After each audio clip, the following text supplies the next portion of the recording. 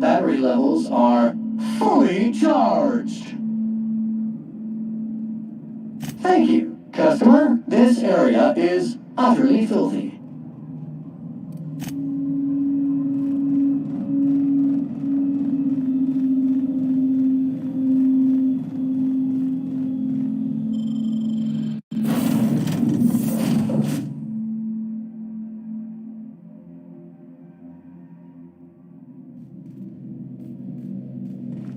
Some crew members are causing a disturbance on the ship. Now, hold on.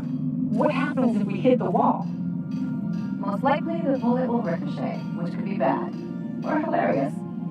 There's a tiny chance of a hull puncture, which would suck us into space one chunk at a time. Bad and hilarious.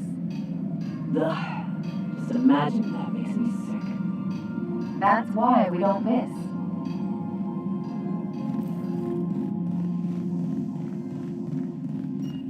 I understand we have decided to continue supporting the outlaw scientist, Dr. Phineas Wells.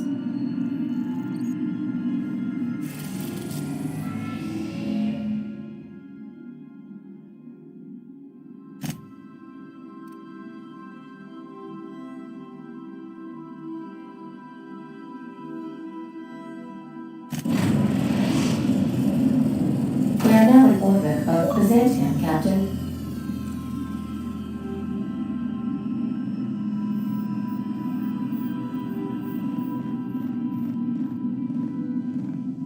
Can we talk? Since we're in Byzantium, there's something I've been meaning to do. I haven't actually talked to my folks in a while. Shocking, right? Anyway, it's probably about time I paid them a visit. Given the dangerous life I lead, they've got to be worried sick.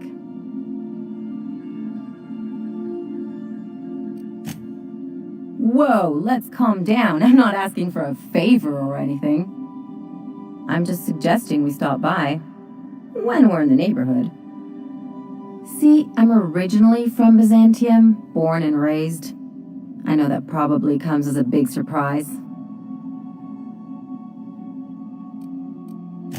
But I worked so hard. I dropped the accent, picked up a swagger, developed a taste for Spacer's Choice. Huh. Well, I bet they won't know the difference. I bet they'll barely recognize me.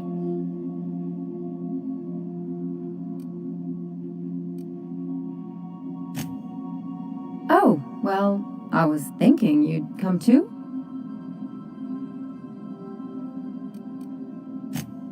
Because it would be fun?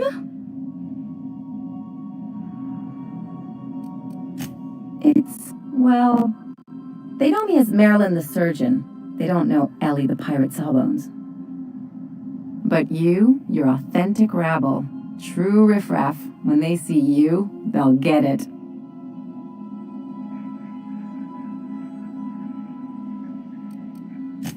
Yeah, just don't let it go to your head. Great. And when we get there, draw out your rough edges a bit. If you've got an outfit you haven't washed in a while, maybe one with some blood stains, wear that one.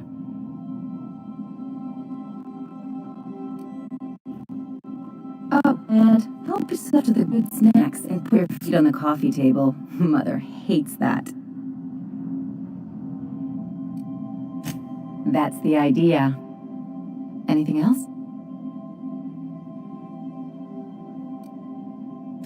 I sure hope you negotiated for a raise with this Phineas guy. Ever notice how this job gets bigger and more dangerous every time he calls in? He's asking a lot, Captain. Makes me wonder what your angle is.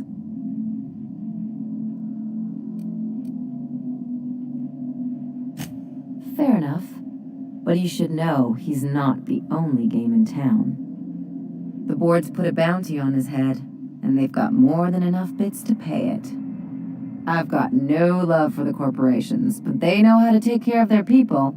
The ones at the top, anyway.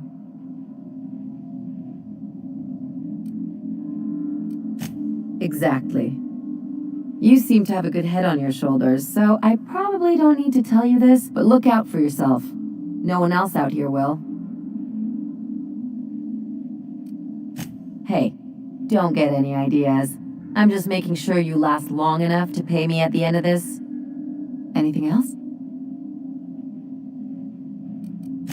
It's like one of those stuffy art gallery pieces. Looks okay from far off, but once you get close, you realize it's just some mismatched shit everyone's agreed to overpay for. Even the bribes are overpriced.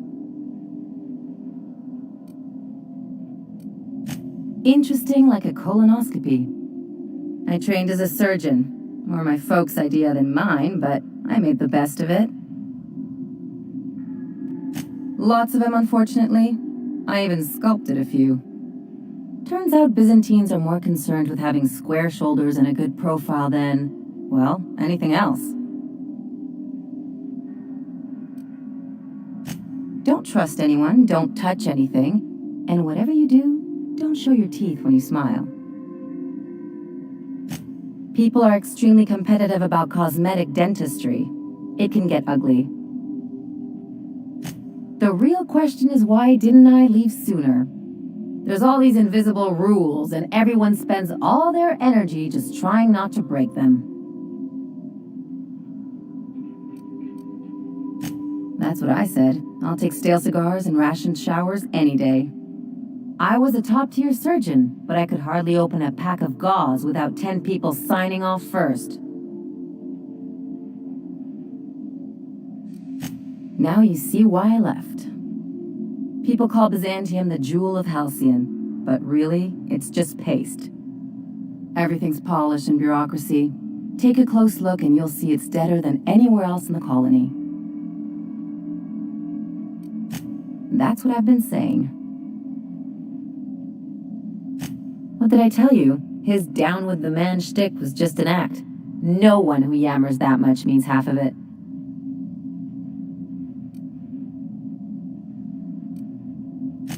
Just as long as you expect it from everyone, you'll always see it coming.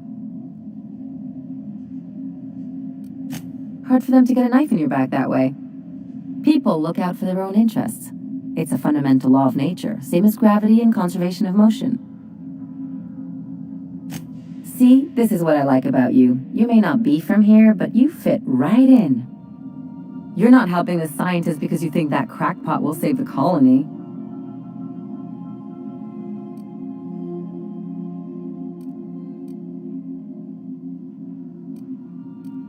Hey, I'm not trying to box you in, just having a friendly chat.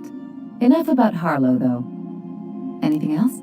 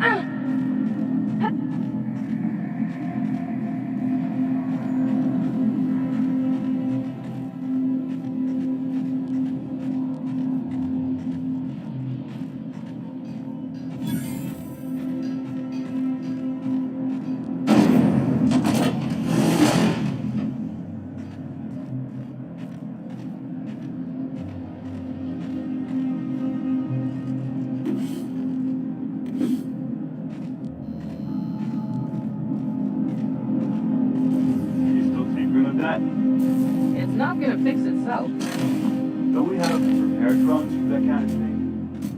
This was a repair drone.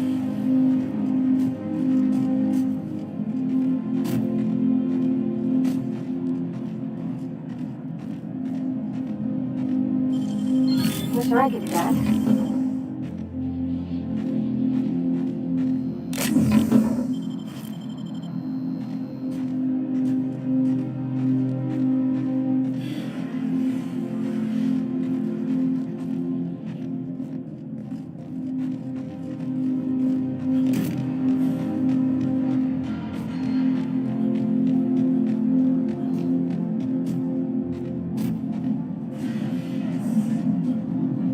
Do you mind? I'm meeting someone. Oh, you mean I'm supposed to be meeting you? Nothing, it's just... I thought you'd be taller. Anyway, let's not get hung up on that. The Phoenix is a wanted man and the board has eyes everywhere in Byzantium. Yeah, that's my codename for... you know, our mutual friend. Oh. I'm Golden Eagle. Yeah. I named you Cuckoo. It makes sense if you think about it, because I didn't know who you were, and old Earth cuckoos would routinely trick other birds into feeding them. Does this mean I'm supposed to have one too? Fine, but make it a really good one. Let's go with Rufus Hummingbird. Forget it. Codenames are for amateurs anyway. Too late. I've already marked it off. Can't just go reassigning codenames. Oh, can I be Chicken? Because chickens will adopt any critter's baby and keep him warm. You sure you don't want to be Raven or Sparrowhawk? Aw. Okay. Chicken it is. Anyway, you're looking to make contact with Minister... Magpie, right? I should warn you, it won't be easy. He spends most of his time in his estate, which is heavily guarded.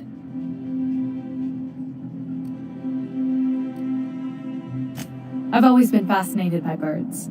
If you ever research Earth species, there are thousands of them, so colorful and distinct. Here we got 11 flavors of terror rays and not much else. That kind of variety? I mean, gosh, seems almost impossible. The other thing about birds, though, is their environmental indicators.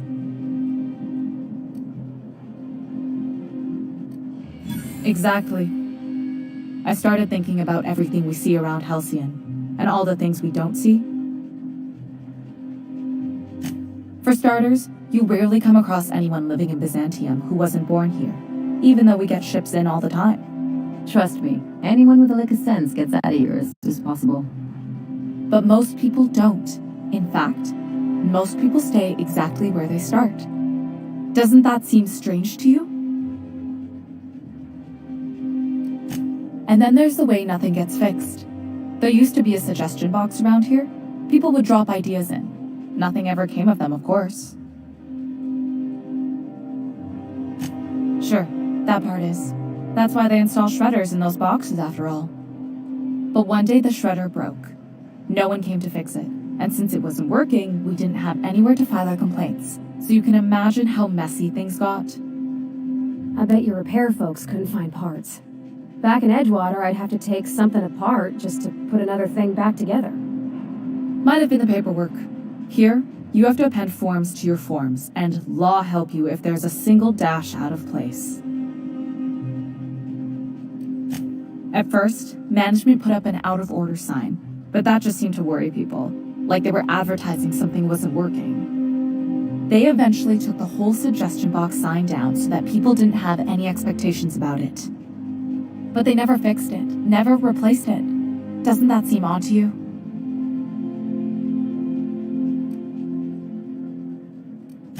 I don't know how else people are supposed to complain about things they can't change, but that's not the point. The whole episode made me wonder, if they can't fix something as simple as a suggestion box, what else aren't they fixing? After a while, I got connected with our mutual friend and started using my position here to feed him information when I could. That's it, really? Whoa, I'm not one of your B&E specialists. I just provide intelligence. Some of the guards hang around Billingsley's House of Inebriation between shifts. That place is still open? I used to study there during medical school. Maybe you could do some reconnaissance there. You know, swipe a key while nobody's looking. Just remember, you didn't hear it from me. Afraid not. He almost never leaves his home, and his guards never leave him. Can't say I blame him. It's scary out of doors. I mean, can you even count how many times we've been shot at? What work specialists, huh? Our mutual friend is really branching out. Good luck, Cuckoo.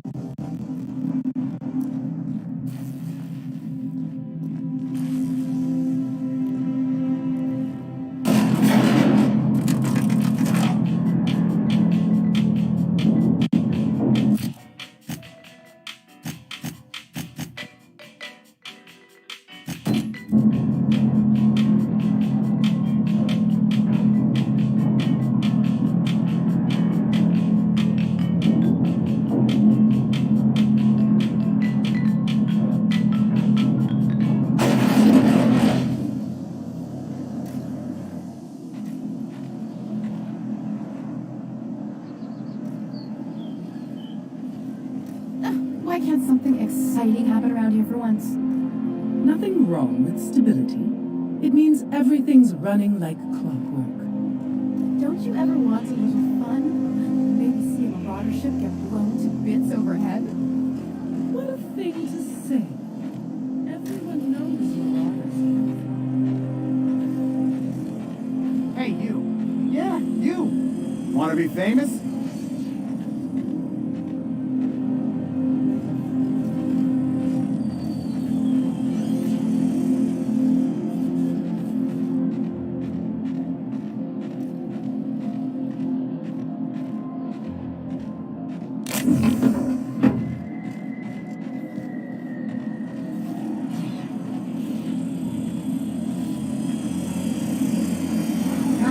Kid, you got presence.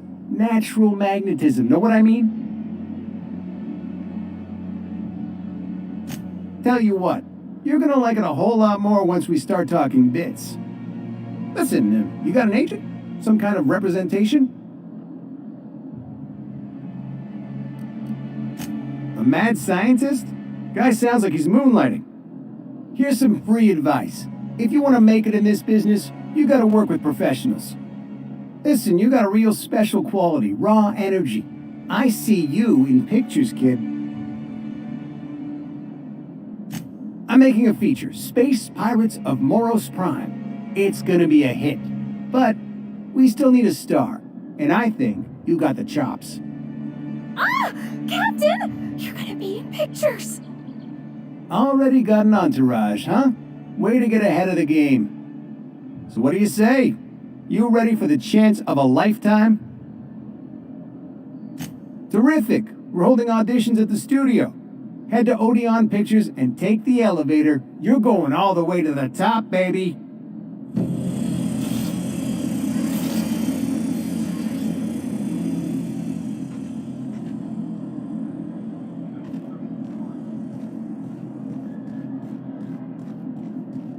Is that supposed to be a model of the system? Not super accurate. I once treated a lady who got her hand caught in the gears. Idiot was more worried about her rings than her fingers. C&D Worst. It's not the worst,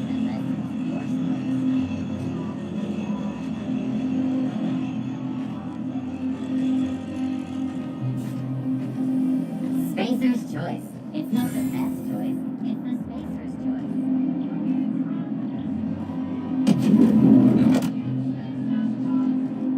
The dissidents actually took over the refinery. I can't believe it. And then the chairman shot their space shuttle down with a Hammersmith grenade launcher. Incredible. Are you two talking about the new Dissident Hunter adaptation? Don't spoil it. I'm behind. You need to watch more.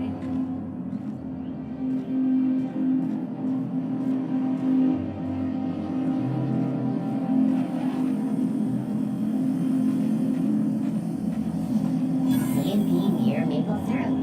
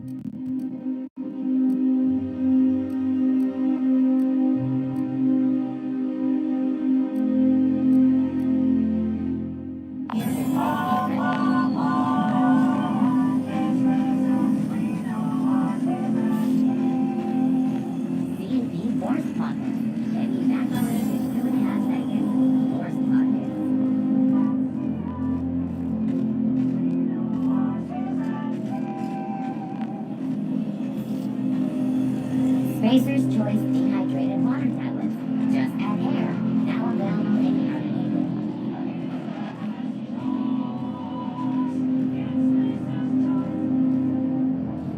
I'm afraid I can't come down anymore, my good man.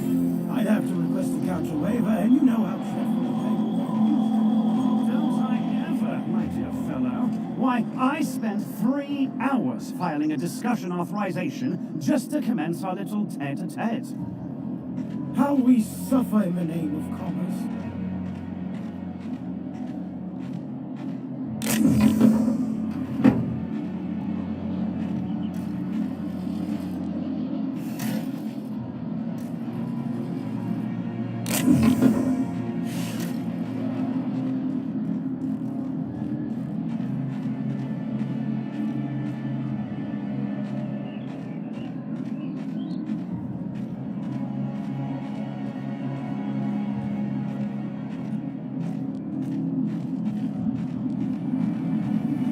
Rizzo Spectrum Black. All right, how does this sound?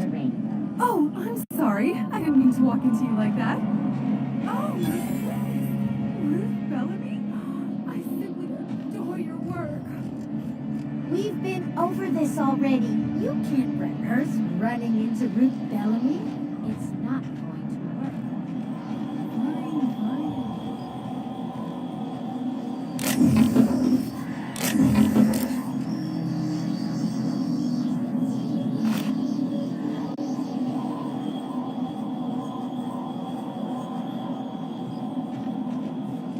Citizens, today marks a monumentous occasion in the course of Halcyon history.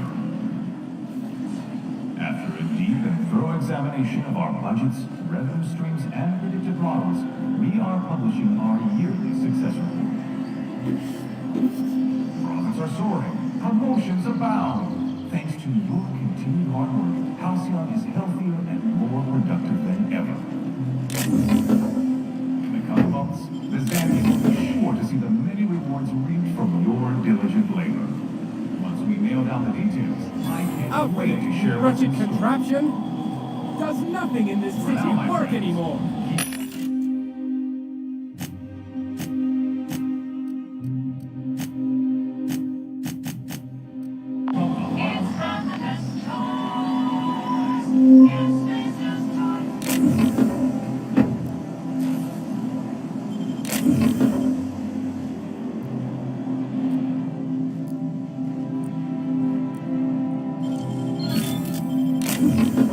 I'm on my legally allotted break. Really, I'm supposed to be here.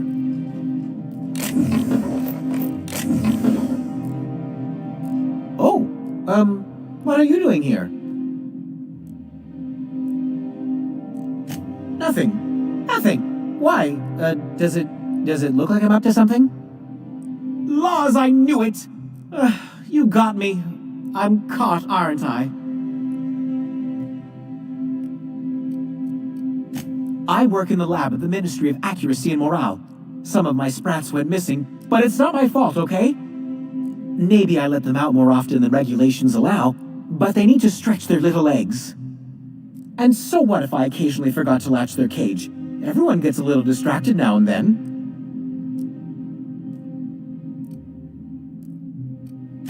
They escaped, and before I could coax them back, they'd made their way to the maintenance tunnels.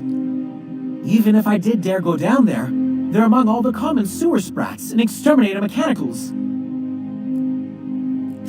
Really? In that case, take this collection crate. 6 of my little ones are down there, but don't worry, you can easily tell them apart from common sewer sprats. They have intelligent eyes, an agreeable yet reserved demeanor, and a fondness for hiding. Also, they're white rather than green. Please, do take care, and do mind the exterminator mechanicals. If the worst should happen to my little darlings, well, I still want their bodies. For science, of course. I still am. After all, I'm a person of very little influence and only middling prospects. No one does favors for free. But I must say, I'm far too distressed to think critically about your suspiciously kind offer. Therefore, my, research. Oh, very well. It's true. I do run studies on them at the lab, but I also have a special connection with them. See, I'm an enormous fan of all my colonists. The early seasons, before the plotlines got tacky. You must have seen the classic episodes. Positively marvelous. Those early years truly were the golden age of Halcyon. Well, I name all my sprats after my favorite characters. That way, their stories can live on in rodent form.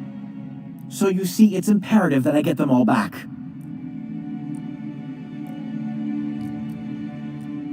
Not just names, they all have backstories too. There's Lord Reginald Kim III, Lady Philippa Farnsworth, Vonda von Vermington, Haroon Greenlee, Iskander Emmanuel Sanchez, and Evelyn Ensley Okoye.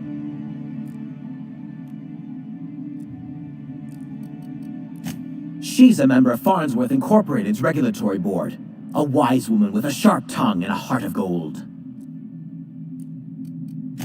So is everyone. Haroon is a mysterious young man with amnesia. His backstory's still a work in progress.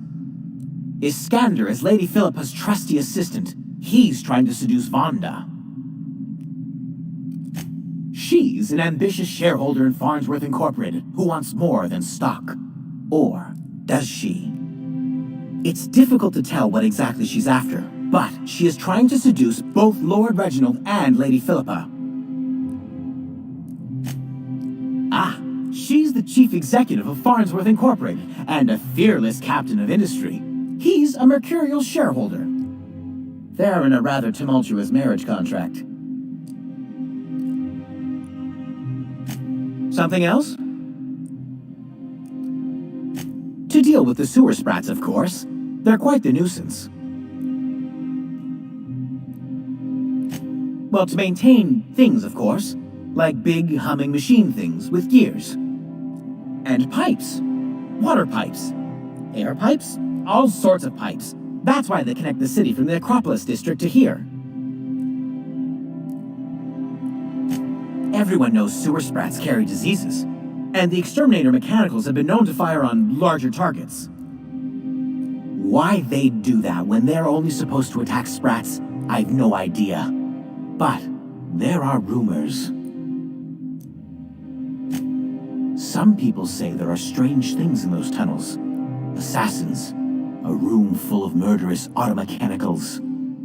Monsters hungry for human flesh, a hidden bureaucratic purgatory where things and people are lost forever. Not that I place any stock in silly rumors, of course.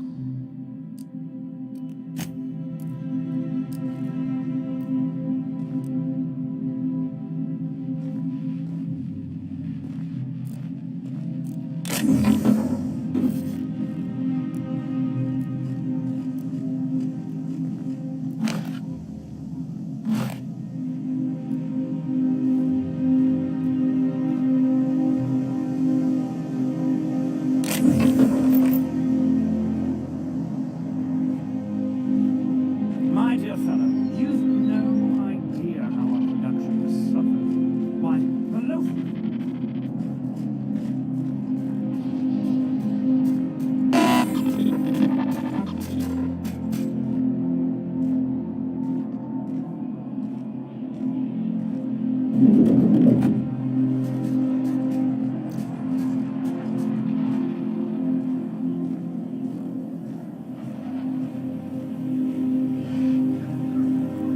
I've always loved that sculpture. It's an orrery, and you say that every time. It's strange, though. I thought Byzantium was the center of Halcyon. That's a figure of speech. I know that.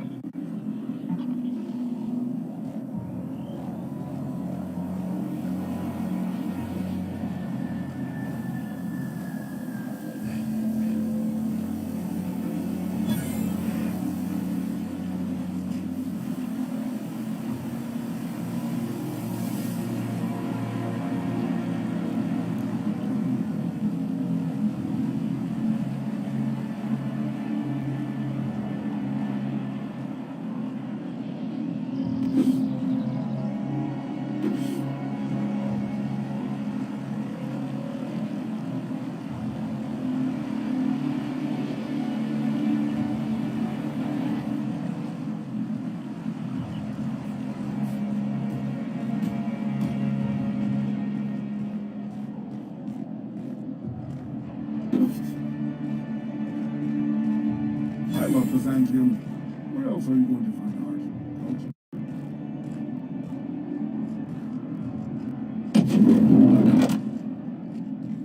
Oh, you with the hips. Over here. Let me take a closer look at you.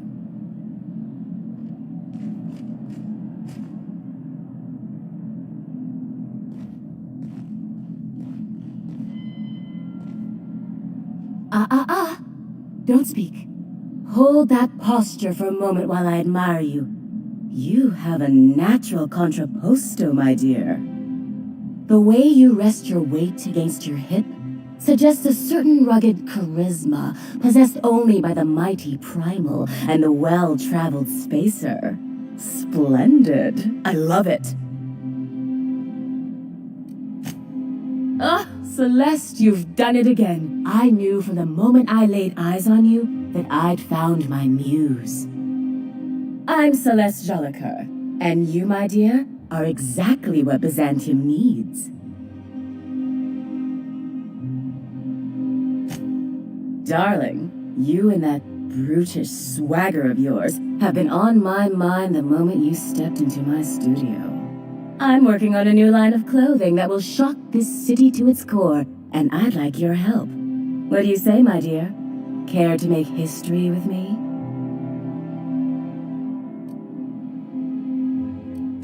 When I look at you, I see the very embodiment of everything the walls of Byzantium were built to keep out. Making an outfit worthy of you won't be easy. I'll need your help gathering the right materials. Everything I need to know can be deduced from a first impression. You're an outsider. You're exotic. You carry a whiff of barbarism and adventure. You're the embodiment of everything I want in my new line. Marvelous! You and I are gonna wake this city up like a cold splash of wine to the face. What I need is a survey of the outside world. What does the common laborer wear? How do the wild-eyed madmen of Monarch dress themselves? I've heard rumors, but I require samples. Also, I expect you to model for me. Oh, you cad! You'll be the talk of Byzantium once I'm done with you.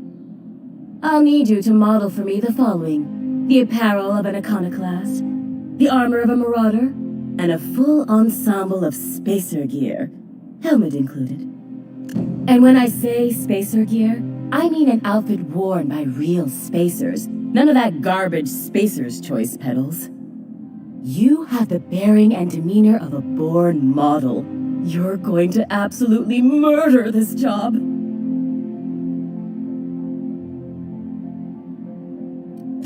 I expect you'll cut an exquisite figure. What else do you need to know? I've heard rumors of these iconoclasts, half-mad zealots rampaging across the surface of Monarch. You'll have to find your own way into Monarch. I can't help you. Even if I could, I prefer not to interfere with your creative process. I don't know, I've never seen a marauder. Not in person, anyway. There are always Aetherwade programs, but I want something authentic. Byzantium is long overdue for a change of wardrobe, my dear. Something barbaric, yet elegant. If I were an enterprising spacer in need of a wardrobe, I'd probably head to the Groundbreaker. Fabulous! I can't wait to see what you dredge up.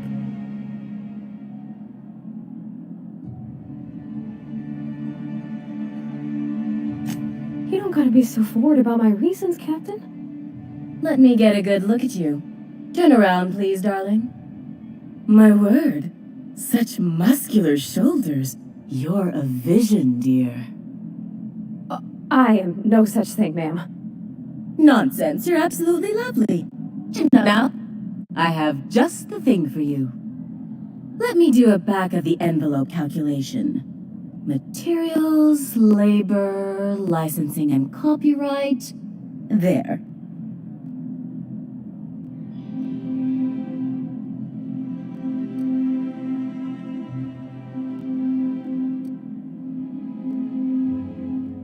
Now stand back. Back! I'll enter the settings and get these machines spinning. You'll be broke to bespoke in nearly an hour.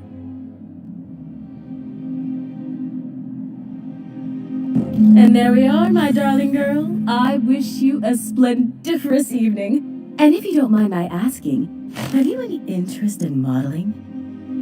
What? Oh, no, ma'am. All them eyes staring at me? I couldn't. No way, no how.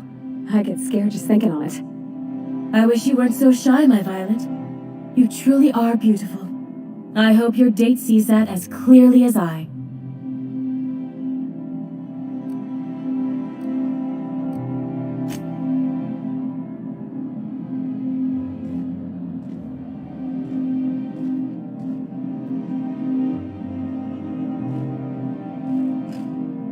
Can you believe this outfit?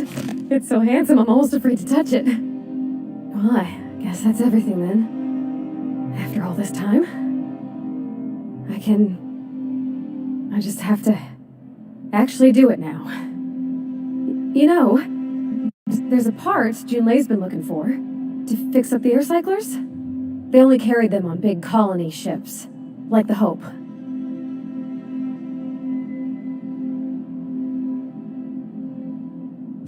I know. For a while, it felt like everything I did was a little bit of help. And it meant I didn't have to ask her to be mine. Not yet. Not for real. Next time we dock with Groundbreaker, I'm doing it. I'll send June a message and ask her over. Oh, this is real scary, Captain. I'm grateful for all you've done.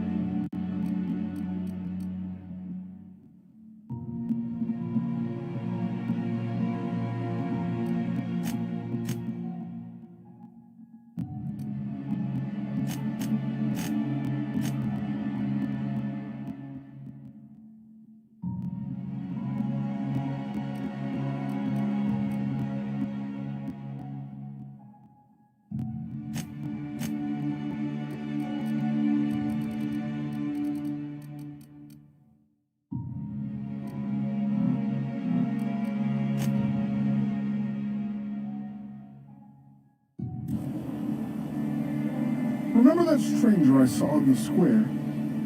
Shh. The one with the Spacer's Choice aficionado. Looked like she'd styled her hair with engine grease. Doesn't she know the Spacer's chic look was last season? Enough! You're standing right here.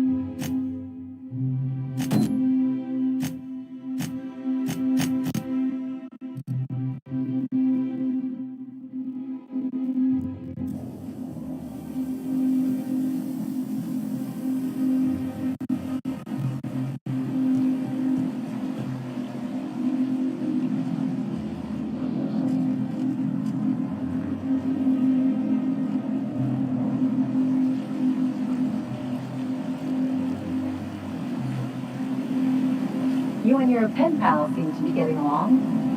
Don't make it small. When you say it like that, it sounds stupid. Whoa, take it easy. Didn't realize you were so wrapped up. You're doing it again.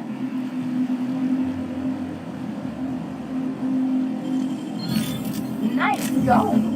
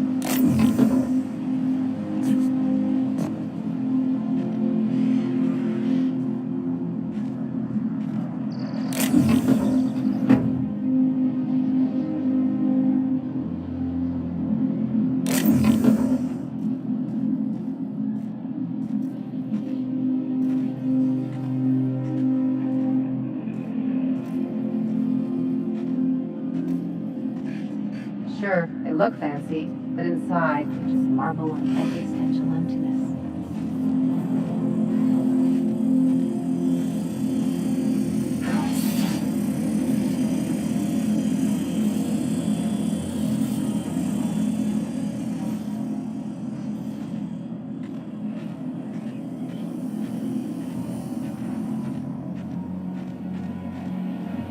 There's my parents' place.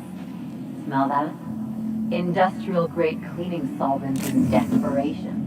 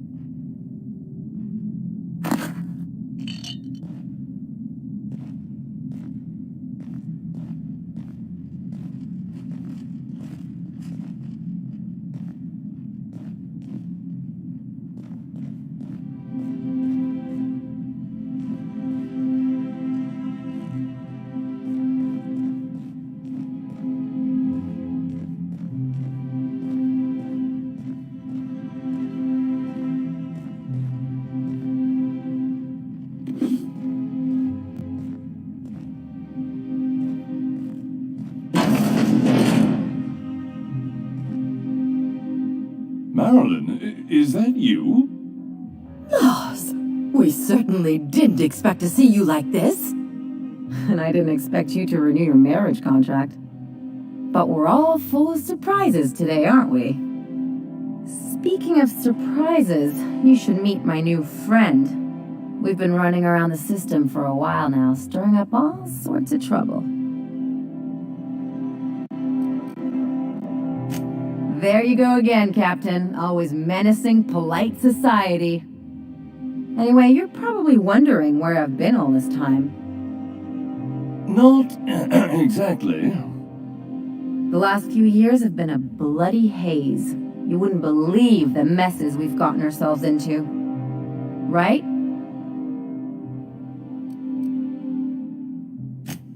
Yep, we're a pair of disgraceful lowlifes. Marilyn, this really isn't the best time. Perhaps you should go.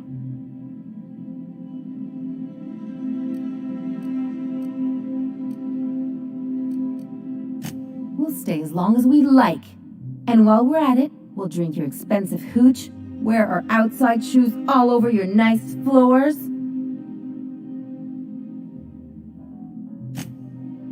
He's right. Since when can you afford authentic Terran marble? That's what we've been trying to tell you, dear, but you must understand, we hadn't heard from you in ages. We thought you were dead. I'm not dead. I just never wanted to talk to you again. I'm afraid the distinction was lost on us, darling. We only did what any grieving parents in our position would do. We collected on your life insurance policy. And the payouts have been rather, substantial. You what? Well, now that I'm here, I guess you'll just have to report back that I'm very much alive and kicking. It's not that simple. For one thing, we'd have to cut back on so many necessities. The neighbors would be sure to notice. Why did you do that? We had to explain your disappearance somehow. We couldn't very well tell people you'd run off to become a miscreant, could we?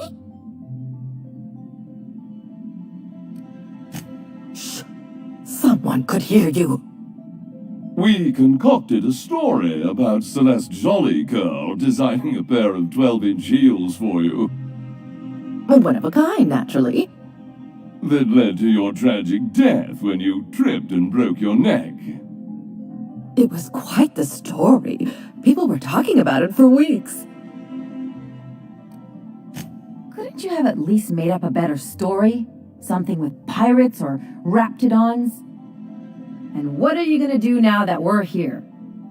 Yes, about that. We were just about to ask you to, leave. Quietly, if you don't mind. I'm afraid it would cause quite a stir if the neighbors saw you two stomping about. That's it? You just want us to disappear now? Marilyn, please. Don't cause a scene. Fine. I'm gone. Forever this time.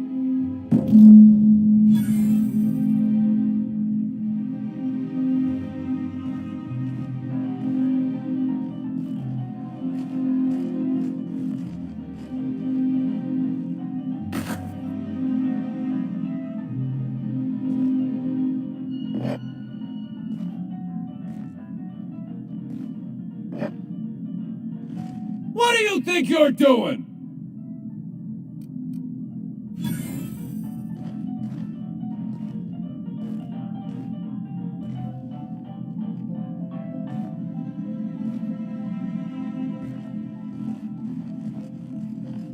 Could you please leave quietly now?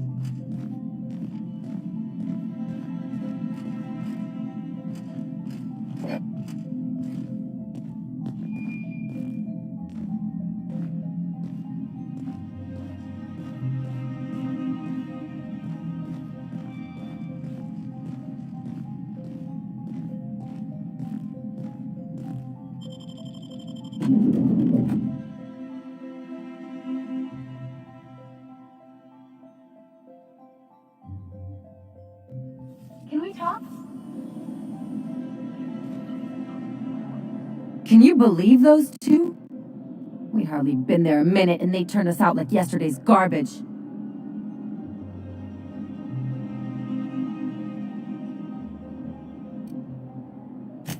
I thought they'd be scandalized. They'd both be sitting there watching one of their vapid aetherwave dramas, and then we'd walk in. Mother would drop her mock apple cider, and the glass would shatter all over their overpriced marble. Father would tear off his glasses and blink open-mouthed. I'd have a great one-liner in the tube. I was thinking either, the leather's fake but the scars are real, or, oops, did I just track awesome onto your rug?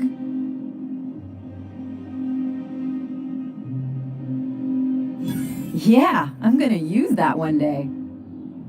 Now, getting back to my story. Father would throw his hands up, because this would be just like me, to come back and make a big scene. Then Mother would do the old, "You had us worried sick." Her eyes would be red and she'd have her fist in front of her mouth to stifle a sob.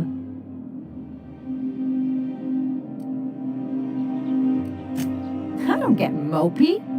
I get mad, caustic, indiscriminately aggressive. I just didn't want to get booted out of the house I grew up in like that. It's embarrassing, you know. And I've got a reputation to maintain.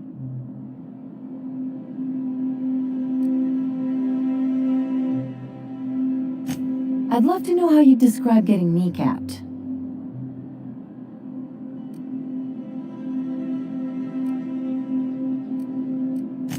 But I want to talk about me now.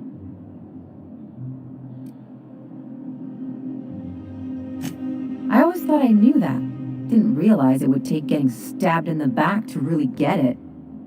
Good thing it happened with a couple top-rungers who can't stick worse than a butter knife in me. They've got no idea what a real double cross looks like, much less a Hephaestian triple cross, or an inverted Olympian blind cross.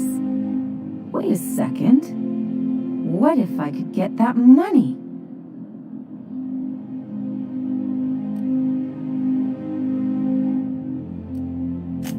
I could open a new account, designate that account holder as a sole beneficiary.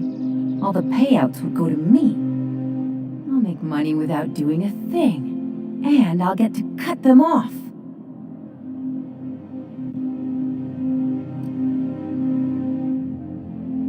You know me, Captain. I don't like to leave a debt unpaid. My policy is with the Greater Halcyon Insurance Group. They have an office in Byzantium. Maybe you could use some of your people skills to help me set up a dummy beneficiary account. If that doesn't work, I'm sure we can find one of their terminals and do it ourselves. Something on your mind?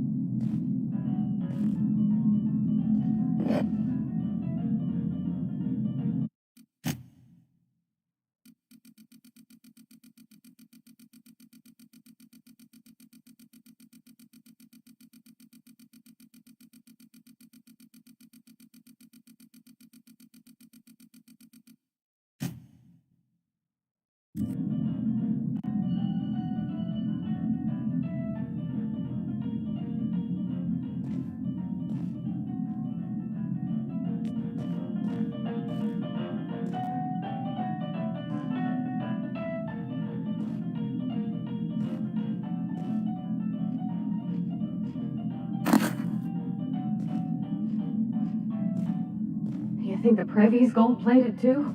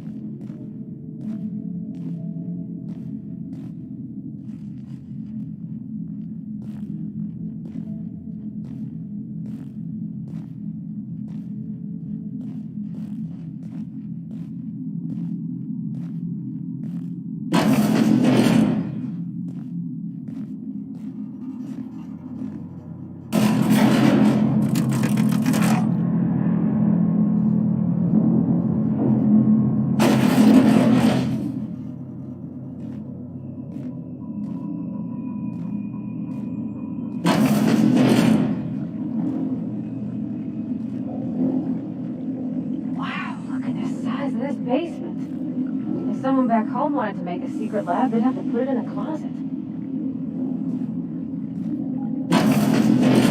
That's far enough. What are you doing here? How did you even get inside?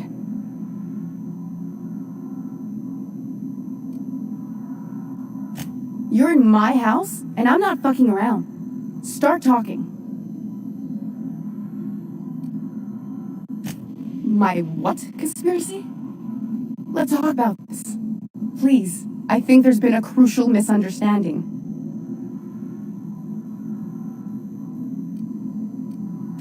If you came looking for some elaborate scheme, it isn't here.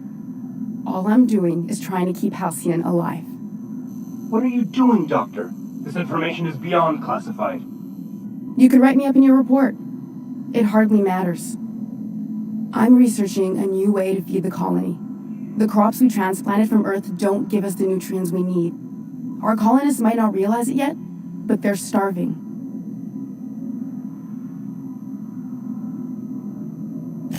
The food we grow here barely sustains human life. The colony won't last under these conditions. So, the board let me approach the problem from a different angle. I believe that I could adapt humans to live on Halcyon's terms. That I could change us. Give us the ability to derive sustenance from the nutrients the food does have. Not for lack of trying. I wanted to save them all, but I wasn't strong enough.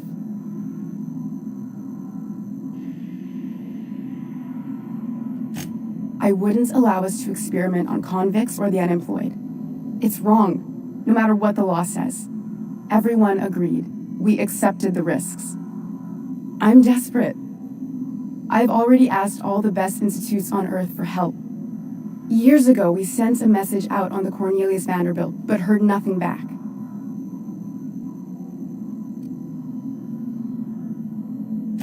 It's been missing for over 2 years now. They never re-established contact after the skip to Earth. Of course, the board is keeping that under wraps. Imagine losing something with that many guns on it. How'd you lose half a pair of ships like it were a sock? The board is uneasy about letting the colony know, seeing as half of their military force vanished without a trace.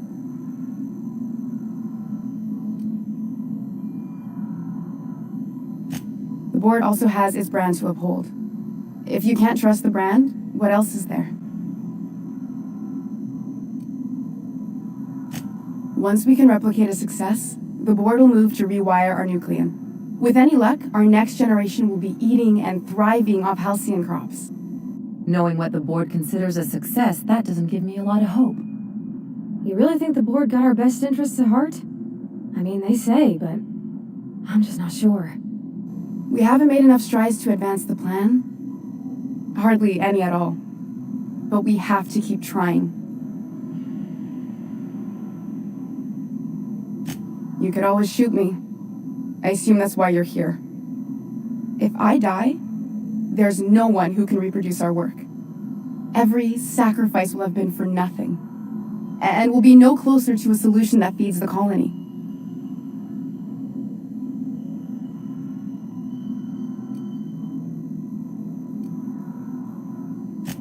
I try not to, least when it comes to the moral dilemmas. Lilia Hagen's a useful ally to have, but I'll back you up either way. Everything I did was for the good of the colony. Consider that. It seems like she's trying to help, Captain. Honest help. Ain't many in the colony doing that. We should let her try. I hope you know what you're doing, Captain. I leave it in your hands.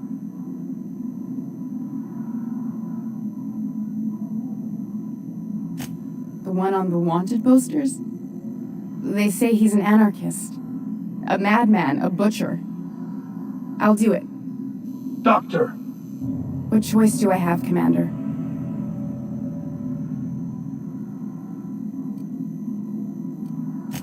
For the last time, no. I need to get out of here. Phineas can contact me when he's ready to work together. For now, I'd better pack up the lab and head somewhere discreet. Not so fast. Captain, what you just learned is beyond your clearance. Hell, it's beyond mine. Give me one reason why I should let you walk out of here alive.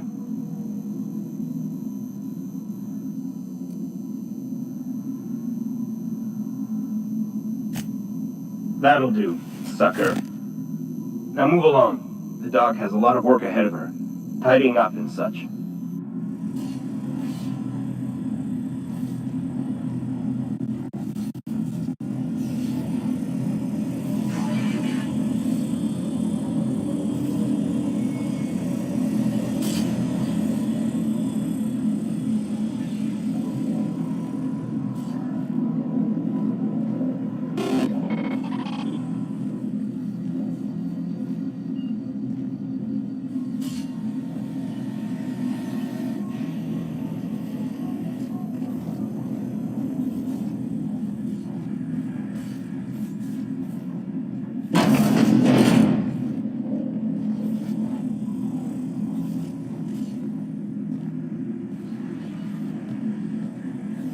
I'll keep it down. Hey, you!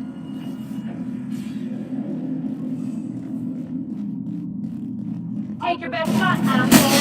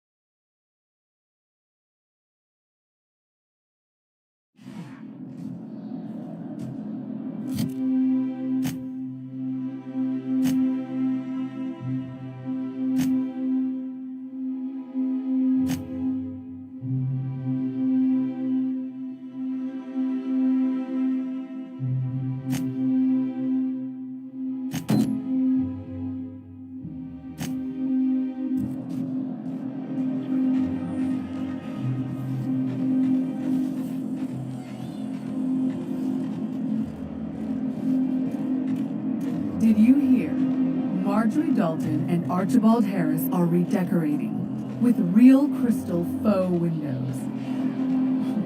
Pause. So did their marriage, apparently. I'd wager my inverted bathtub she backs out of the contract first.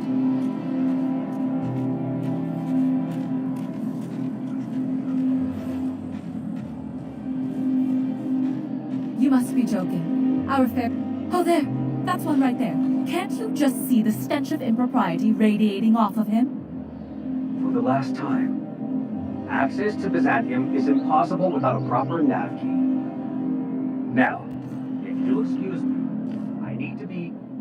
How splendid. Another rung leech wandering through the streets of Byzantium.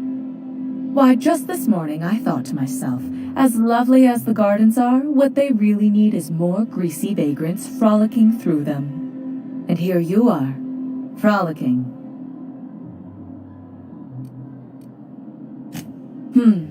Admittedly, Now if only you could gracefully take a shower, preferably in whatever hovel you came from. Honestly, what is the board thinking letting so many of your ilk into the city proper? It's madness.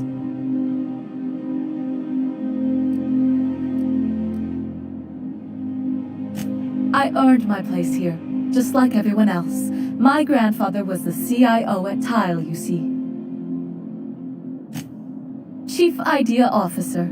He came up with all the best ideas for their products. You know the font they use for Stogie Slims? That was him. Well, he described the idea of it to their font development team, then picked it from a list of choices, but that's basically the same thing. It was a very long list. I just told you, my grandfather made millions of bits as CIO, and I earned them from him. Of course it is. Wealth is the most visible, objective measure of success. And success isn't given to you, it's earned. My grandfather taught me that. If you have wealth, you're successful, and if you're successful, you must have earned it. Honestly, it's a simple concept. You're welcome. Now, do we have any further business, or are you just here for the repartee? What's wrong? It erodes the very pillars of our society. Merit, decorum, personal hygiene.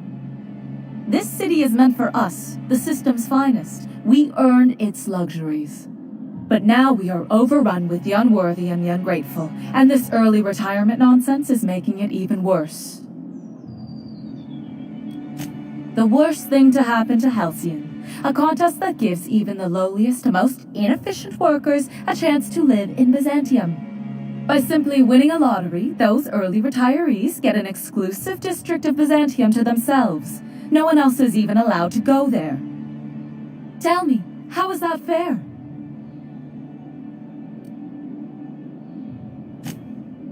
Oh, by the law, I mean the principle of it, not the mechanics. It's not right. I deserve to see any district I please. Why, if it weren't guarded, I'd... You know, you look like you've been shot at before. What say I hire you to investigate this travesty, and you get paid to do so? She's got a point. We're probably gonna get shot at anyway. Might as well make a few bits. Yes. Listen to your...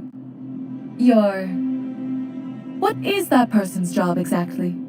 Are they your secretary? Personal masseuse? Or do you just keep them around as a mobile armrest? Well, it doesn't matter. What's important is that you think this is a fabulous arrangement, and you'd be thrilled to lend me your services. Aren't you?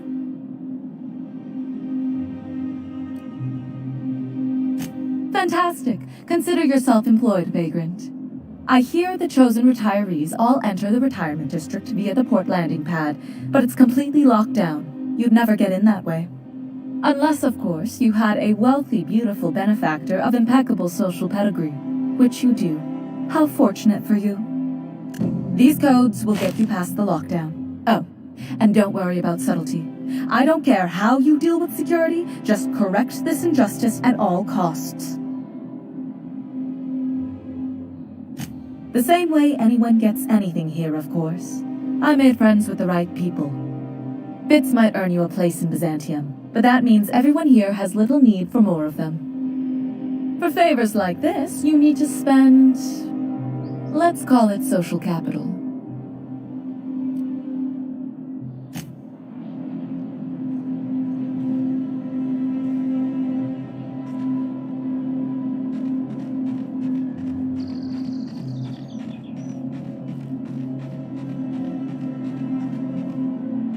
This property is off limits. Solicitors, loiterers, and uninvited visitors will be fined to the fullest extent of company policy. This ultimatum brought to you by Universal Defense Logistics.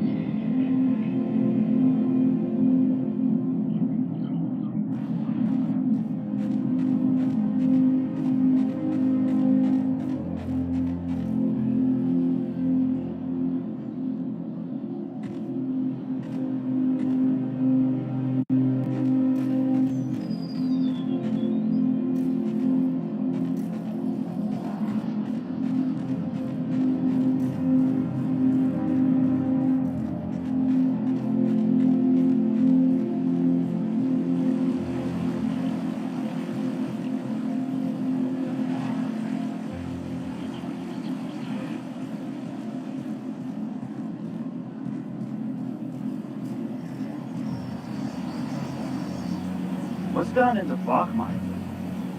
Nobody's looked at me.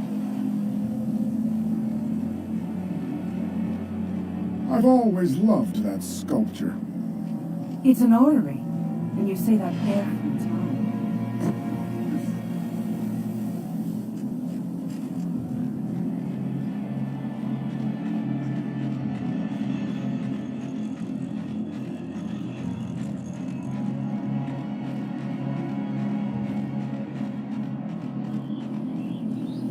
Anti-Creo's energizing one.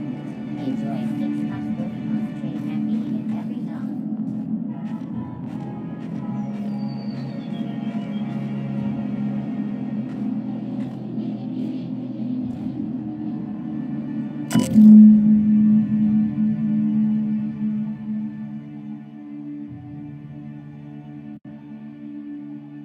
I guess we're going to Fallbrook.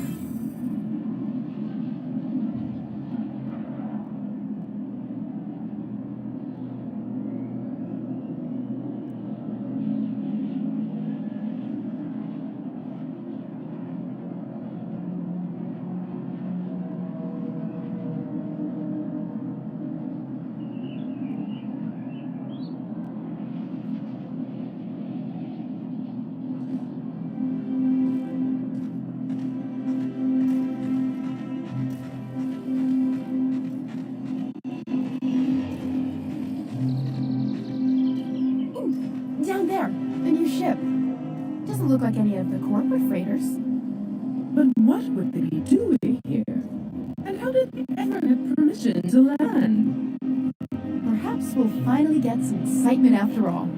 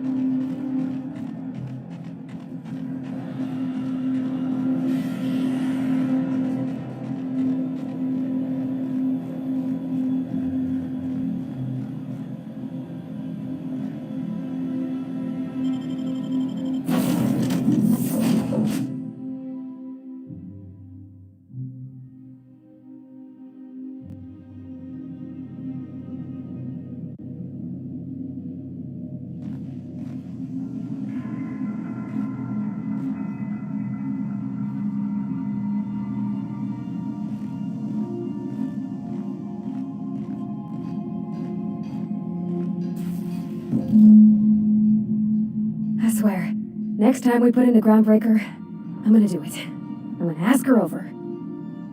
Oh, I'm so nervous. Having trouble focusing on my work.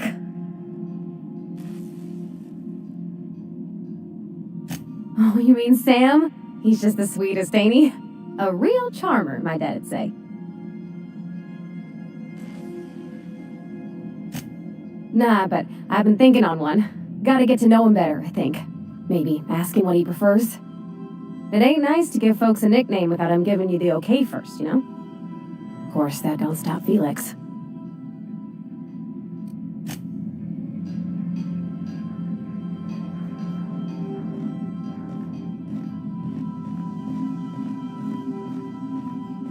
Not today, Sam. I am not in the mood for a deep clean.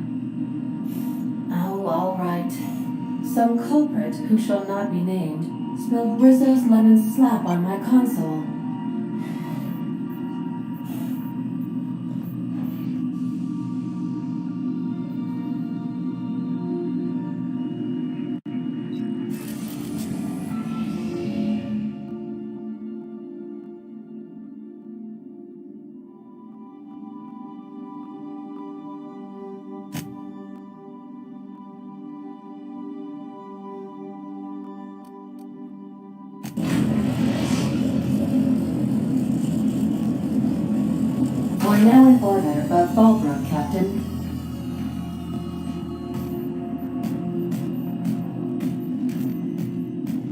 I believe your choice to spare Chartrand would be considered the honorable path, yes?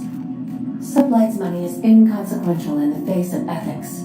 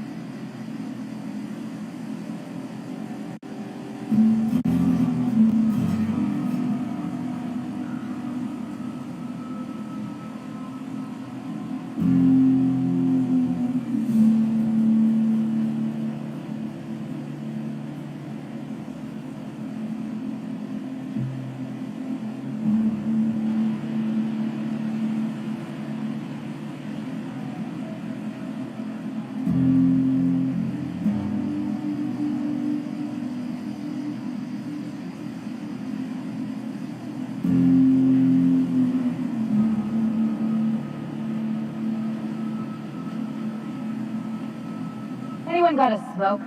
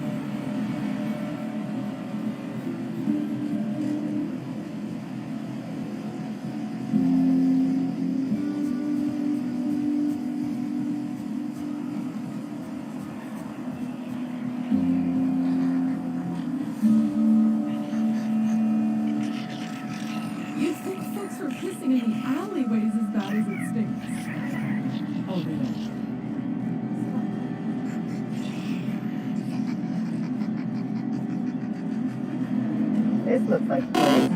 You ready to get my money or what?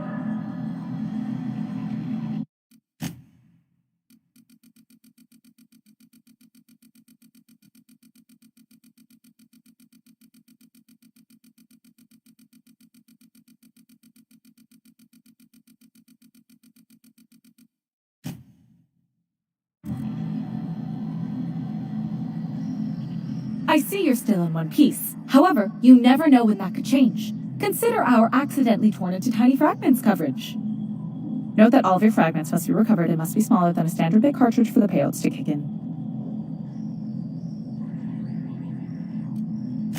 I remember that one. That's the young socialite who broke her neck, right? Of course, no one remembers me for the marauders I've killed or the bits I've stolen. Typical. That claim was airtight. Our best investigators couldn't find an exclusion for that one.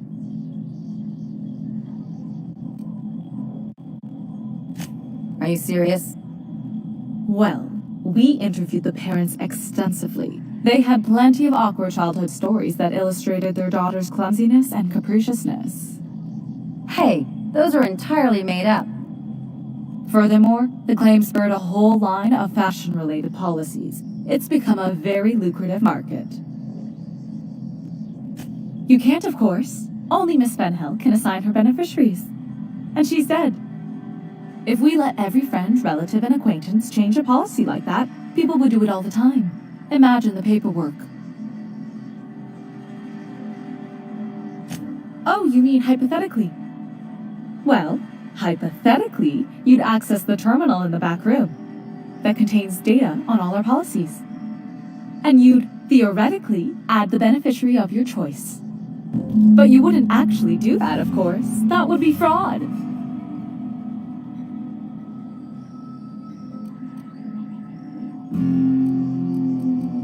Of course she is. The paperwork says so.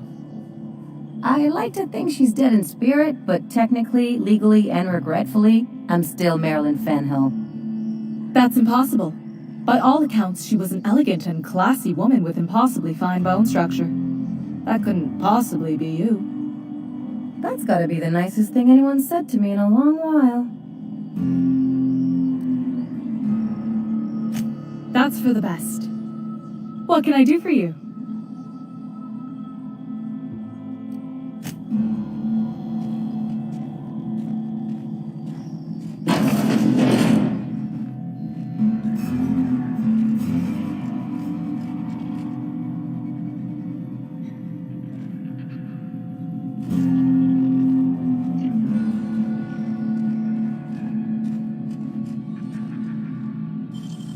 How'd you do that so fast?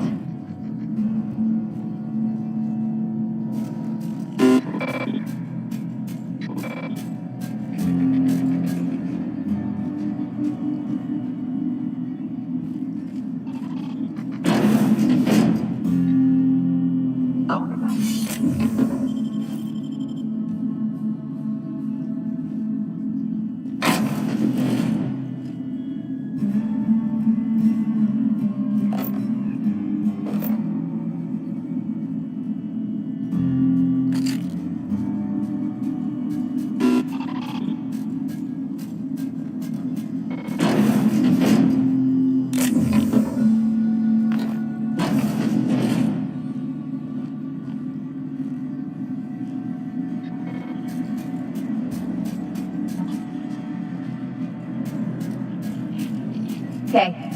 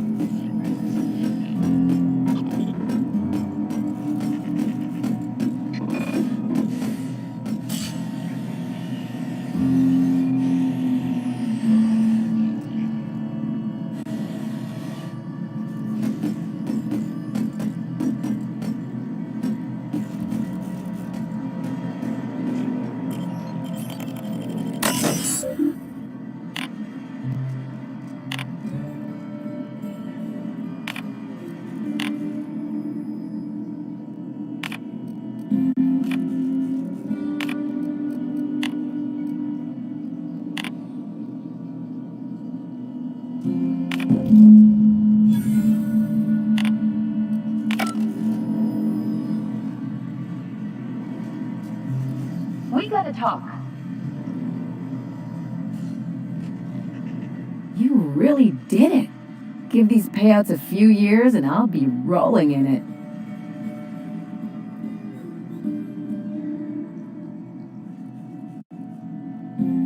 Hey, you did the real work. All I had to do was not be dead. I'm just glad my folks aren't gonna live off that awful story they made up. Maybe now they'll have to go back to real jobs.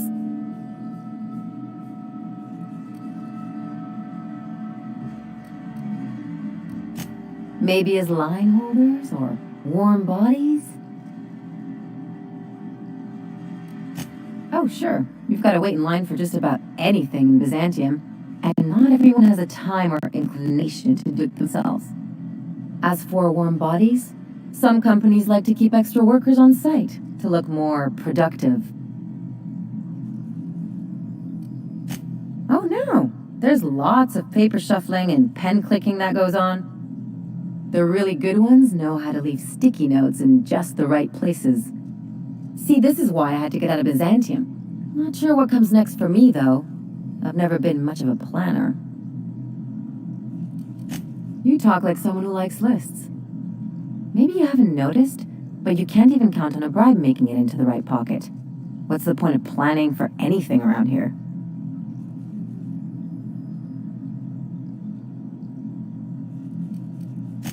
Anyway, enough of that. You did a job for me, so here's your fee.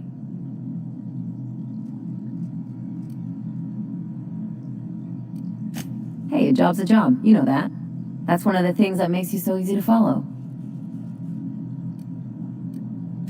I get it. Halcyon's a rough place. Doesn't help to get all starry-eyed about it. A lot of folk expect some kind of soft-headed charity, especially with me being a sawbones, but you get it.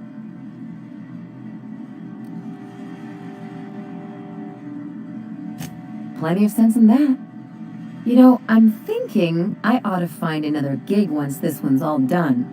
One where I can really work on my own. Easiest way to take care of myself is to work with the one person I trust the most, right? Anyway, enough chit-chat.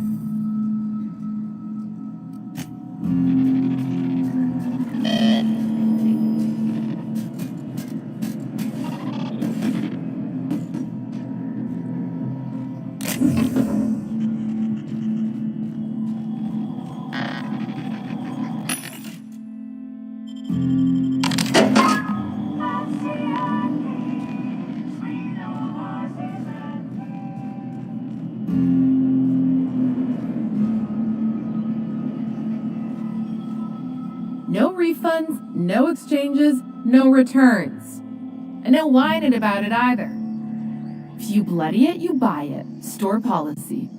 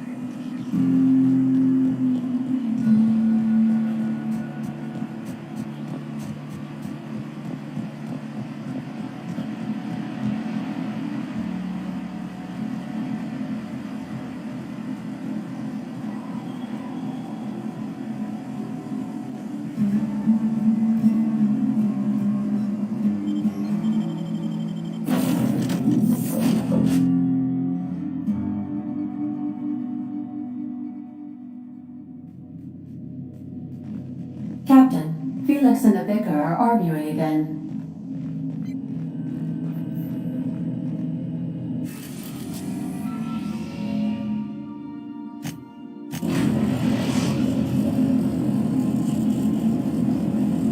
Destination reached. The Groundbreaker.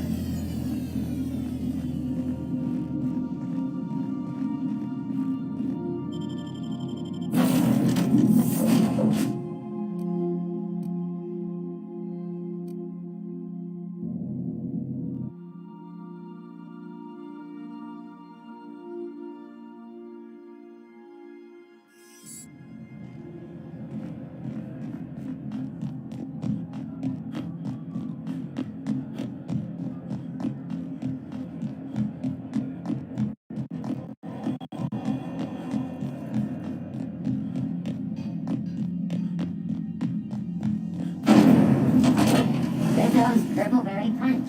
You want a punch? You got your punch right here.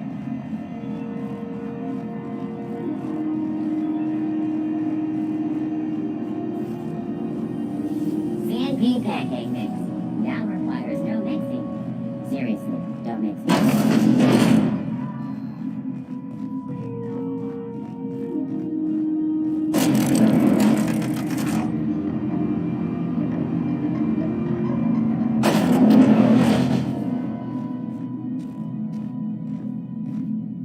Is it done? Well, damn. Contractor grew a conscience. As your employer, I'm both angry and disappointed. I'll add that to your file. Technically, I owe you an exit interview. Care to justify your betrayal of our species, or are we finished here?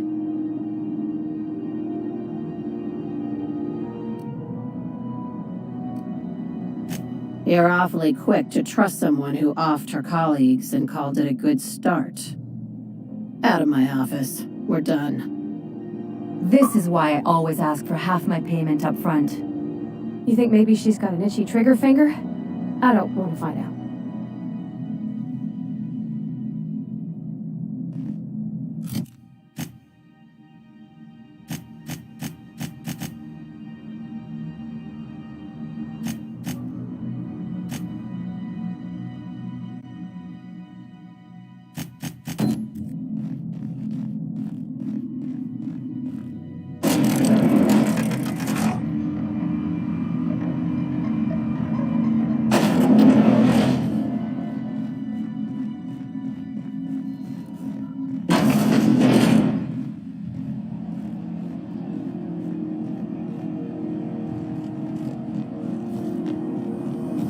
C&P chicken at the dinner.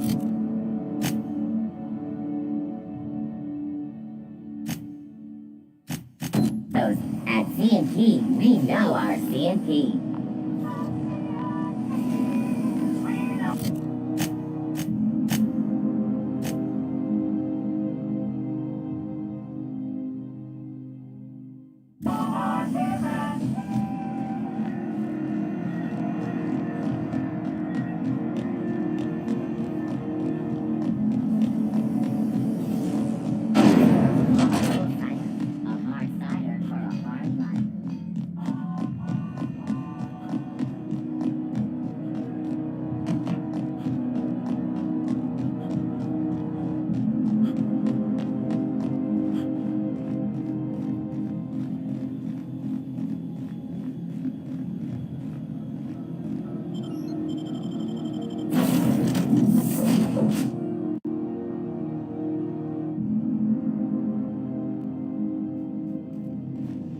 Some crew members are causing a disturbance on the ship.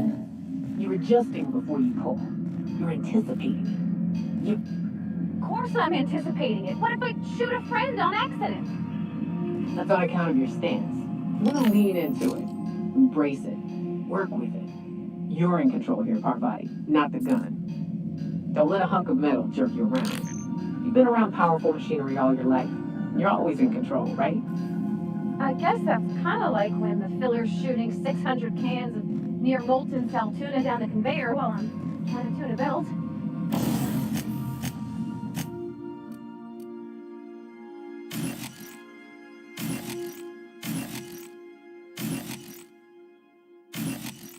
Here, stand like me. Just so. Get square. Lean forward a little. It's just equipment. You're just an engineer using it.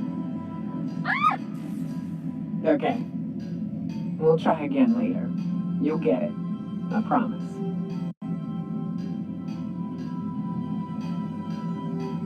All right. She's on her way. How do I look? Oh, my hands have finally stopped shaking.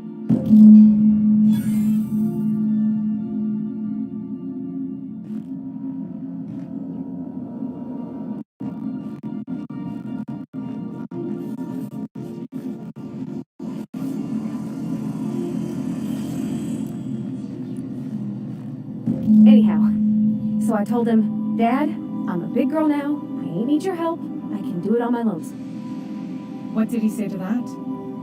Have at it then. And he handed me his favorite wrench.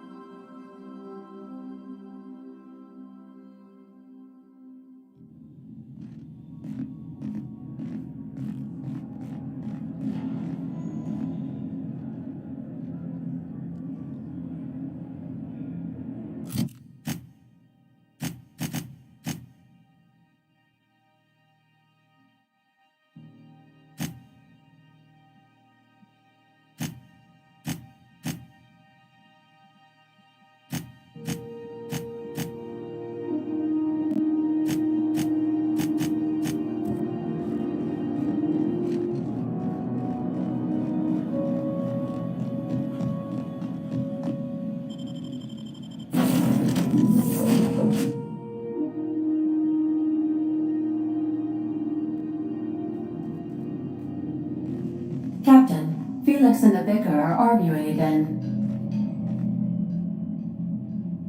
Okay, Captain, she's gone.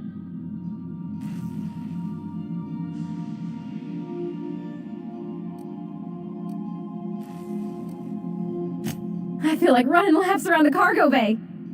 So she got here, and after a few minutes she said, Hey, do you have some new parts? And I was like, nah, I used a new soap.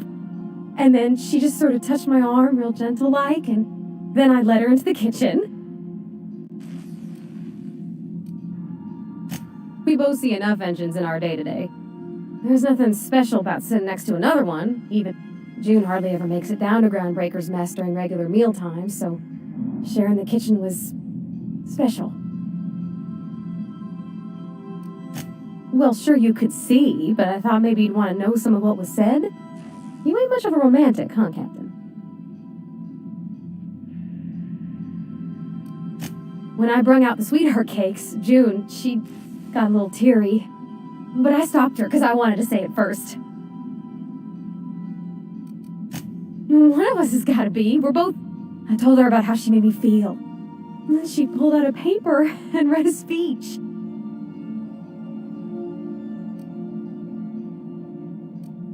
Anyhow, when she wrapped up...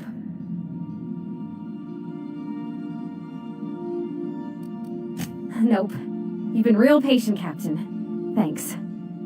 So, if you don't mind, I'm just gonna head to my cabin and happy scream into my pillow for like an hour.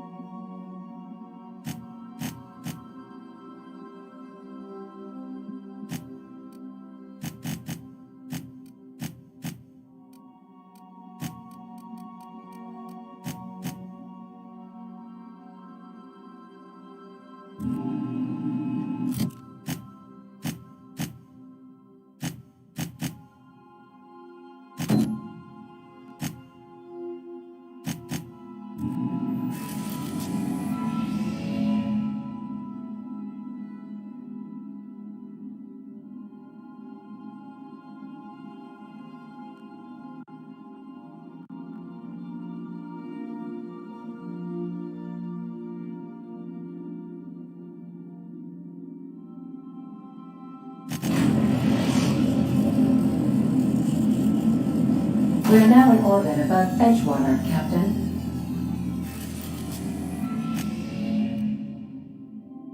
We are now in orbit above Byzantium, Captain.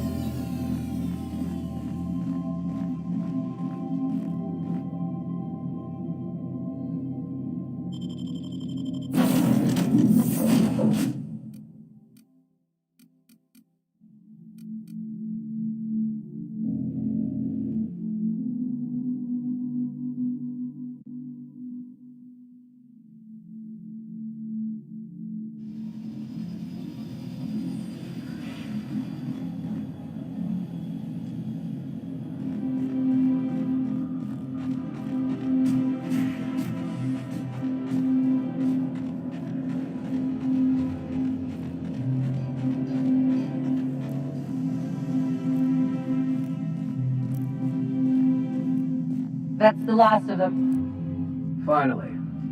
Is it just me, or are we getting more and more retired recently? Not just you. Felt like a damn factory worker these last few months. Wrapped among the rocks.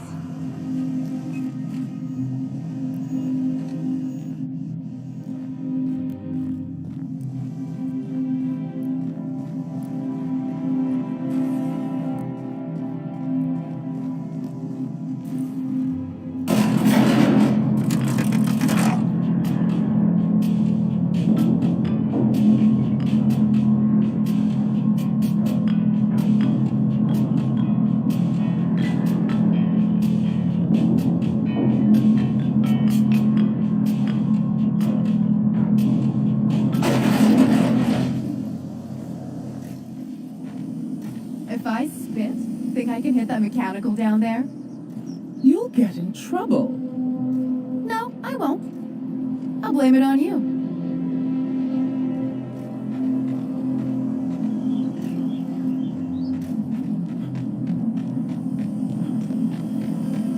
Antique Neo's level head.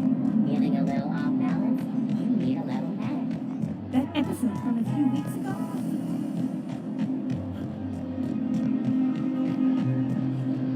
I tell you what, we'll change the font in our contracts.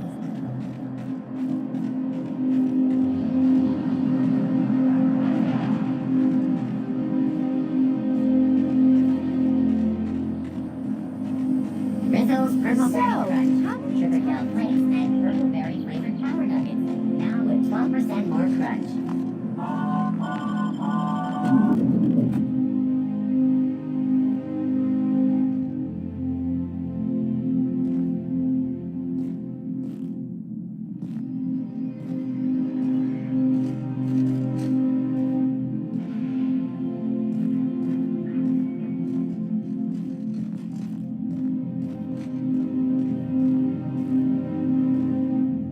I'm afraid I can't help you at the moment. Have a prosperous day.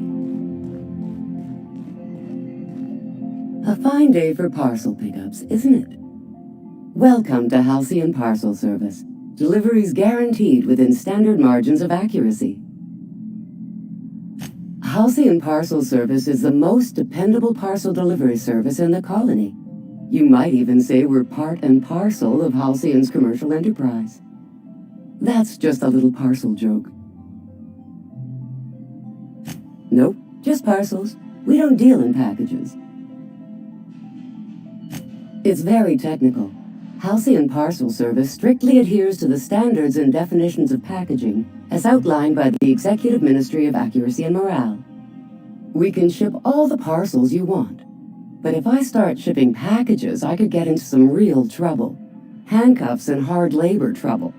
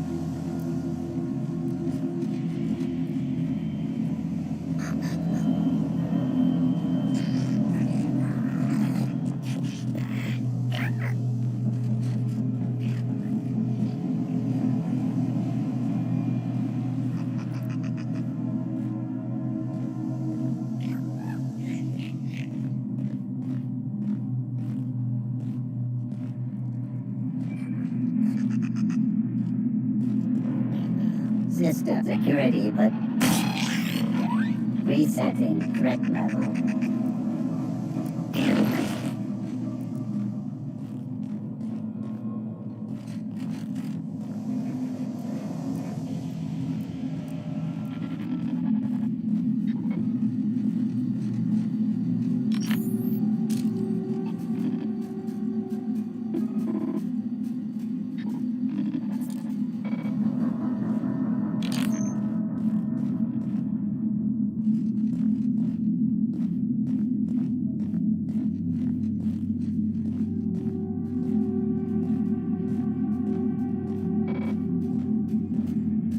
Processing.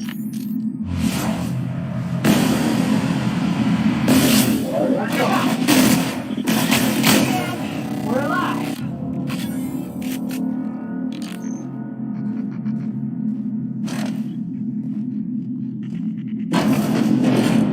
Halt. We've done a...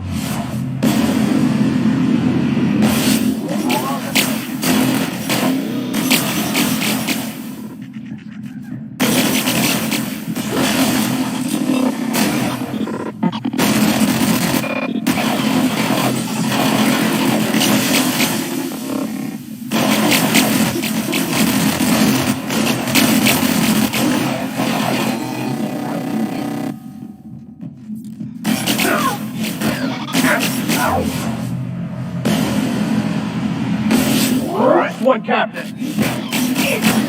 Ah!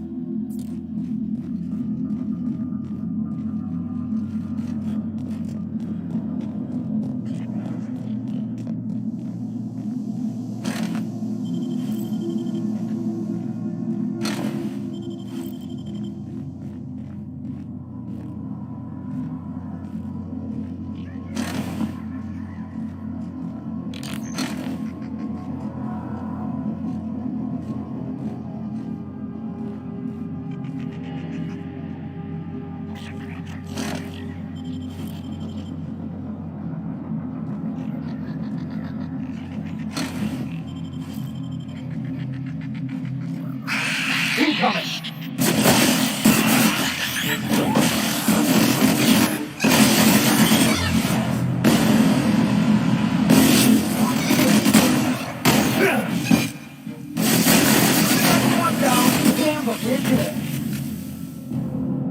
I was rooting for the spread. What? It's cute, and all the mechanicals are assholes.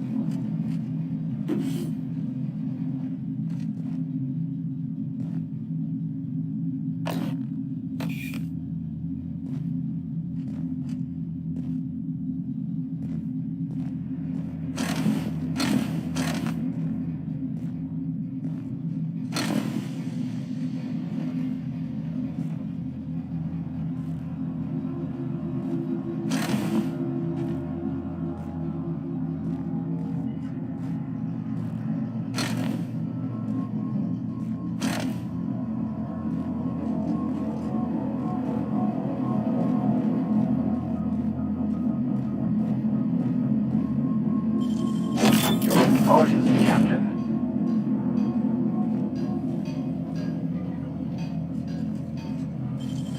You make it look so easy.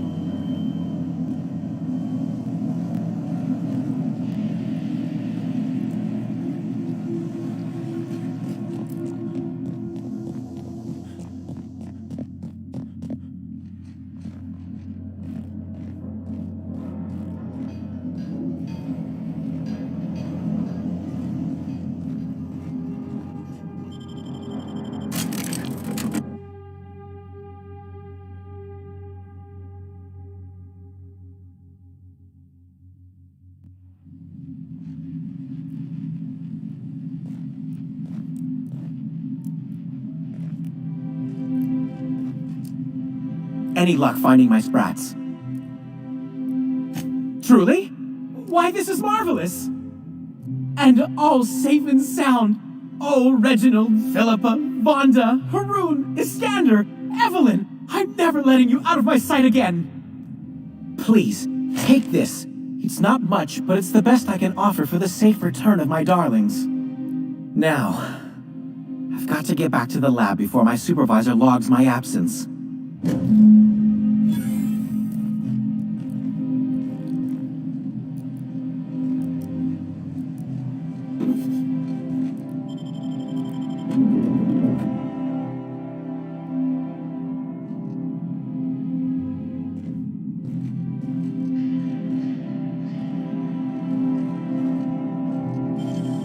Great work. Now keep quiet.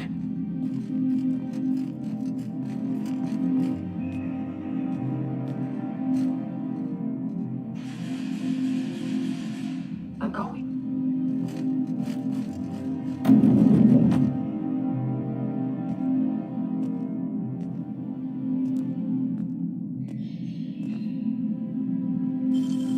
Hell of a job.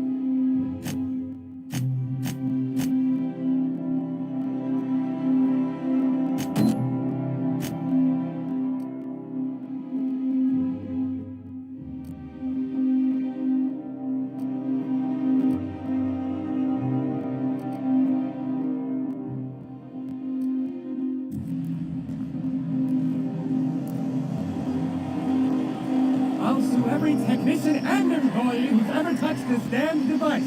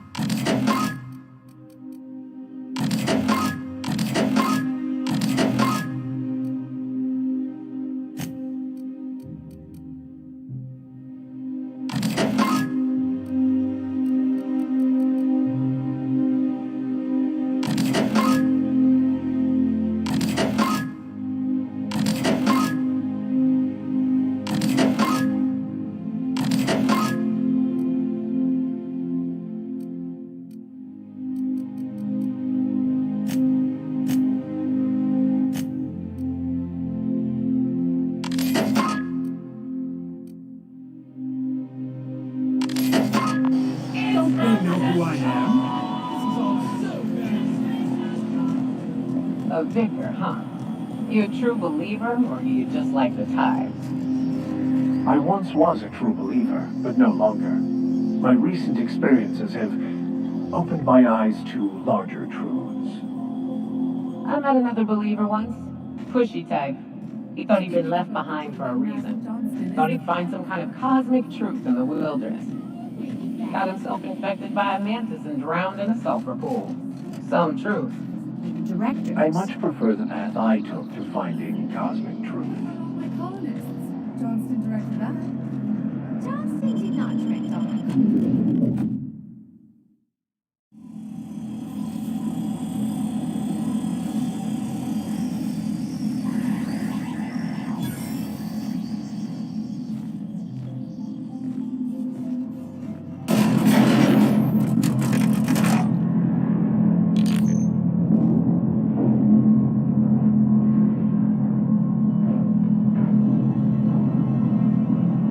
Considering it, aren't you?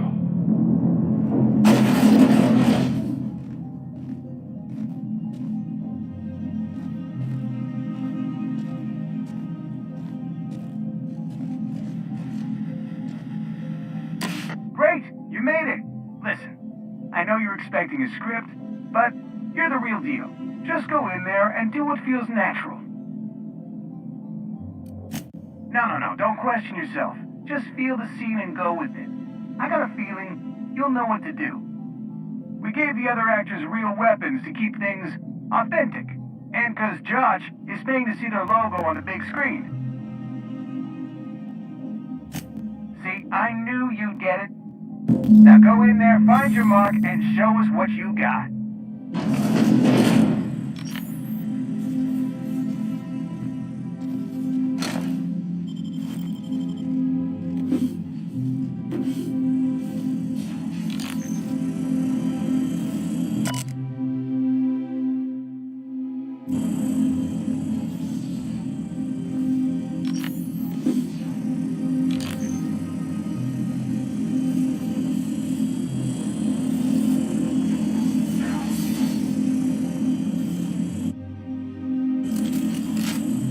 Well, here to stop us at last, Captain Steele? You're too late!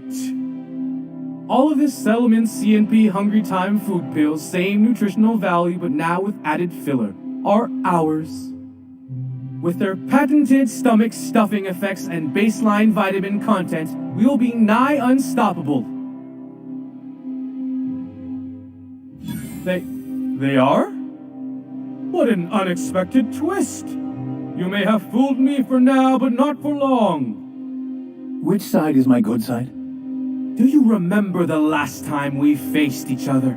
The Battle of Axajax, staring one another down across the void of space while flaming debris fell like rain around us.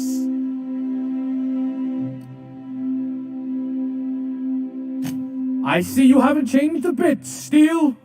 I had you surrounded and outgunned, but you overcame my superior numbers with tactical thinking and a Hammersmith limited edition grenade launcher. I've been waiting for 5 years now, and at last my day for vengeance has come. Yes, even you are powerless this time, Steel. This what passes for entertainment around here? They ought to try tossing back a Spectrum Red and going rapt hunting. Someone's bound to lose an eye. It'll be a riot. Hey, no one told me we were giving critics an early look. I gotta focus, okay? I have this whole port wired with some micro-energon transistors.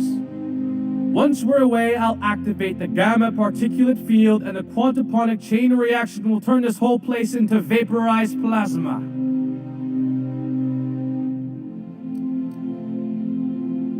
And I spent 3 hours learning how to pronounce them. I hope you've paid your burial fees and signed your personal death and dismemberment waivers because this is the end for you.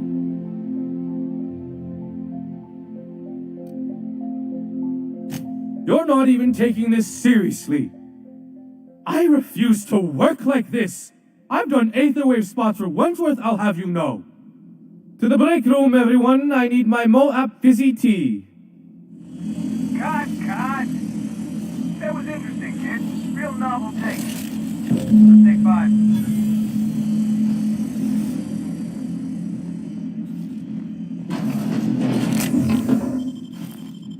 There's my star. Walk and talk with me.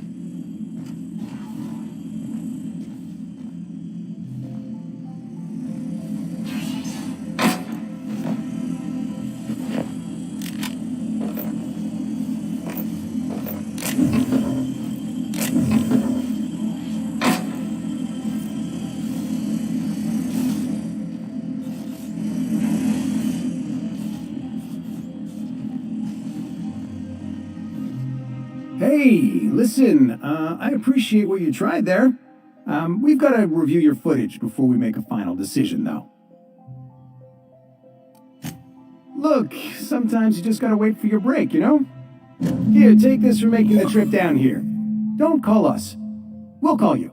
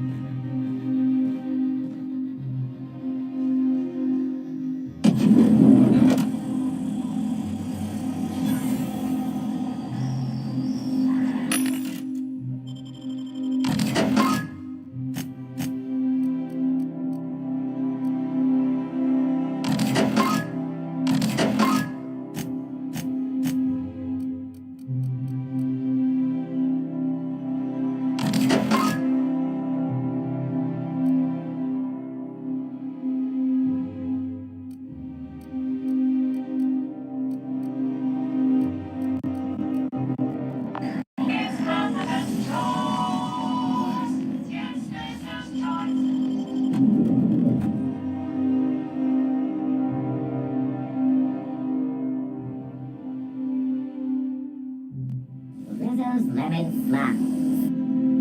Not your whole family tonight.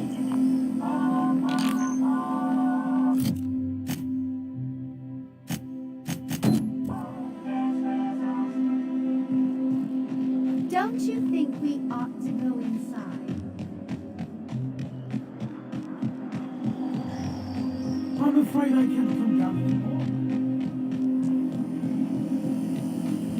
Spacer's Choice Adrena.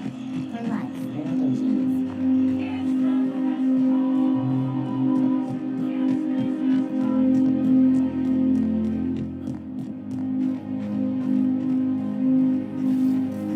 Auntie Cleo's ketchup. Organic, vegan, handmade, gluten-free, dairy-free, nut-free.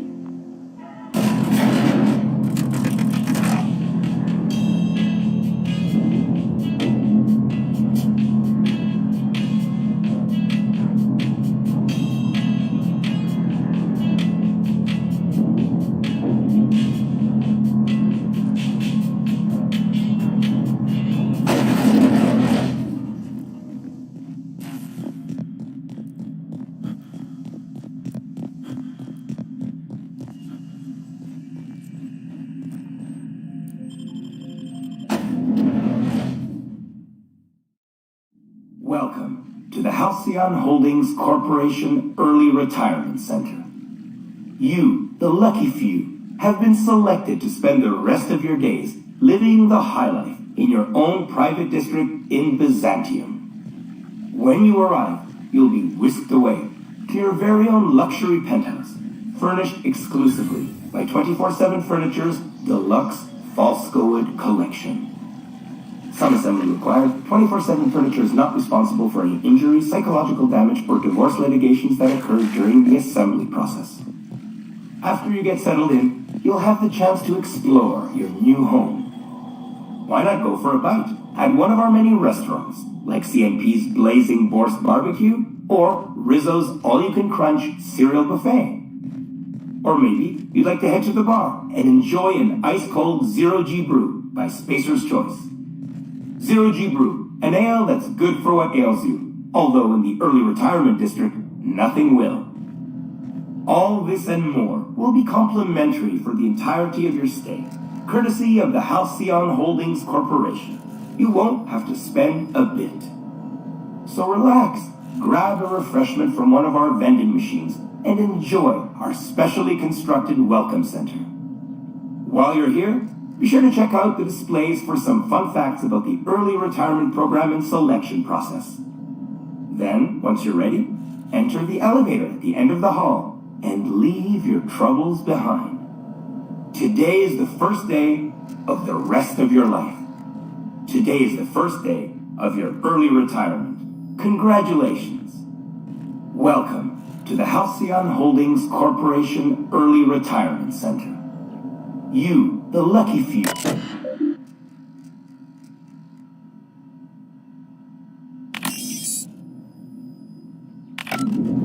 When you arrive, you'll be whisked away to your very own luxury penthouse, furnished exclusively by 24/7 Furniture's deluxe Falscowood collection.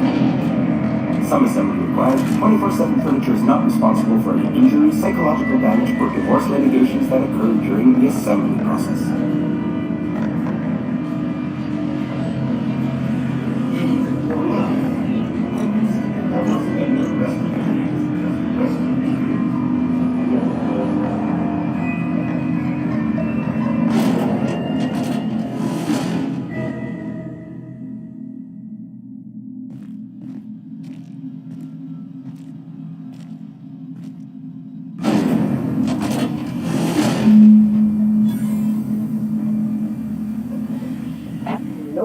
Nope, not having this.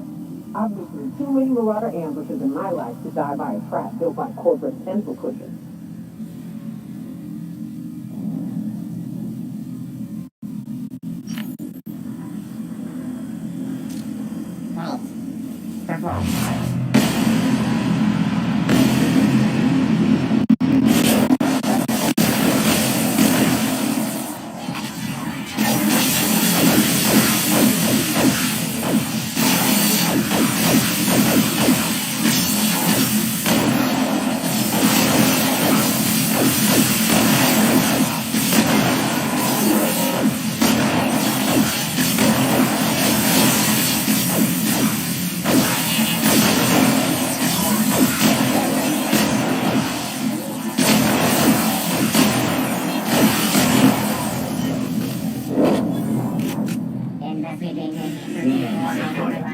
Keep my head down. Unauthorized persons. Security patrol in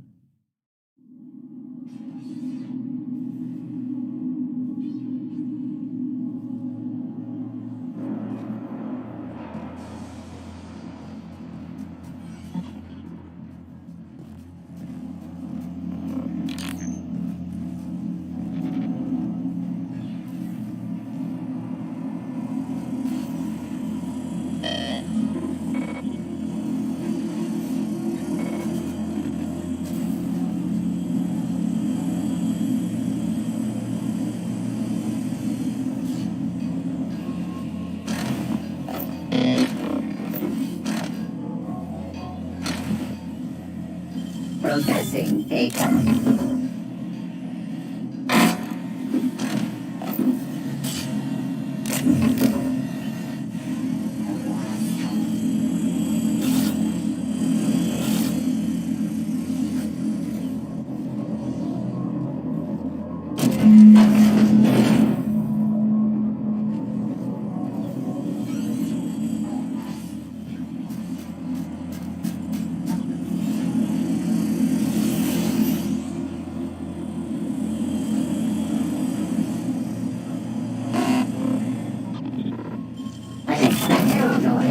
Nice fingers, Captain.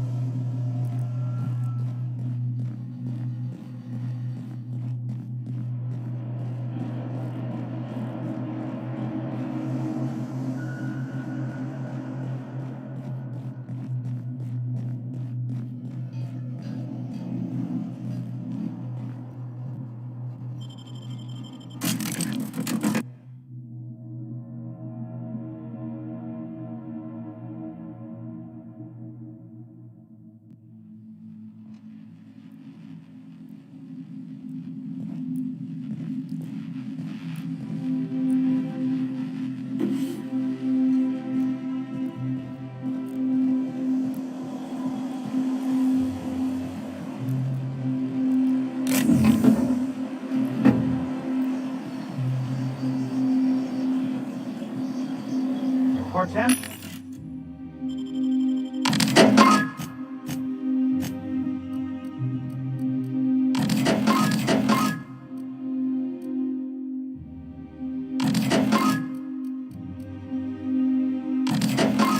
Yells at me about vagrants one more time, I'm gonna snake.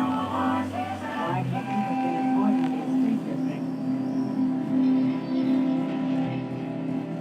I hate to see you torture yourself with your grief, Miss Randall Wentworth. I got every right. Burying your friends ain't exactly a hangover. It's not gonna fade easy. Nor should it. But hopefully one day you'll be able to remember the joy you felt alongside your former comrades more keenly than the pain of their deaths. Yeah, maybe. Thankfully, in the meantime, we've got such fine distractions as drinking and killing. Oh, there. That's one right there. Can't you just see the stench of impropriety radiating off of him? I must admit, I'm getting a certain thrill out of our little arrangement. If this goes well, perhaps I'll start hiring wandering delinquents to handle all of my affairs. It is going well, I hope.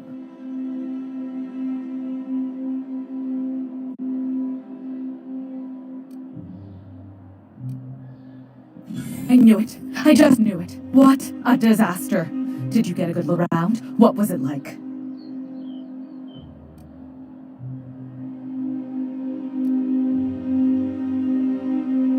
Toothbrushes?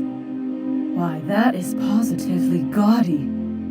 I must have one. I can't believe they kept this from us. From me.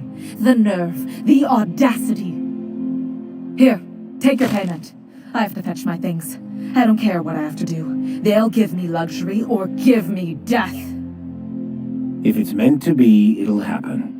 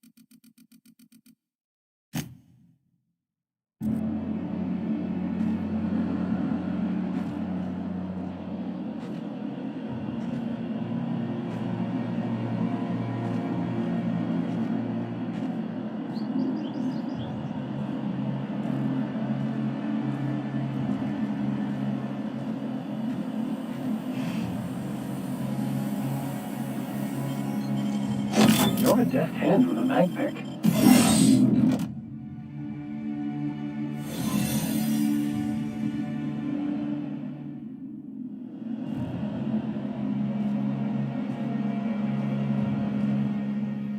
Soldier?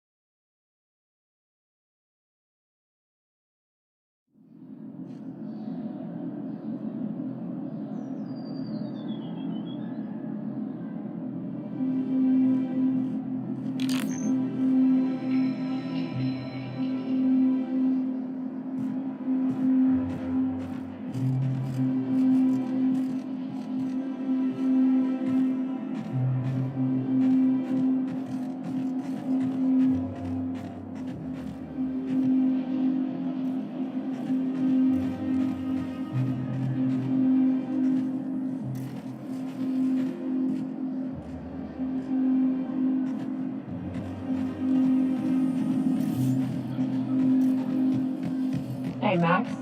What does your religion say happens to us after we die? I no longer consider myself as having a religion. But in this one thing, the OSI and I still agree. The body returns to the universe from whence it came. Why do we exist in the first place, then? What the hell's the point? Hey, stand back, you. I'm part of Minister Clark's personal detail, and that means you gotta keep 5 feet back at all times.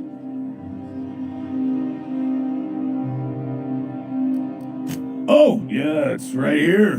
Good thing, too, 'cause I may be headed there soon. The others took me out to celebrate on account of me just getting hired and all. He's basically the most important person in the colony, which makes me the most important guard in the colony. Yeah. That means I got a key to the minister's estate, my own personal UDL-issued shotgun. They don't give those out to just anyone. That's right. Not just anyone is allowed to have a key to Minister Clark's residence. It's all very high level. That's a great idea. I'll have a Spectrum vodka. Here's to me. Hey, you are really great. Have I told you that? We should be friends.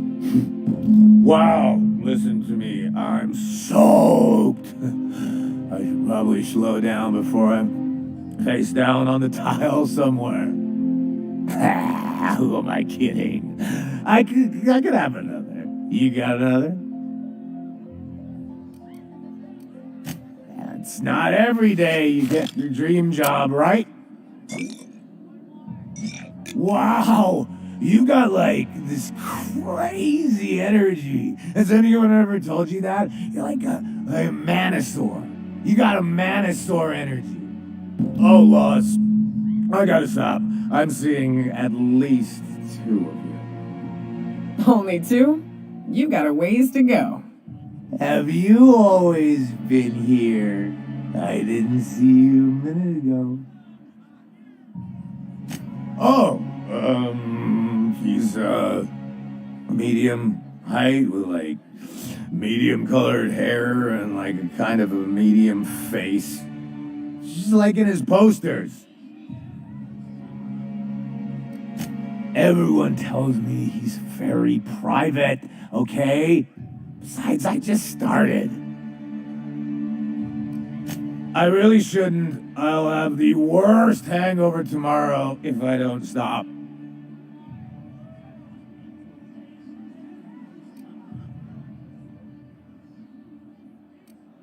You know, that's a very good point. Yeah. Was that one supposed to taste like Purple Berry Crunch? Or am I just tasting breakfast? I don't feel so good. I think I'm gonna be sick. I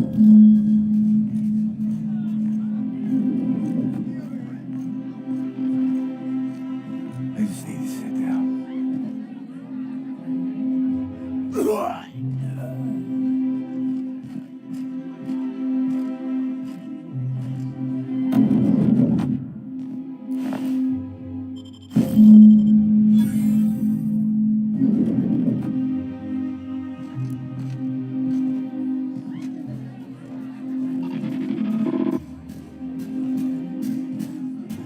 Have you tried our new cocktail sponsored by Rizzo's? 1 part purple spectrum vodka, 1 part artificial tomato-like substitute juice.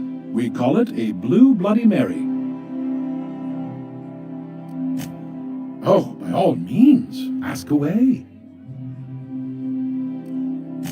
Rizzo's Spectrum Vodka is about to release its newest color, ultraviolet, completely invisible to the naked eye. I don't believe in work. Work is for auto mechanicals and lower classes.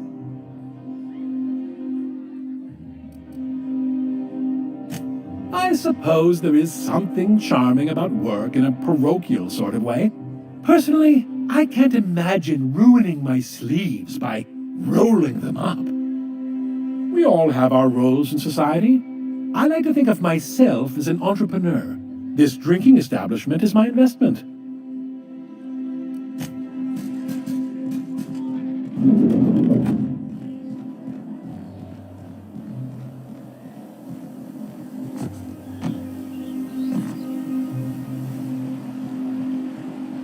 Is Mayfield still drinking?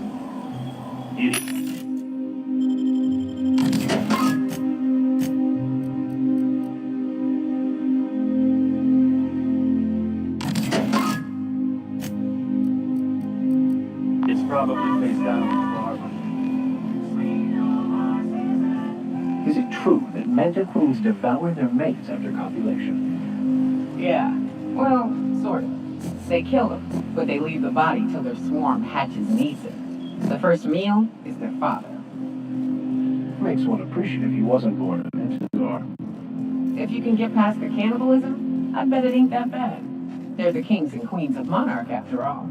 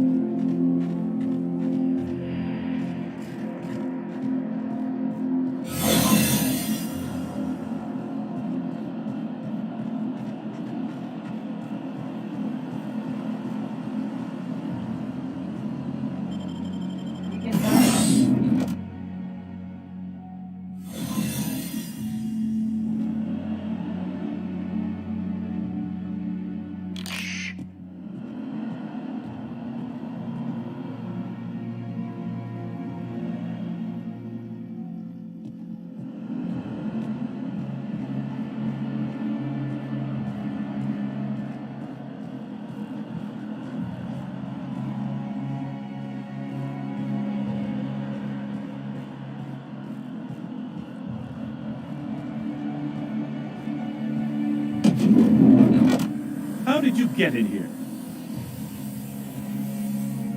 You're not one of my guards. What are you doing here? Minister Clark, what a remarkable honor it is to meet you. If this is about another Aetherwave clip or radio spot, you may kindly fuck off, as the parlance goes. I'm not doing any more.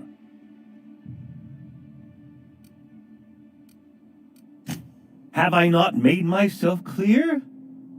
Slowly and loudly, Aloysius. That's the only way these morons understand anything. I said, you may tell Charles to go fuck himself. Then you're not part of Rockwell's PR team. That means you're a dissident? A real live dissident? But what are you doing here? And how did you get in? My friend, the slightest demonstration of independent thought or action renders one a dissident in the board's rather expansive definition of the term, which is why I'm dying to know what brought you here. Drugs, of course. What else? Why did I get my hopes up? Back to idiot speak. I don't have any drugs. You should try a vending machine or a purveyor of curative goods. What is this system coming to when even the Earth Minister is disillusioned beyond hope? Will that be all, then?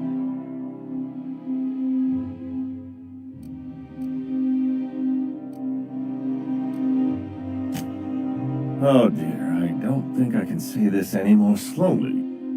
Unless... Of course! It's Rockwell again, who else? And I thought he was only holding me here to keep me out of the way.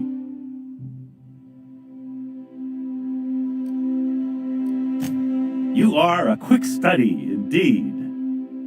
I've long suspected Rockwell of transacting business in my name, but this proves it. He's attempting to game the system, but he won't be able to get away with it forever. Eventually, Rockwell's house of cards will topple. I dearly hope so, and you might be part of the equation. Whatever it is that brought you here, Rockwell's the one behind it.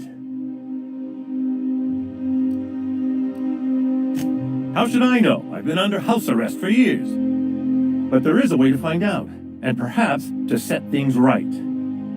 Whatever Rockwell's doing, he'll be doing it from the HHC headquarters. Your best lead is to look for details in his office. Captain, we must investigate Rockwell. An injustice like this cannot go unchecked. Indeed, it cannot. I can't overstate the urgency of the matter. This colony's problems have always seemed to trickle down from the top. If we're set on fixing Halcyon, that's as good a place as any to start. Exactly. And fix it we must. Why, this is starting to sound like an issue of Dissident Hunter.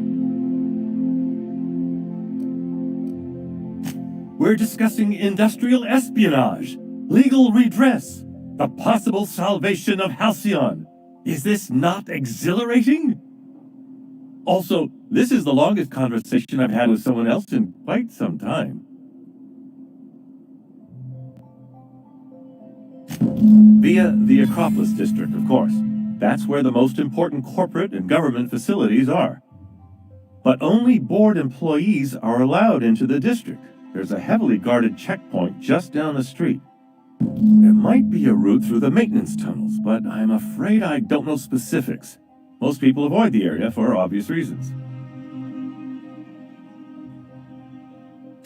When you reach the HHC building, this access card should get you up to the executive suites, where the chairman's office and what used to be my office are. Oh, I haven't been allowed up there in years. I shudder to think what Rockwell's done with the place. A gilded minibar, perhaps? A personal theater. A man has too much money and too little sense. The board's lackeys are none too bright. I simply claimed I'd lost it and hid it somewhere no one would think to look.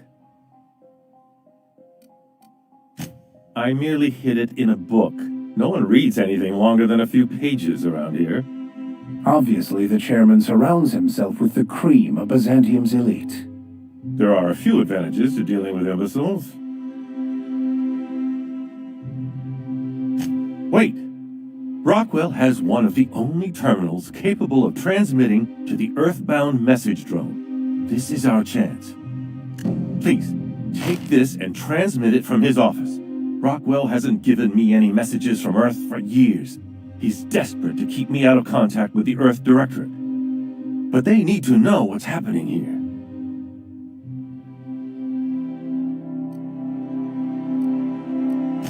Why, indeed. I know so little about you, much less your motivations. But I'm afraid I don't have many options, confined as I am. Besides, I've nothing to lose. If you're looking into Rockwell, I can only hope you're also looking out for Halcyon. What isn't on it is the real question. I've gathered meeting minutes, internal messages, sustainability reports, and more, all exposing the corruption and mismanagement plaguing Halcyon. Once the rest of the Earth Directorate sees it, they'll have to send help. Putting your faith in the inherent goodness of mankind? The Earth Directorate is our best hope. Even Rockwell's resources are no match. And it is hardly in their interest to let Halcyon crash. Depending on the nature of their response, months at least, perhaps years. Organizing and sending personnel all the way out here is no mean feat.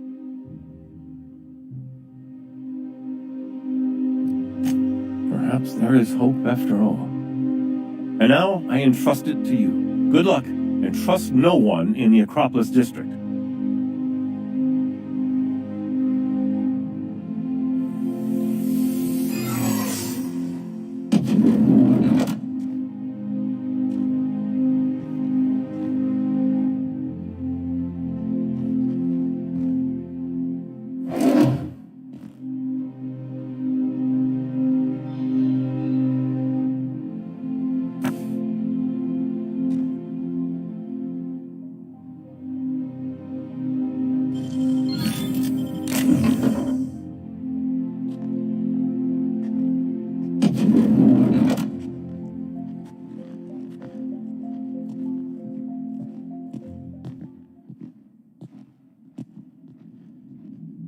Huh? What was that? Hold it right there! Hey, soldier. You can't just wander around the minister's residence. What do you think you're doing? Me? I'm watching for suspicious activity. Well, when you put it that way. Look, I don't have any visitors on file today, UDL related or otherwise. I won't report this, but you need to leave.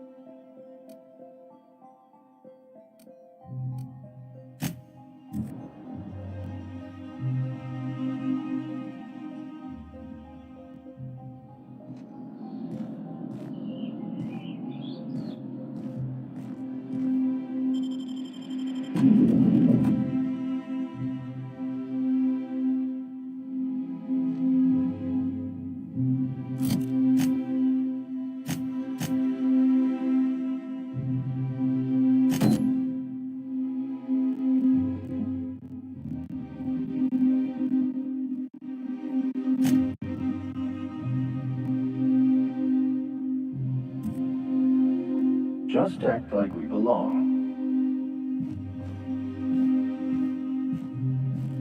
Welcome to the official headquarters of the Halcyon Holdings Corporation Board. Today's greeting is brought to you by Auntie Cleo, a subsidiary of Colway Pharmaceuticals.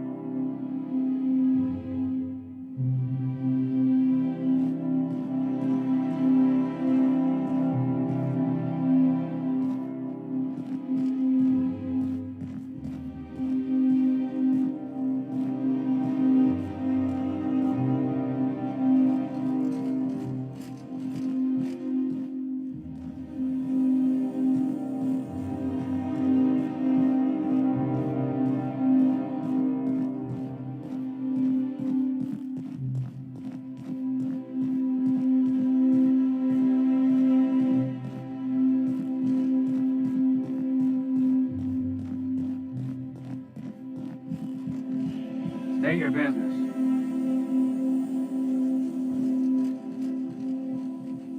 Please step away. This entry is for high-priority HHC business only.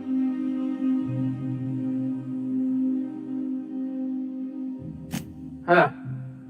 I didn't realize we were still using those iridescent stickers. But this looks right. I'll just need you to register your weapons with a revised request to carry 32B form. Each weapon will need a separate form. Now, let's see. Damn it. When did I run out of forms?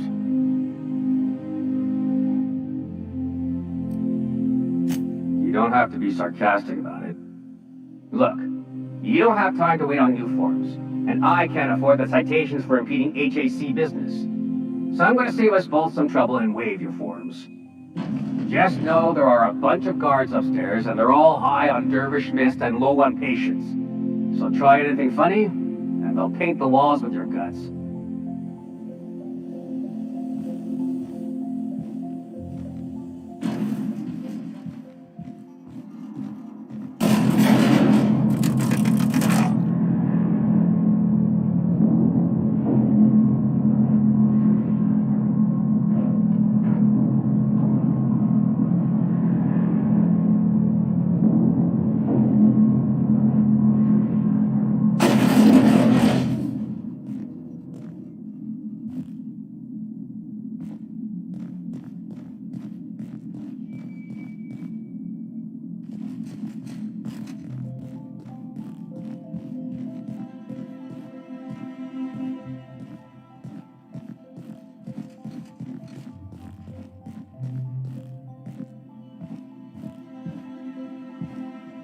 Apologies for the wait. I was arranging my stationery.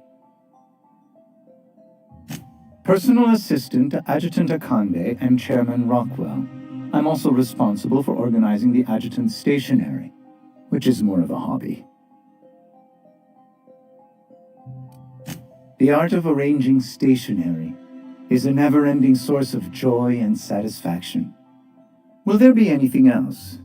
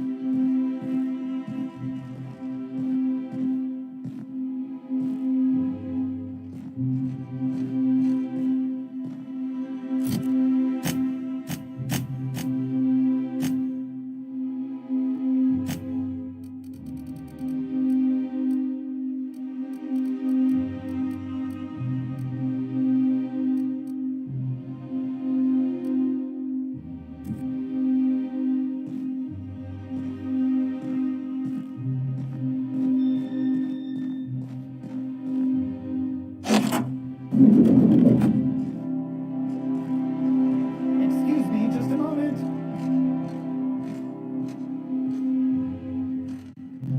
Is there something I can do for you?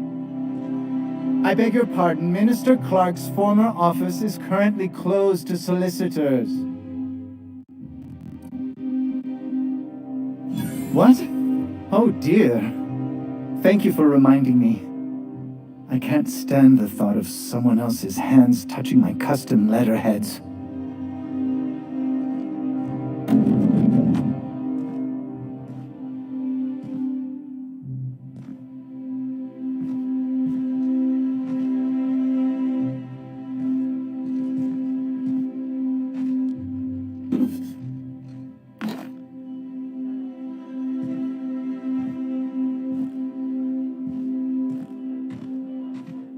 You could dismantle a single room of this place, sell the materials, and feed everyone on Monarch for a month.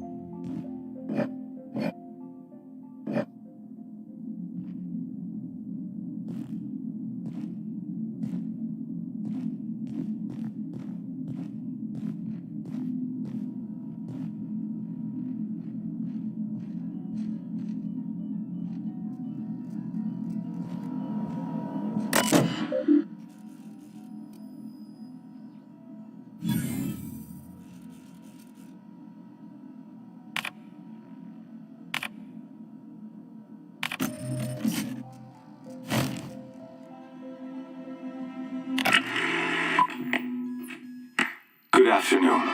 I'm Chairman Rockwell, and I'm here to address a serious issue facing us. As you all know, our colony has been successful beyond our wildest dreams. Unfortunately, we've recently discovered that our food supply will not be able to sustain Halcyon's population in the long term. Everyone will die. Everyone will slowly stop living from malnutrition. But we're doing it together, and that's what matters. I fucking swear, if someone doesn't give me something to read that will placate the masses soon, all of you will find yourselves violently unemployed. But I can assure you there's nothing to fear. We've got a solution. It's called the Lifetime Employment Program. We will freeze most of the colony to preserve resources, while the best and brightest of Byzantium continue living in prosperity. Look, you idiots! How many times do I have to tell you we can't say shit like that? Fire whoever wrote this! While Halcyon's brightest minds solve the problem of our nutritional shortage, the rest of the colony will be placed in suspended animation. Individuals will be revived on a rotating basis, so that every Halcyonite can be part of the important work of saving our colony. By testing paperweights. Sorry, couldn't resist. Let's go again. And someday, in the not-too-distant future when we've solved this crisis, we'll all be back together again working for the good of Halcyon. Until then, the board shall provide for the deserving just as it always has. So, obey your supervisors, take your vitamins, follow your corporate-mandated grooming rituals, and rest assured with the board on your side, there is nothing to worry about.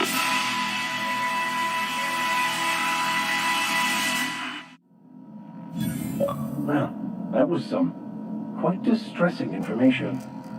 Guess the whole colony's up a creek. I thought it was just Monarch. There's something weighing on my mind.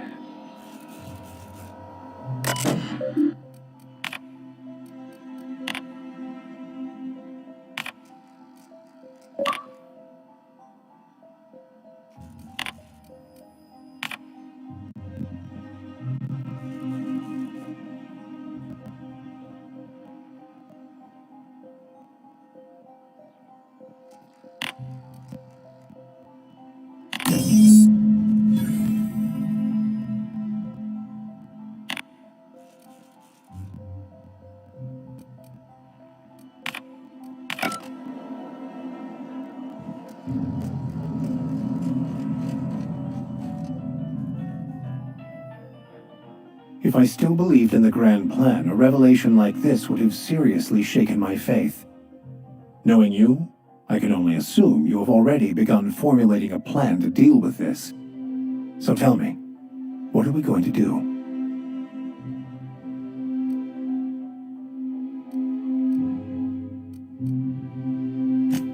Yes, of course. And when you do, you can count on me to back your play. Your ability to talk us out of even the most hopeless situations hasn't failed us so far. Anything you'd like to discuss?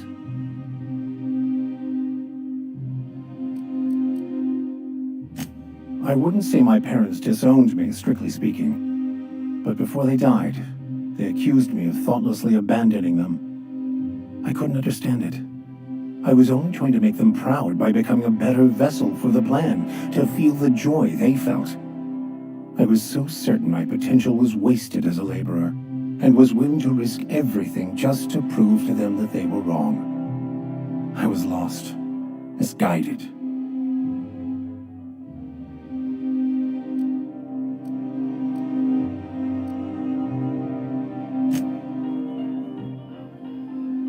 You know, I've been assuming this entire stay on your ship thing isn't a permanent arrangement. Part of my contract? That said, you ain't been eaten or shot to death yet. Says a lot about the stability of your future. And to be honest, I'm about sick of sleeping on bar stools. So how's about this? You keep letting me stay on that ship of yours, and I'll keep shooting at the things you point at.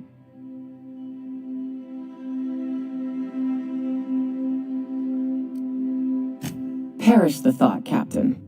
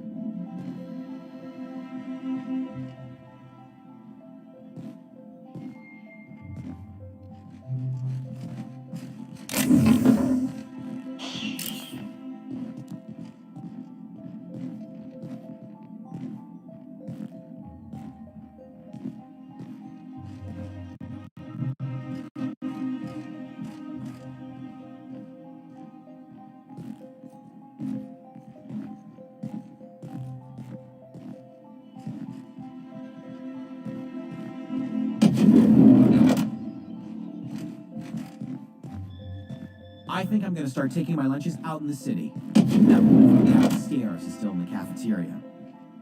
That scientist? The one who's been hounding the clerks? Ooh, gives me the shudders, too.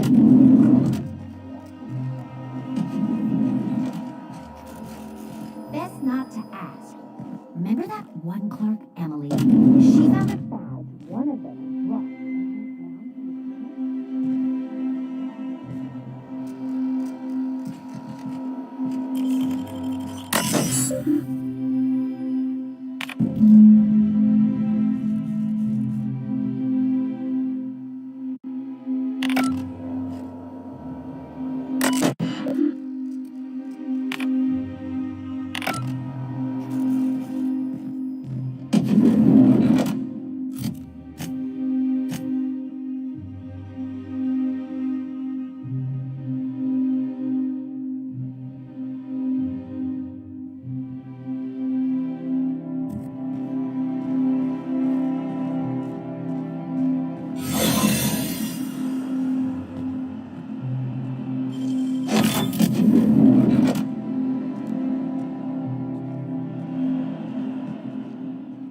Sure.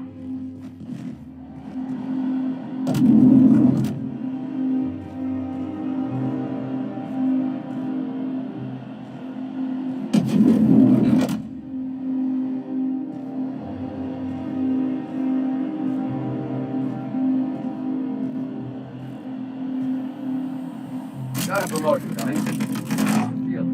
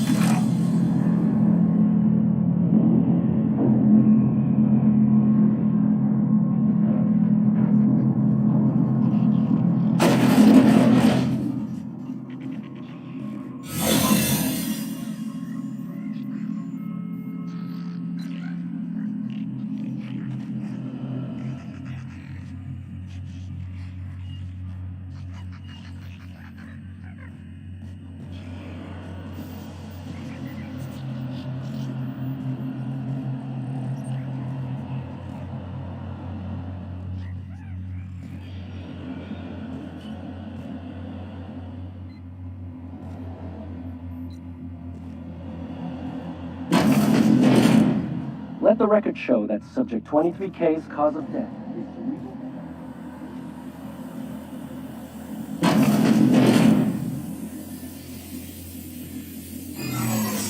Huh?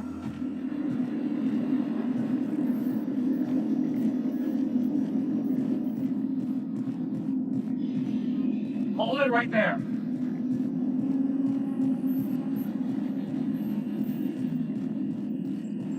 Trouble coming, Captain.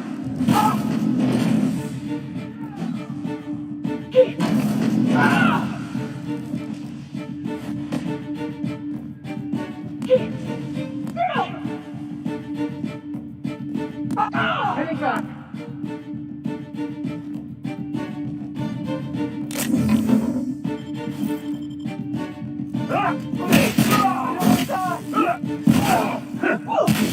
We're done here.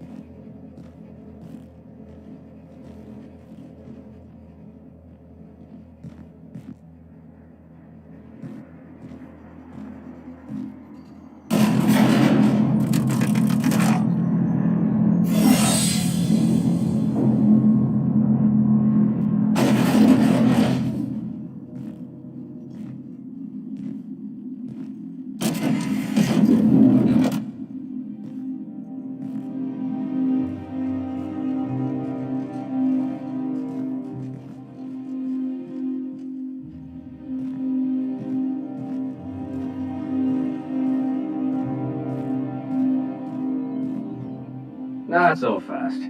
The Ministry of Accuracy and Morale is off limits to everyone without X-36 level clearance. Basically, if you don't work here, or for Chairman Rockwell himself, you're not getting in. I don't know how you got that, but I still don't know you, and I don't have any new clearances on the list.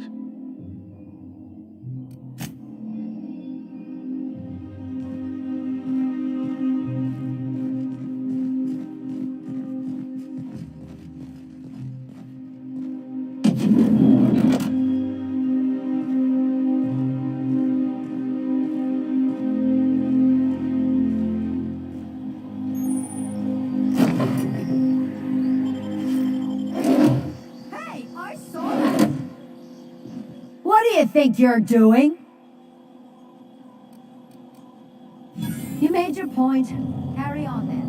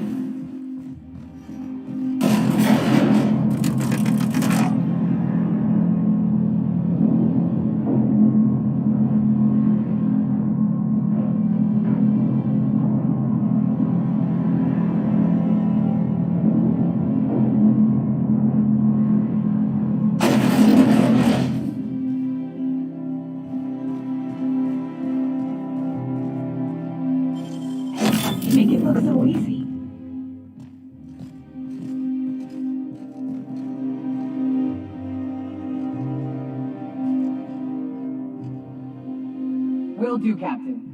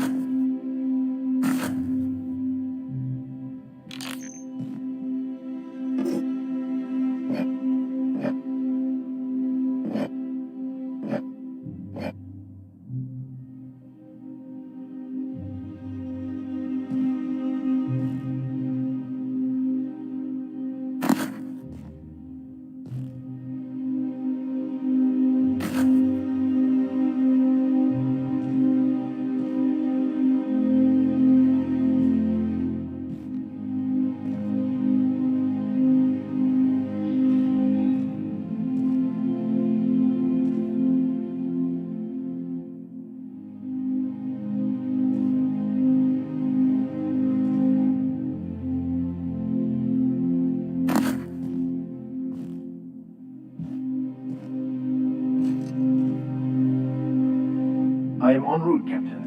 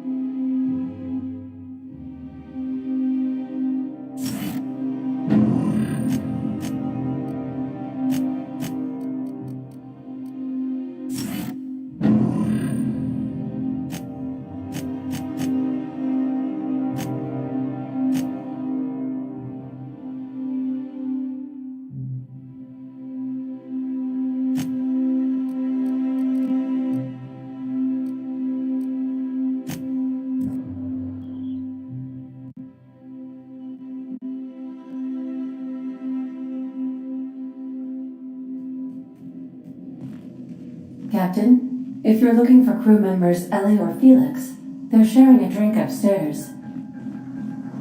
So then I says, fine, I'll pay you back for all of it. With interest. Nice one. You must have had them quaking on their heels. I mean, I wasn't really gonna do it. I just wanted to make him feel bad. Pay you back with interest. You have a message from Adjutant Sophia Akande. No one ever looks quite the same in person as they do in my reports. And my reports of you have been exceptionally thorough. You've had quite a career.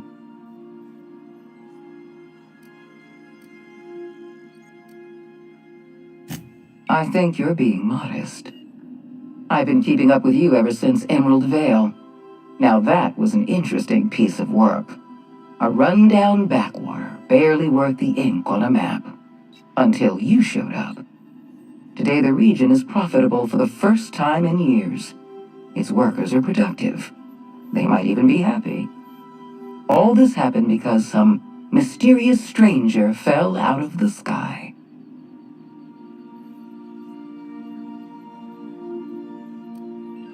Not always. For the longest time, I could never be sure if you were on our side or against us. You should be back on the Hope, frozen in a hibernation chamber. Yet here you are, flying about in a stolen ship, leaving a trail of paperwork in your wake. The board doesn't know what to make of you. But I do. I've seen your potential. There's so much we can do for this colony.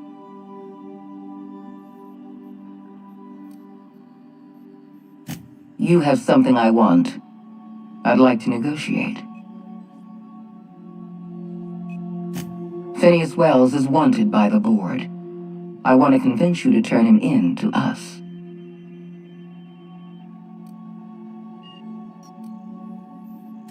He has a litany of charges against him. Vandalism, illegal experimentation, sedition. I could go on.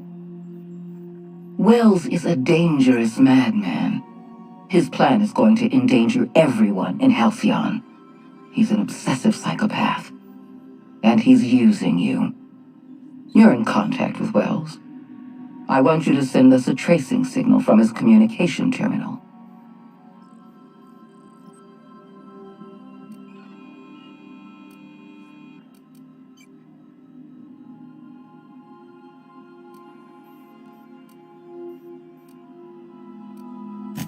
Wells was our mistake. We failed to apprehend him for years. I'm asking you to help me correct that mistake. I'm sending you my access code. Contact me from Wells's terminal. When you're done, come speak to me in my office. Adjutant Akonde's call has been terminated. Will there be anything else, Captain?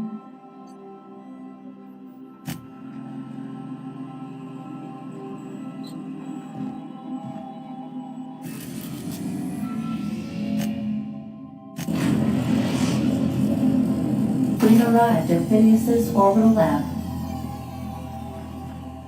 If you don't mind my saying, Captain, Minister Clark is lucky to have you on his side.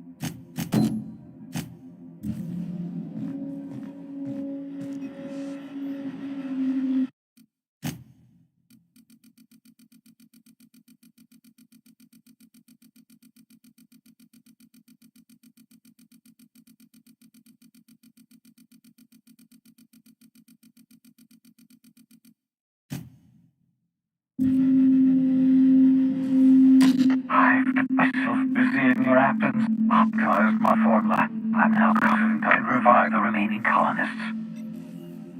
All I need now is the dimethyl sulfoxide. Take as much as you can give me.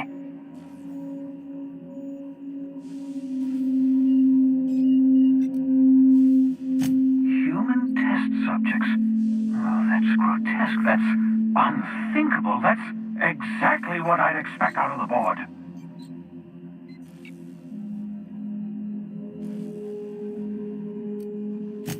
Thank you. You've brought me enough chemicals to get started, at least. I'm just sorry they came at the cost of human lives. Those poor people. They must have died in agony. What exactly was the board trying to accomplish? You say the board's trying to freeze their subjects over and over again without inflicting permanent damage? Well, they're nowhere close to solving that problem. Something about this feels wrong. I don't know why the board would ever conduct such an experiment, unless they're working on some kind of hibernation technology. I'll tell you this much. The board scientists are hopelessly lost. After years of fruitless experimentation, they've made exactly zero progress.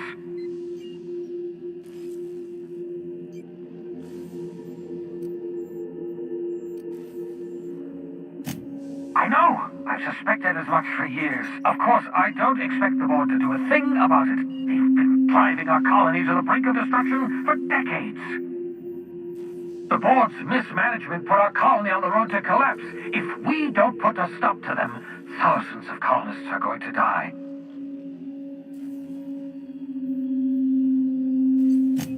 Hold on. Let me see if I understand this correctly.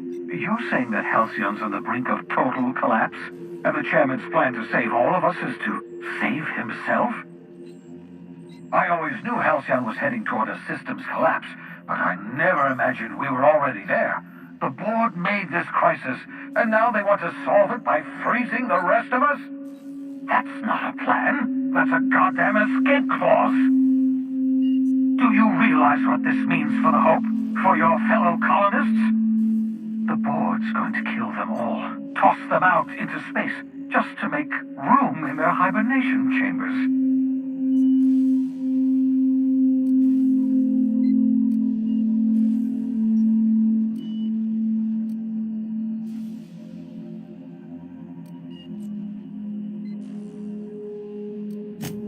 Short of lining up every member of the board and shooting them in the back of the head.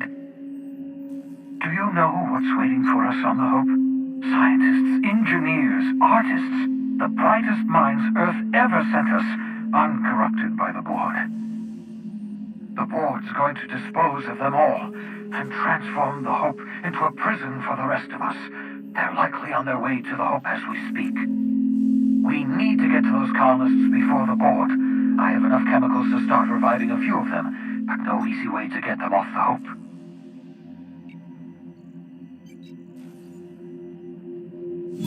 Merciful gibbering law, you're a genius! We bring the Hope to us, skip the entire ship across the distance of colony space, right next to my lab.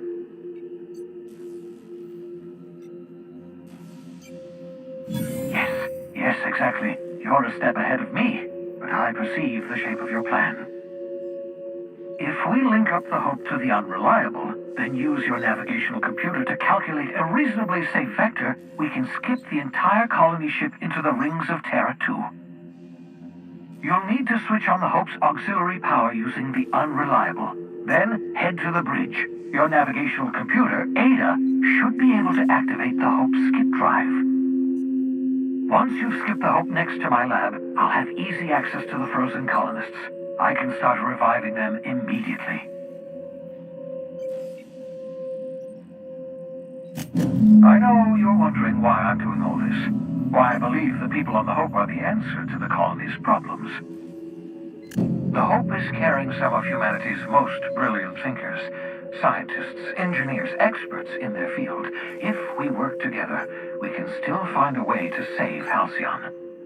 The board would have us believe Halcyon is beyond saving. I choose to believe otherwise.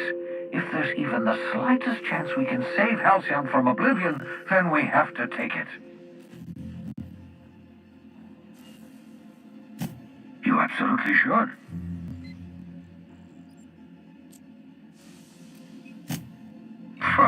Sarcasm, the last refuge of the witless. The adjutant must have sent you some kind of tracking code. If you don't use the code, she'll suspect you betrayed her. I think you should use the code and send a corrupted tracking signal. That should buy me some time. The enemy is bound to discover my hideout sooner or later. I'm prepared. prepared for that eventuality. This is just my way of buying myself a little time. Use my communications terminal to corrupt the tracking signal. While the board busies themselves trying to decipher it, I'll have plenty of time to prepare my defenses. Certainly. How can I help? It wouldn't surprise me. When I pulled you out of the Hope, the board nearly intercepted me. I expect they stepped up security since my little act of larceny.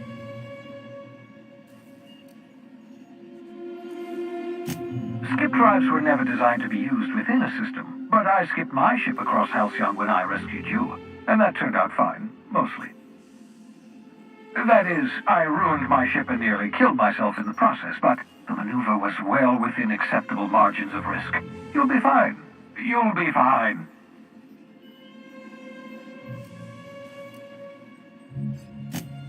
Unlikely. The Hope is as massive as the Groundbreaker, but compared to the Rings of Terra 2, positively minuscule. The board might notice, possibly, depending on the position of their heads relative to the depth of their collective posteriors.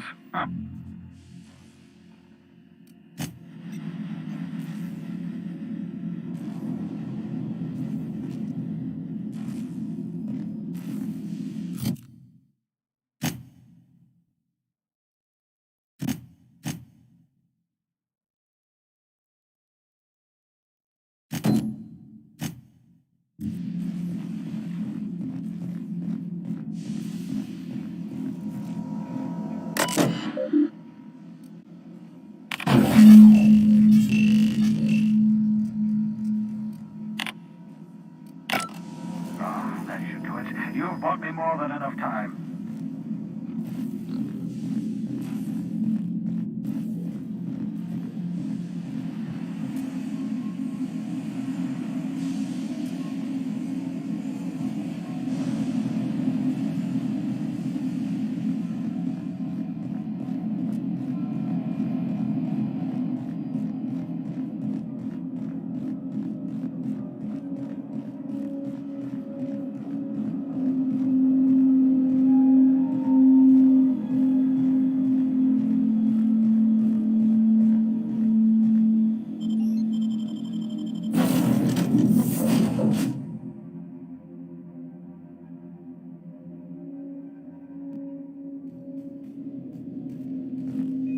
A reminder to all crew members, there is only one toilet on the ship.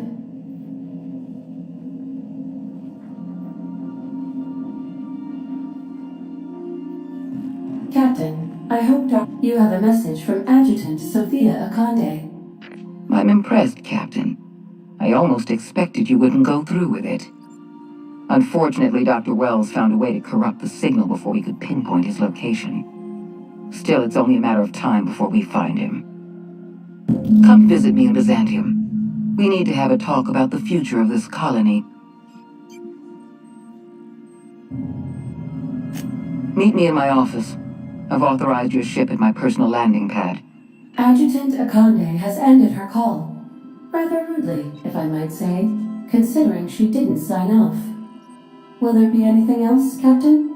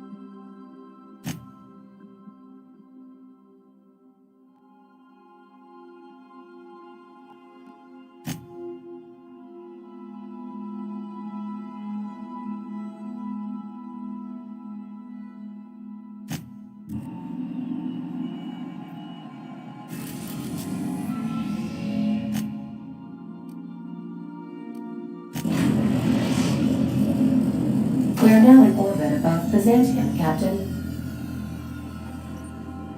Sending a corrupted tracking signal to the board was quite clever, if I might say, Captain.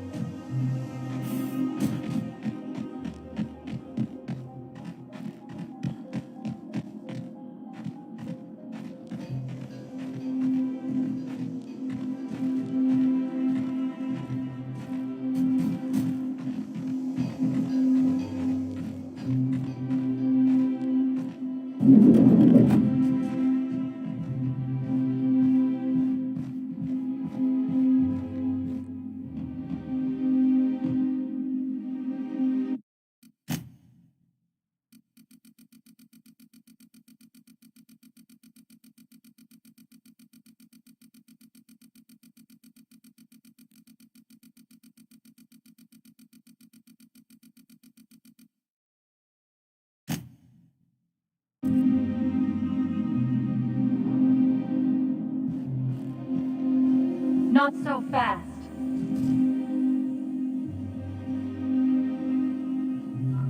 All right, you're clear. The adjutant's expecting you. Go on through.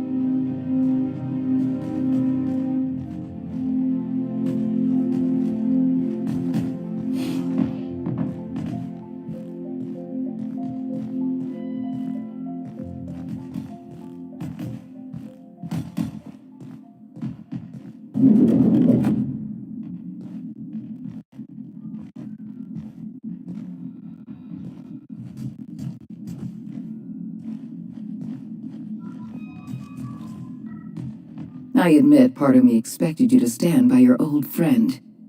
For better or worse, Wells was responsible for putting you back on your feet.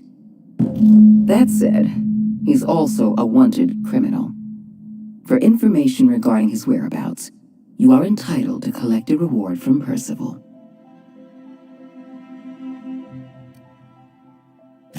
You'll find that working for the board is spiritually and financially gainful. But that isn't why I asked you here.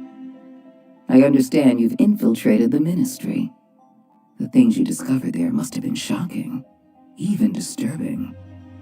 Halcyon is on the verge of a total systems collapse. The truth is ugly and difficult to accept, but we must accept the truth before we can move forward. Malnutrition is already a problem. Disease will come next, followed by starvation, followed by a breakdown of society, followed by extinction. I know this must come as a surprise to you. I imagine you have questions. What's in this for you? There's gotta be an angle. There always is for people like you. I appreciate your skepticism, Dr. Fenhill, but I'm not doing this for any personal gain. My angle is the preservation of our colony by any means possible. Nothing more, and nothing less. I won't pretend the truth isn't damning. Yes, the colony is on the verge of collapse, but there is a way to save it.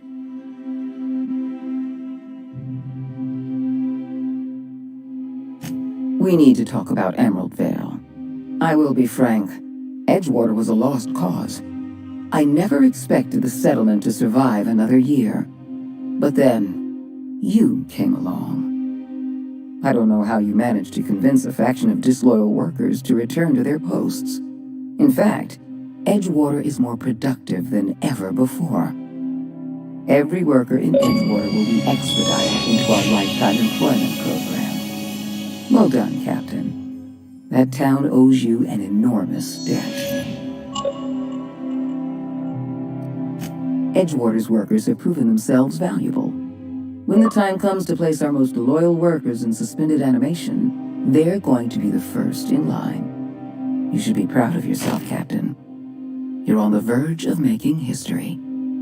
There's just one last job I need you to do for me. I've made arrangements for you to journey to the Hope.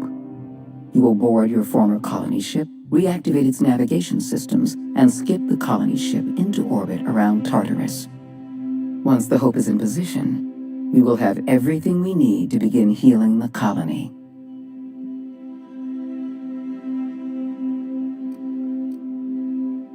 Technology, Captain. The same technology that allowed you and your fellow colonists to make the journey from Earth to Halcyon. Under the Lifetime Employment Program, every suitable worker in Halcyon will be placed in suspended animation. The Hope is the perfect storage facility for the colony's workers.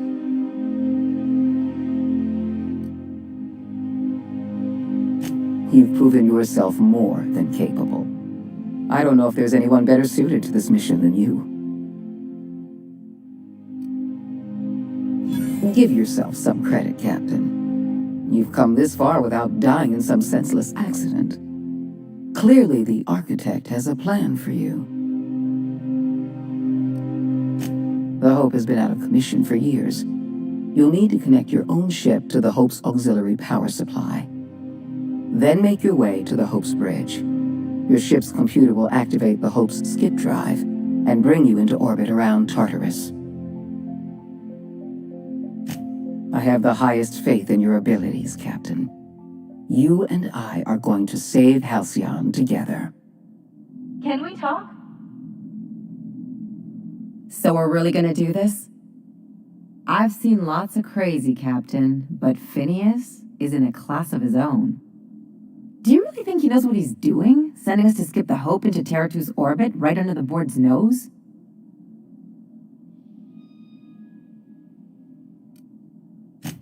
There's a sobering thought. Makes me want to drink. I think this whole plan's insane, but it'll make a good story, you know, if we survive. Speaking of, I get that Phineas thinks he's saving the colony, but what about you? Why risk your neck on this crazy scheme? That thinking's gotten me into all sorts of trouble. Usually not the dying aboard prison kind. Still, all this depends on the other Hope colonists. Are they gonna pull us out of the shit? Or are we all just gonna leave a bigger, uglier stain on this corner of the galaxy?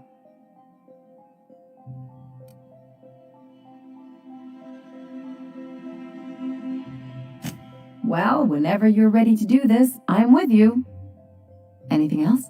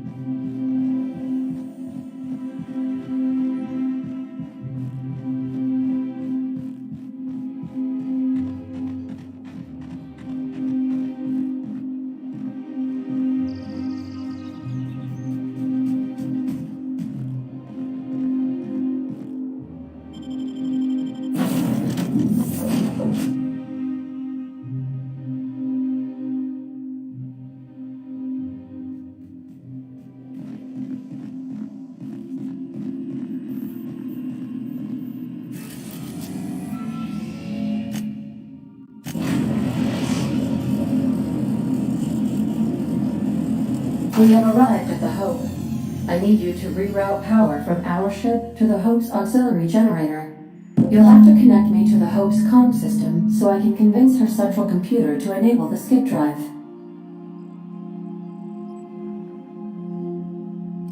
The Hope is the Groundbreaker's prettier, sleeker sister. She wandered off and got lost for 70 years, but just recently was found. Also, there are hundreds of thousands of frozen organic life forms hibernating in her hold. Forgetfulness can be an early warning sign of asphyxiation due to loss of pressurization. Are you breathing comfortably, Captain? I need you to reroute power from our ship to the Hope's auxiliary generator. You'll have to connect me to the Hope's comm system so I can convince her central computer to enable the skip drive. If your calculations are even slightly off, you could crash the entire colony ship into Terra 2, or the Sun.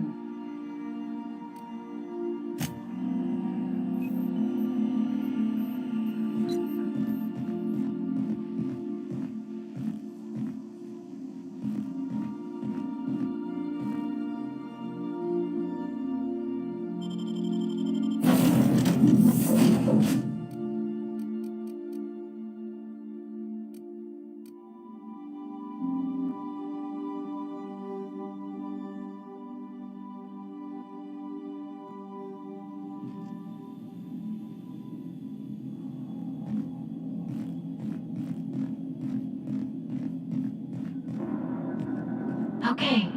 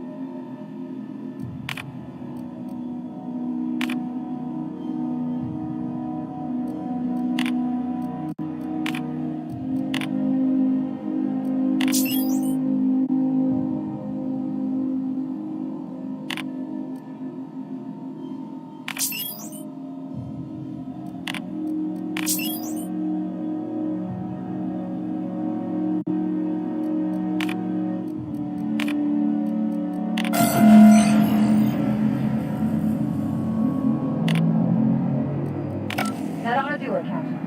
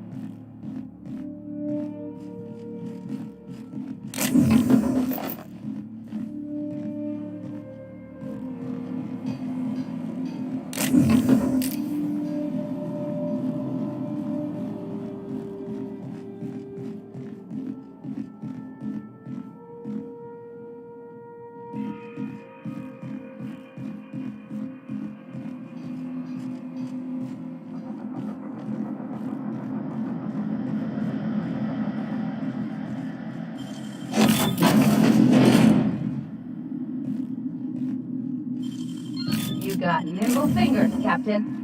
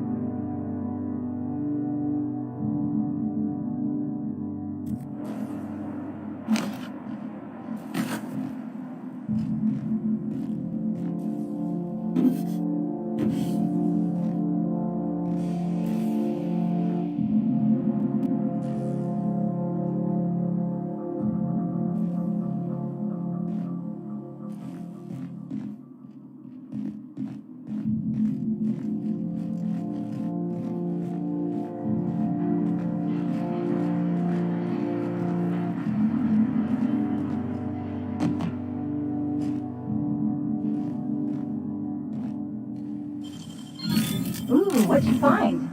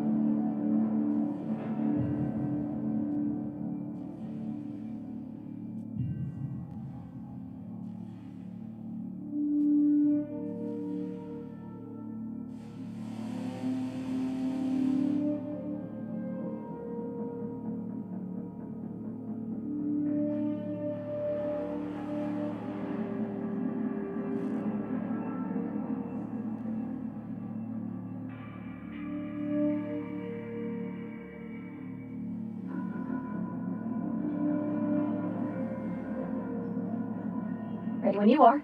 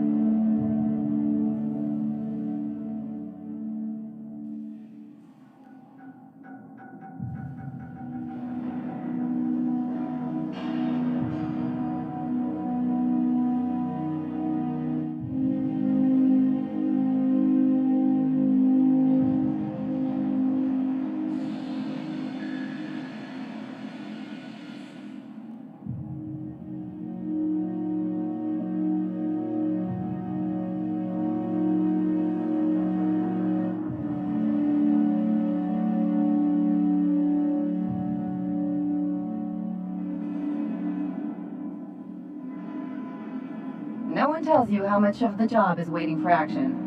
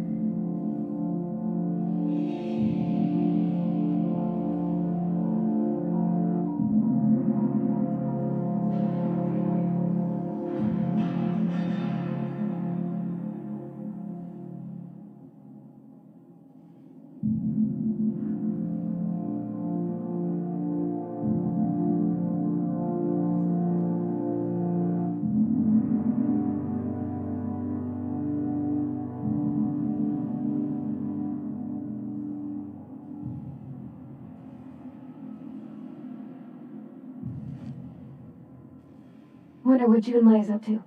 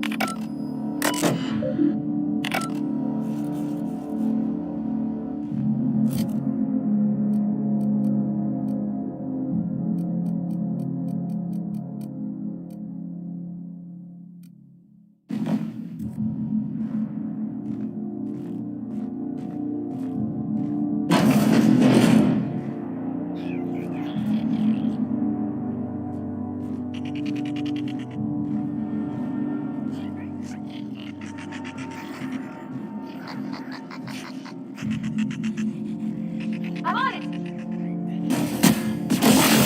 On it, Captain.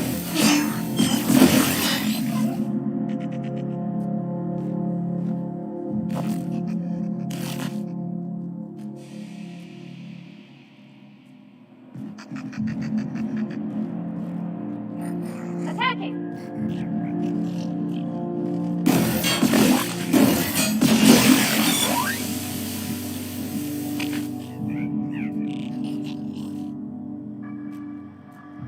Time for action.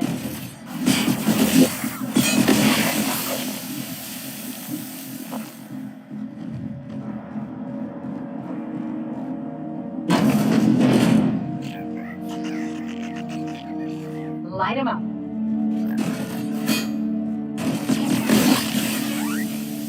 Sure, Cap.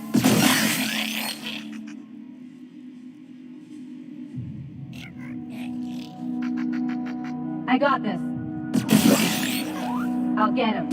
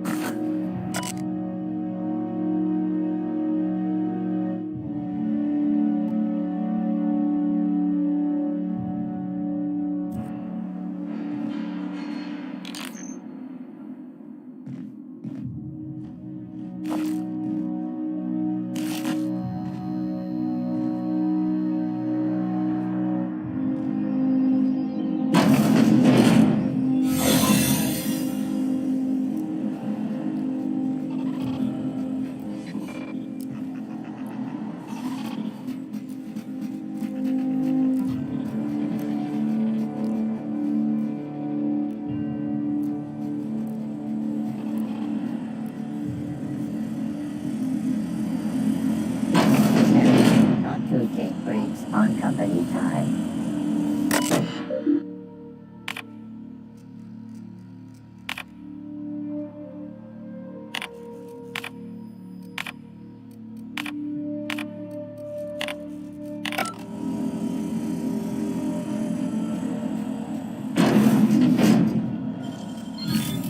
Tonight.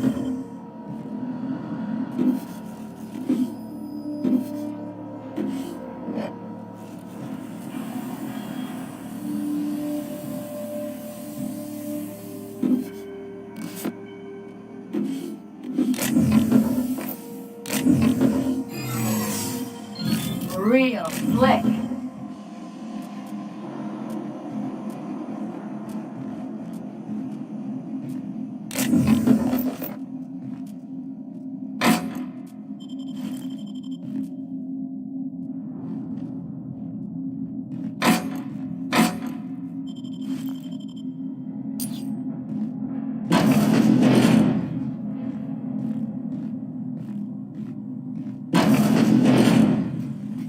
Halt.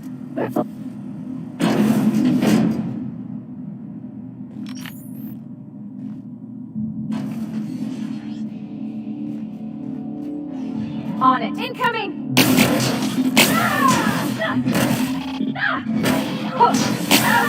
Time, Parvati!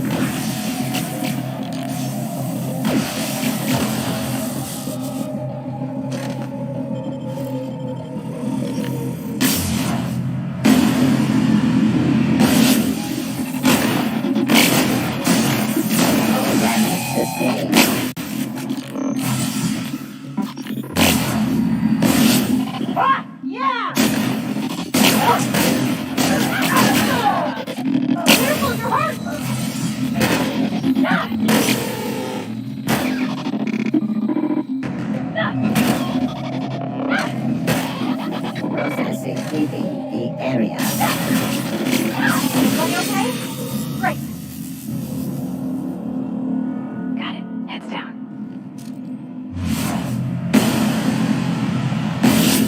Captain!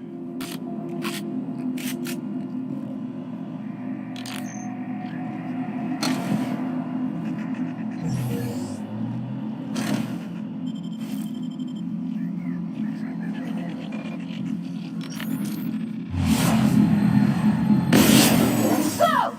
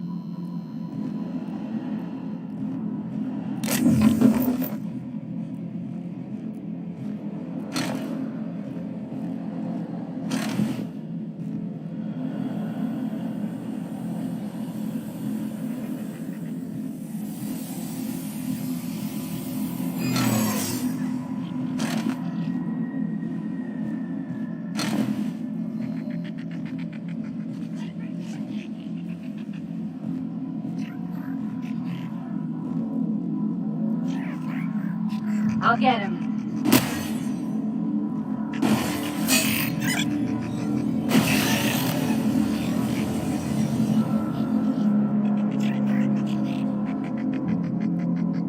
Light him up.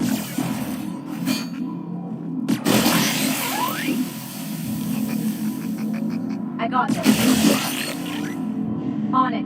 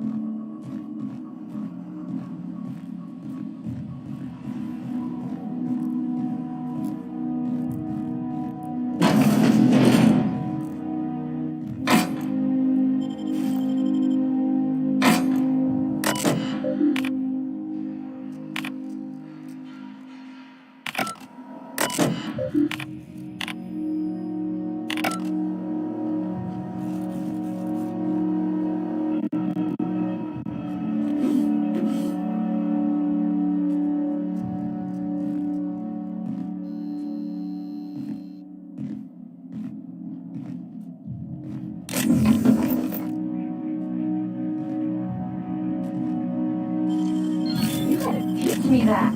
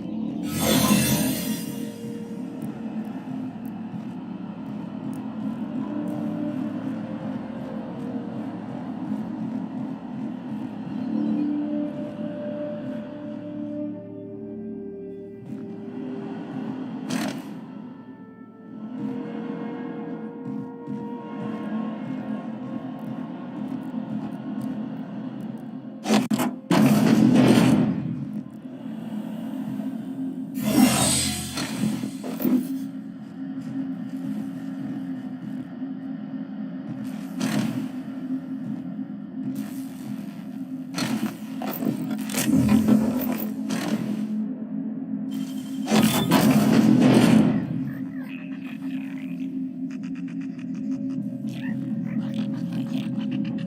for action. Captain, look out!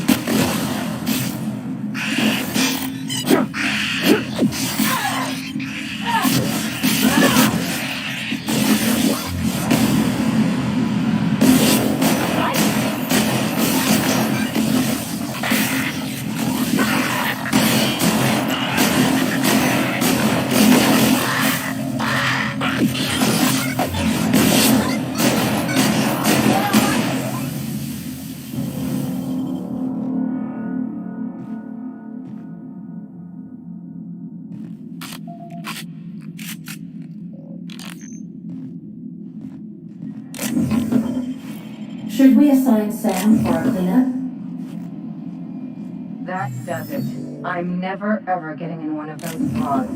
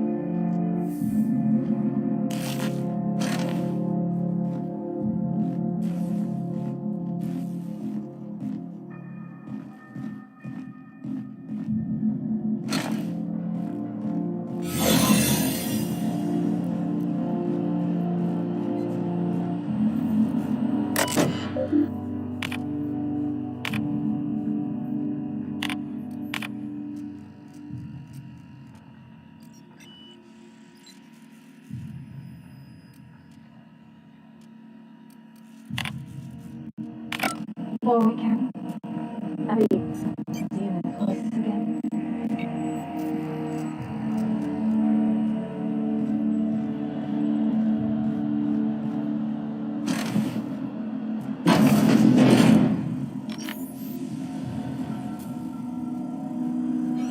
On it, Captain. Here we go!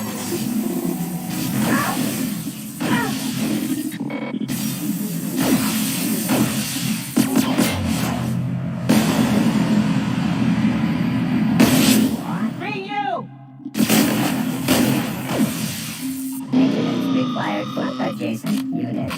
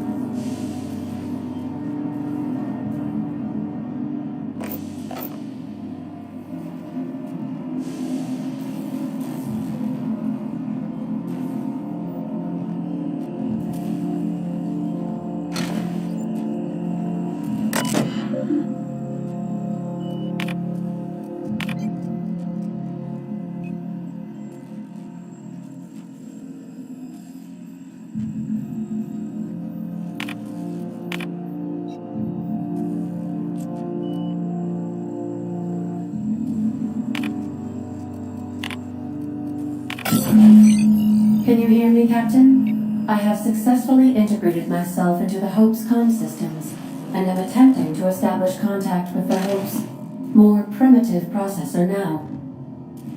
Would you like me to play a mood-suitable music song? I see you've located the stasis chambers. Which pod were you slumbering in for so long, Captain? The missing one, I take it?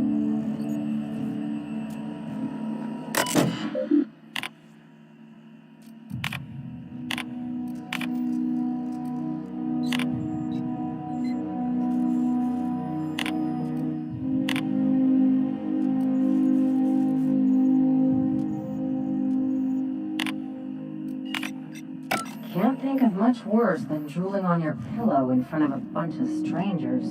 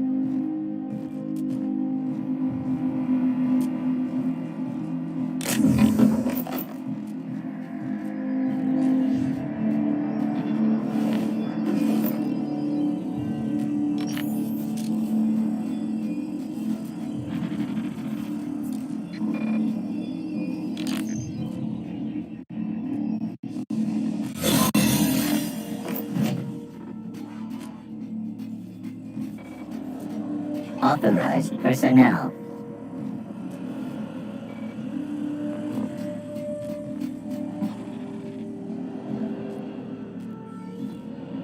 These were the private quarters of the Hope's former crew. Shall we hold a moment of silence for the dearly departed? No. That's odd, because my programming would indicate that when forced to confront the idea of self-death, organics prefer... Oh, I see. Yes, never mind.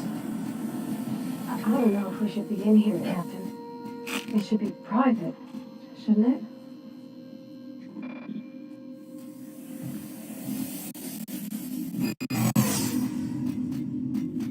I got this. Watch out!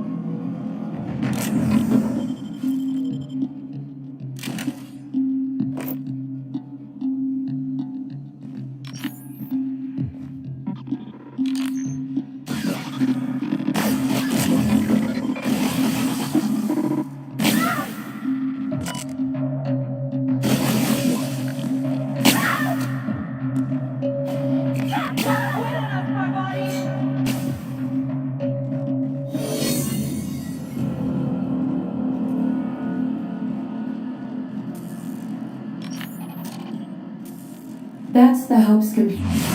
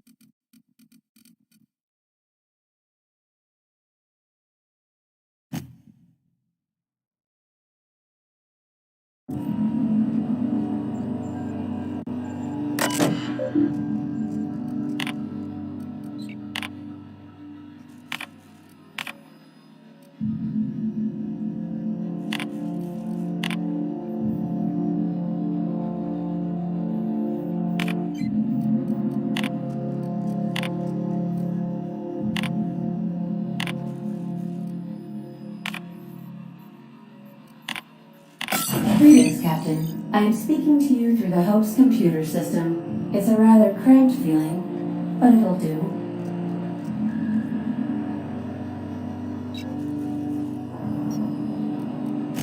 Probably not, but don't let that stop you. My Constellation executables could use some beefing up. Searching. Please stand by.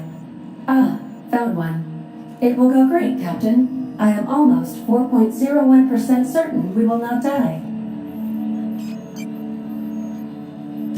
Certainly. You may skip the Hope to Tartarus, as you were instructed to by the Adjutant.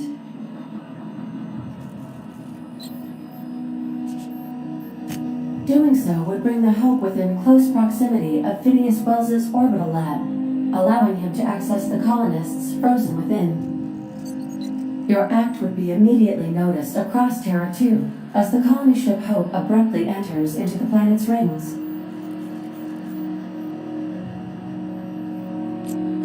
Are you sure? That is extremely dangerous. Skipping the Hope will void the warranty on the skip drive.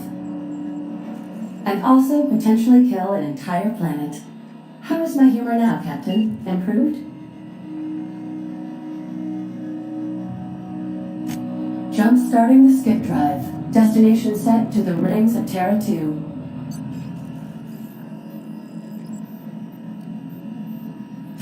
In case I don't get another chance to say it, it's been interesting, Captain.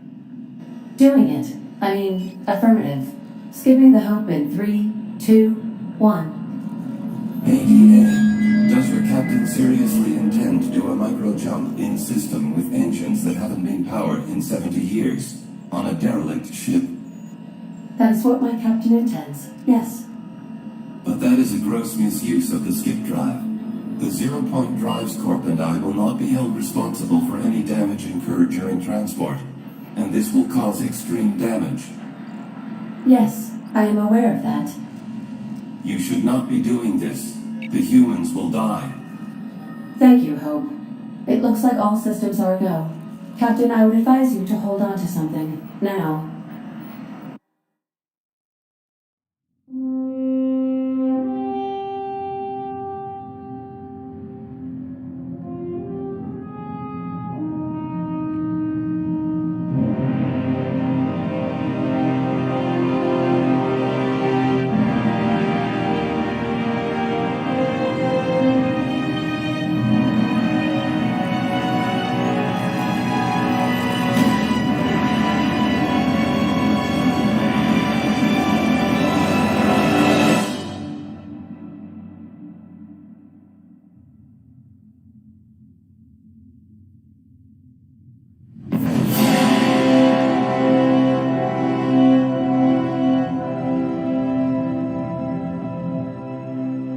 Oh, good.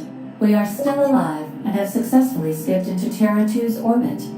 I reported as much to Phineas Wells, but he has not responded. Perhaps you should check in on him. Did we move? I hardly felt a thing. Was that an attempt at humor, Doctor? Certain levels of drollness are difficult for me to discern.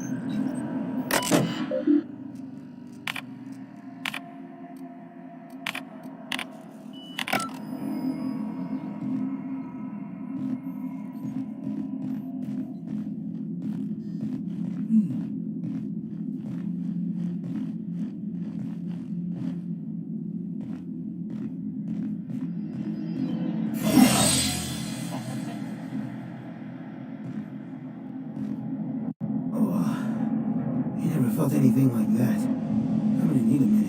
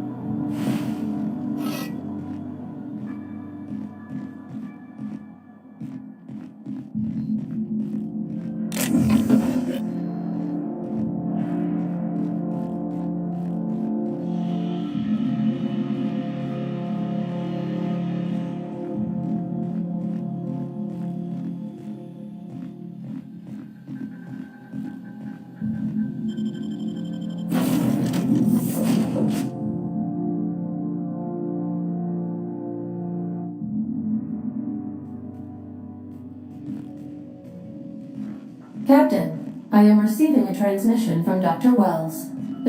Captain, I shall now play the transmission I received from Dr. Wells. Thank the Lord you warned me. I was able to get some defenses up, but they might not be enough. The board has sent some serious firepower to pry me out of here. They're trying to get in here, and I'm not sure I can stop them. If they capture me, if we can't communicate again, there's something very important you need to remember. The board, all their lackeys, they're all a bunch of swine. Do you hear me? They're fucking corporate swine. You fucking pigs! I'll take you all out with me! I'll never... It would seem the recording captured some rather dire events.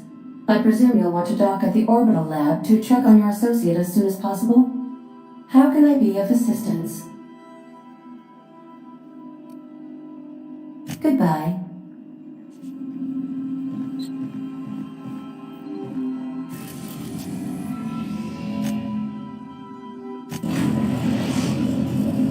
Now arriving at Phineas's top-secret orbital lab.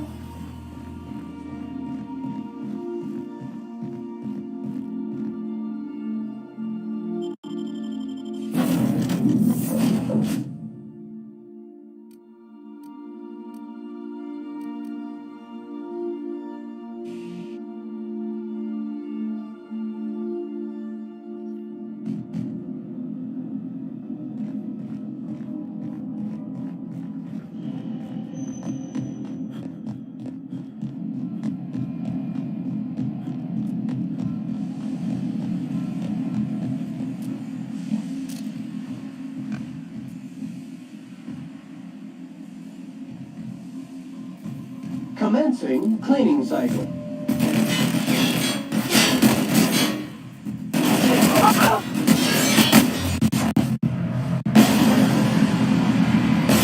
What? Must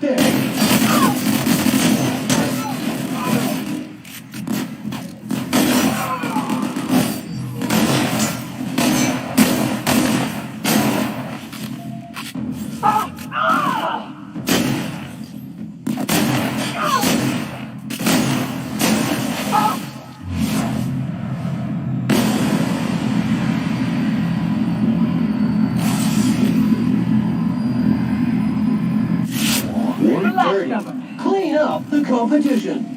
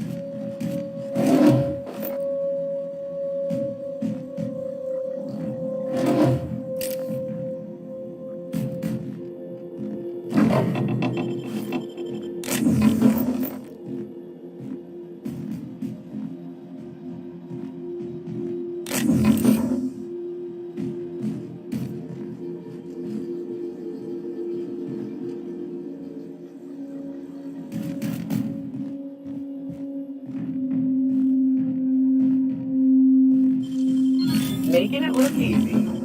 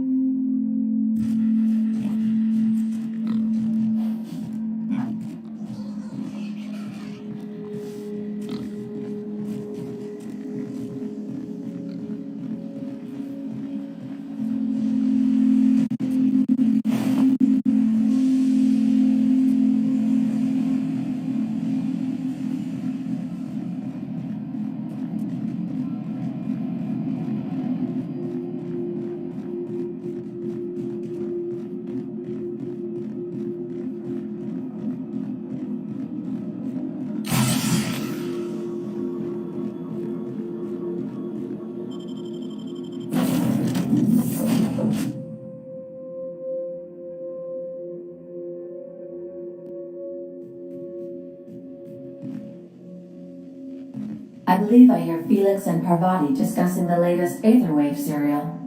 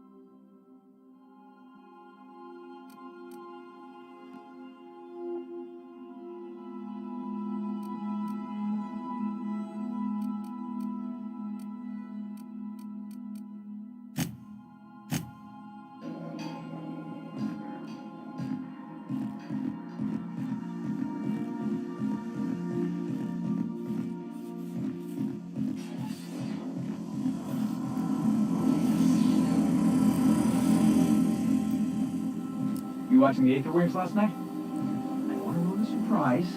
Let's just say it involved a whole mess of tossball players and the biggest Mantiqueen I ever saw. Oh gosh, I wish he'd waited for me. I wanted to see that too.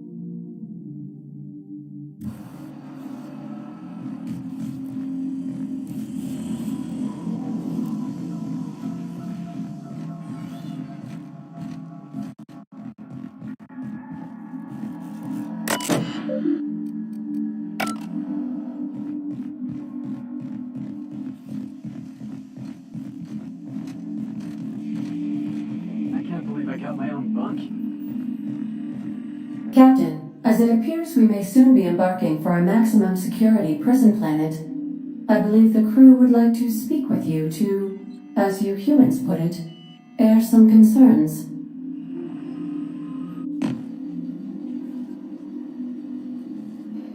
Phineas, locked up in Tartarus? We cannot let this stand. That place terrifies even the most hardened criminal. And here we are, entertaining the notion of busting him out. That's insane. And likely a hell of a lot of fun. To extract the scientist, you will need to infiltrate the labyrinth. But that course of action is likely to be quite dangerous, Captain. The Labyrinth is a massive maximum security prison on an uninhabitable planet. Being incarcerated there is seen as a fate worse than death. But since no one ever makes it out, this is all just speculation. The armed surveillance protocols on a maximum security prison planet are highly sophisticated. As such, escapes are historically quite impossible and deadly. I am programmed to warn you whenever you exhibit inclinations toward risky behavior. Breaking into Tartarus will not be easy. Getting in is the simple part. It's getting out again that's the trouble. Trust me, I know. Let's just do it. Kick down some doors, grab Doc Wells, and cut a path out. We don't need a plan. We got guns. If you really mean to do this, you should see to your final affairs and close out any unfinished business. Once you sneak into Tartarus, you may be there a while. Or permanently.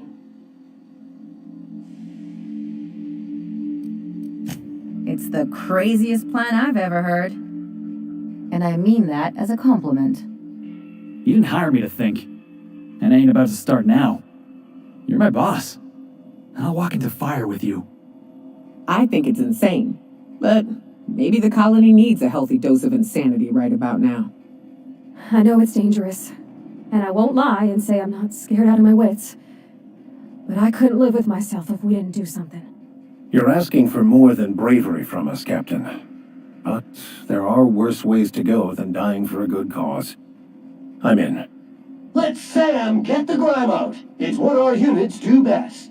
The entire plan is a terrible idea, but I admire your bravado, Captain, which leads me to illogically believe, against the odds, that you will be successful.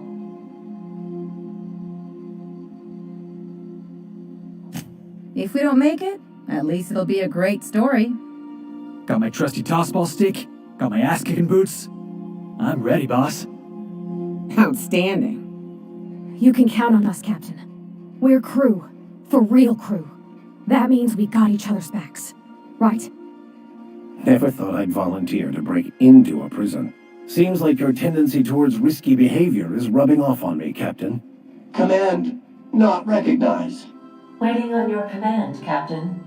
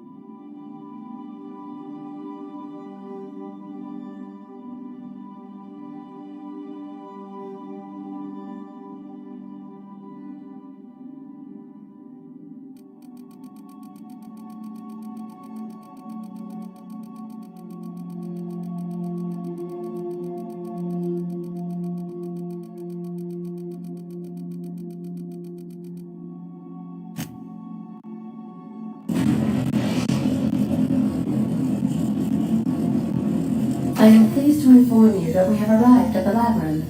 Please be advised that the punishment for trespassing is execution. Please be advised that electrical storms on the surface of Tartarus make departure impossible at this time. Resident count is as follows: 3,071. Resident deaths, including but not limited to executions, are as follows: 1,684. Resident escapes are as follows: 0. The interior can be chilly. Take a scarf with you, Captain. I would also ask that you leave your captain's ID with me, in the event that you do not return. I can make the assurance that I will not leave with another captain unless you do not return within 876,541,652 hours. Oh, speak of the devil. Captain, I am receiving a transmission from the prison's docking authority now. Attention, unauthorized spacecraft. This is a maximum security installation. Your presence here is an explicit violation of UDL corporate policy. You are hereby confined to your docking platform until a ticket detailing your crimes has been filed and notarized, at which point your vessel will be seized and you will be executed.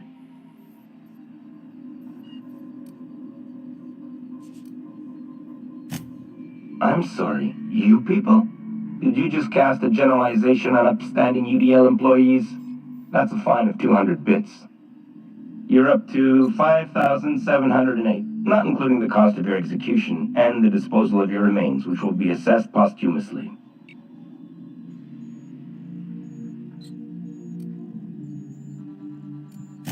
We're on lockdown. We have standing orders to shoot intruders on sight. Tartarus Docking Authority signing up. Hang on. Looks like you're gonna have company at the execution. Another ship just pulled into your dock. Wait, is that from the Groundbreaker? What the? Pay no mind to that, just have a pleasant day. Transmission terminated. How can I be of assistance? I request you do not wake me if I am sleeping upon your return.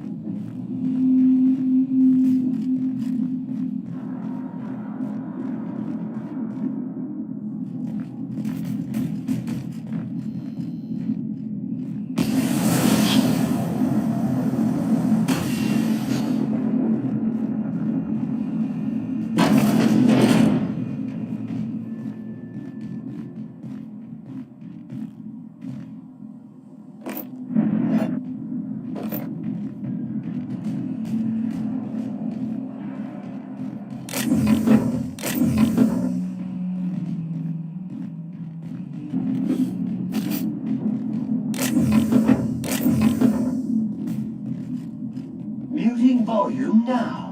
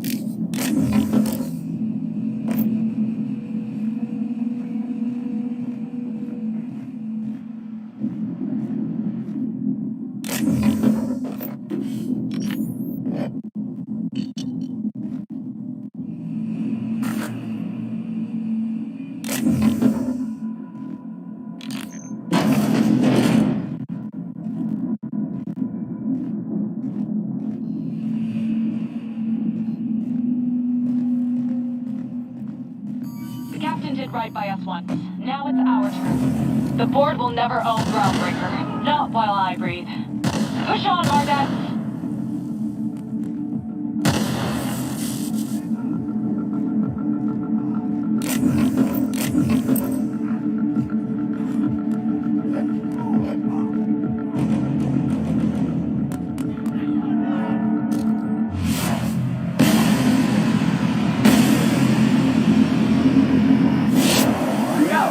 Putting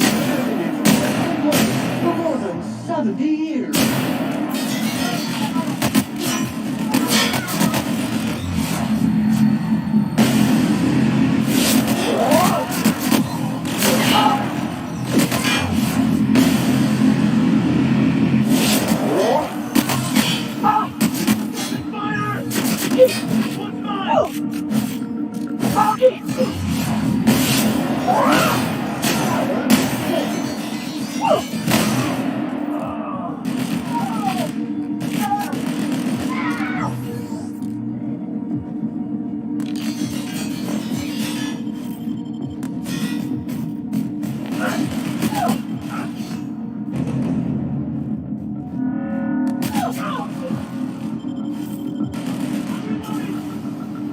That's the last of them.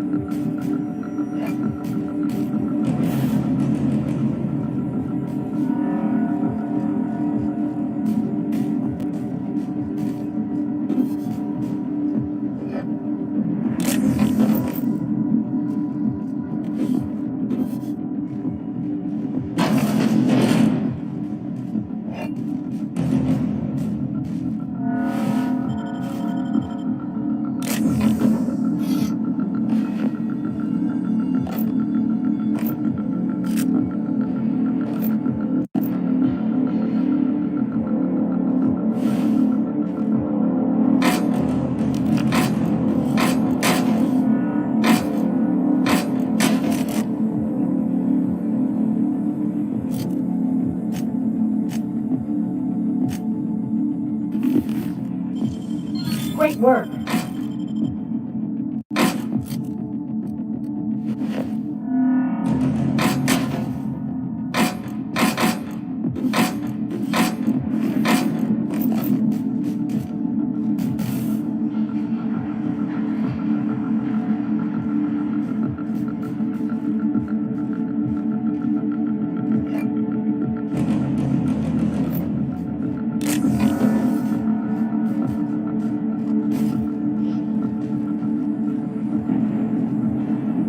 What?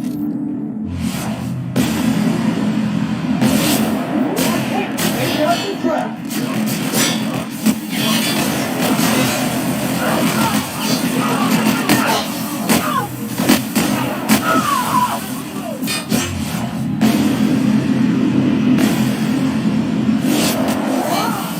Analysis of efforts. Main tool for the job. Good news, customer.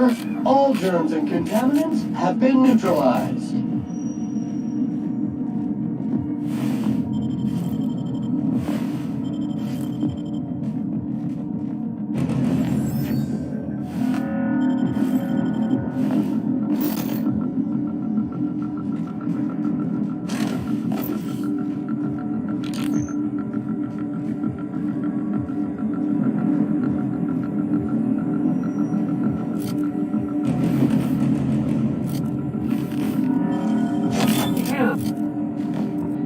Nimble fingers, Captain.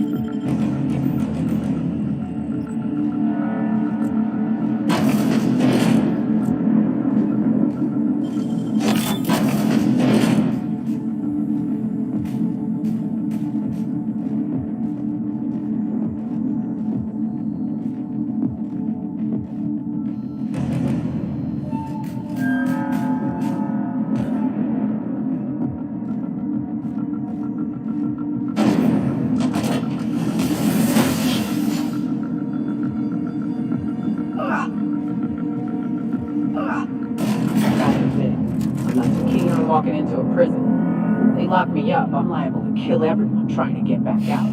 Area sanitization assessment. The Labyrinth on Tartarus. Task classification. Easy peasy.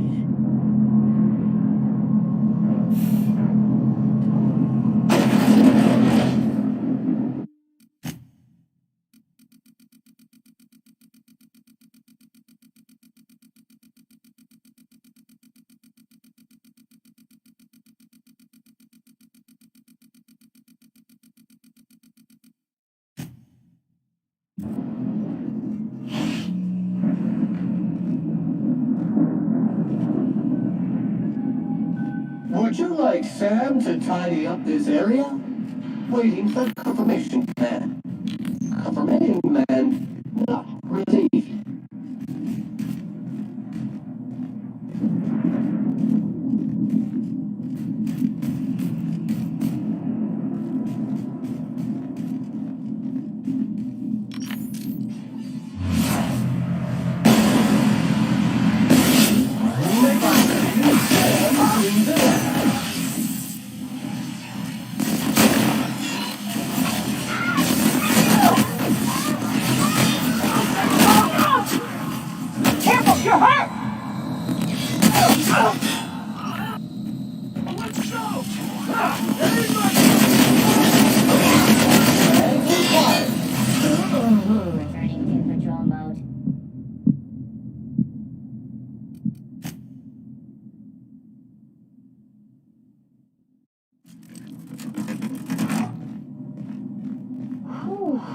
We have a lot of shooting to do, Captain.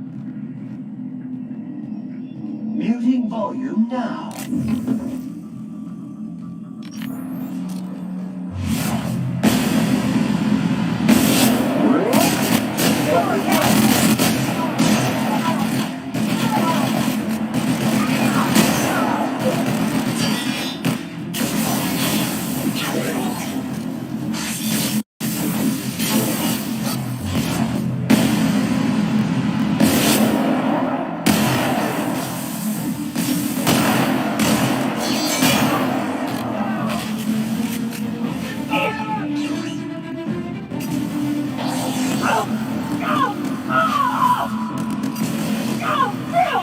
Identify.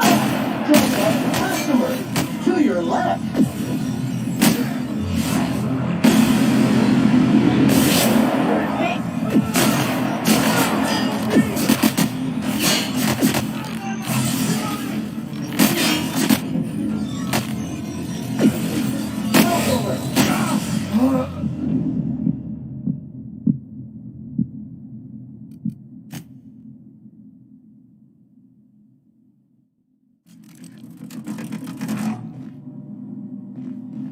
Would you like Sam to tidy up this area?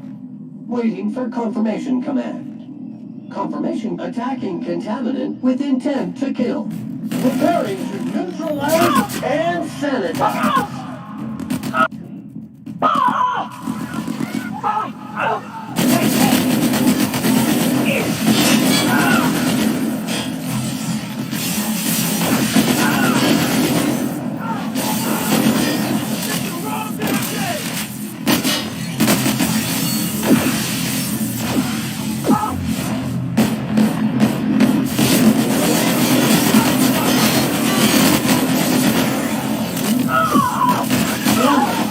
Crew member required.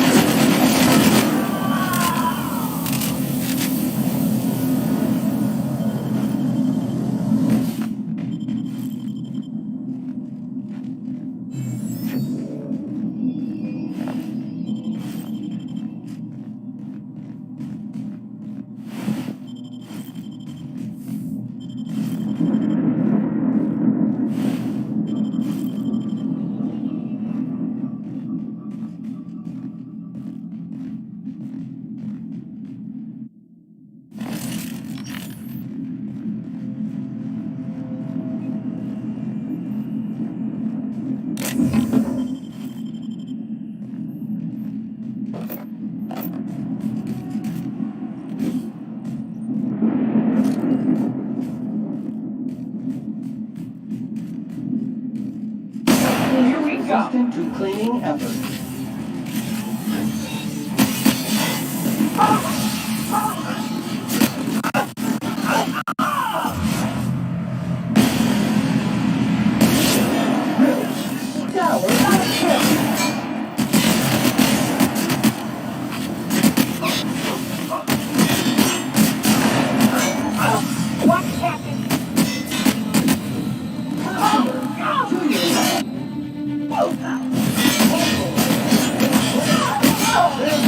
Are not equipped to provide medical aid.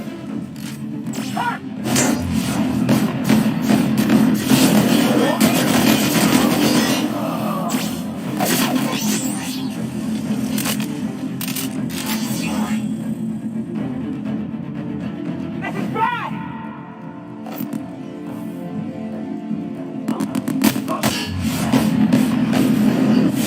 We're getting through.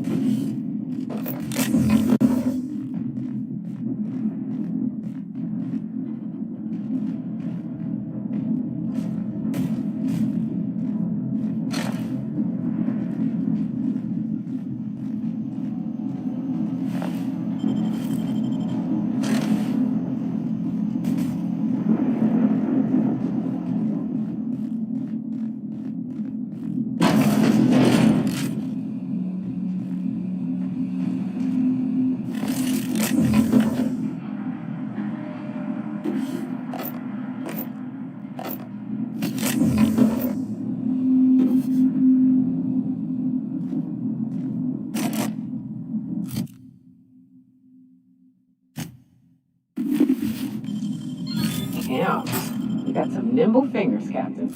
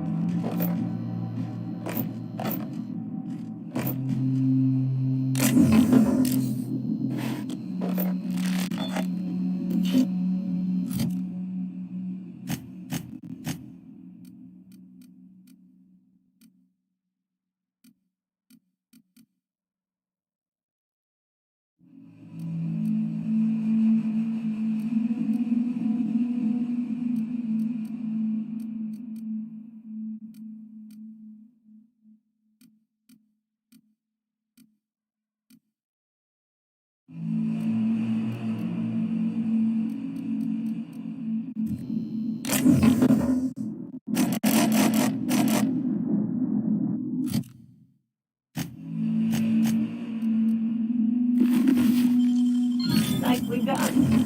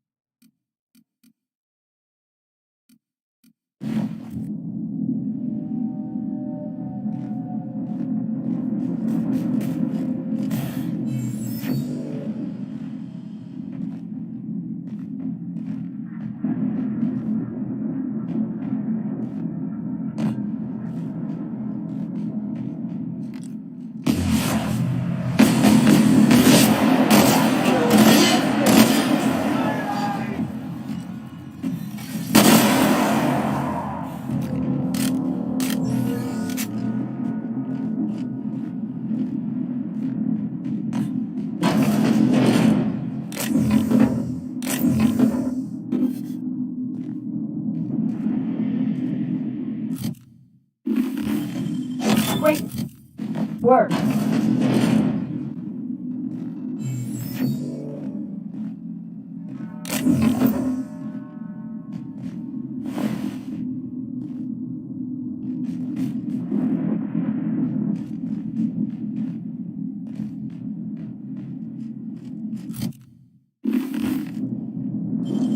Nicely done.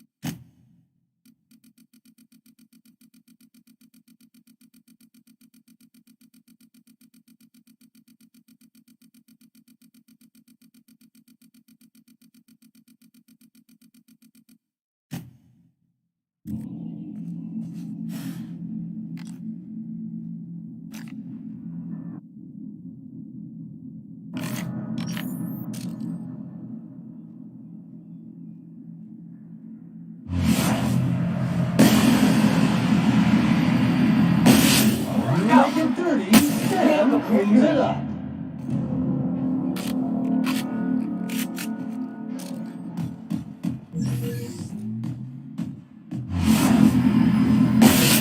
Grams on the job.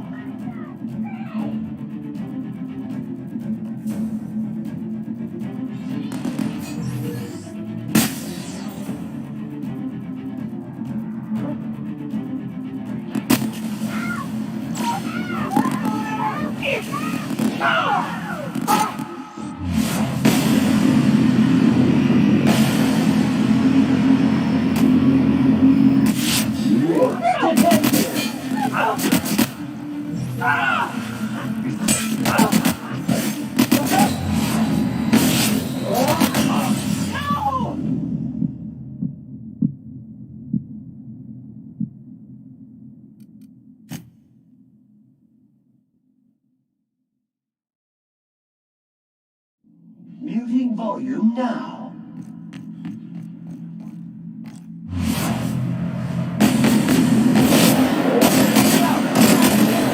Putting trash in its rightful place for more than 70 years.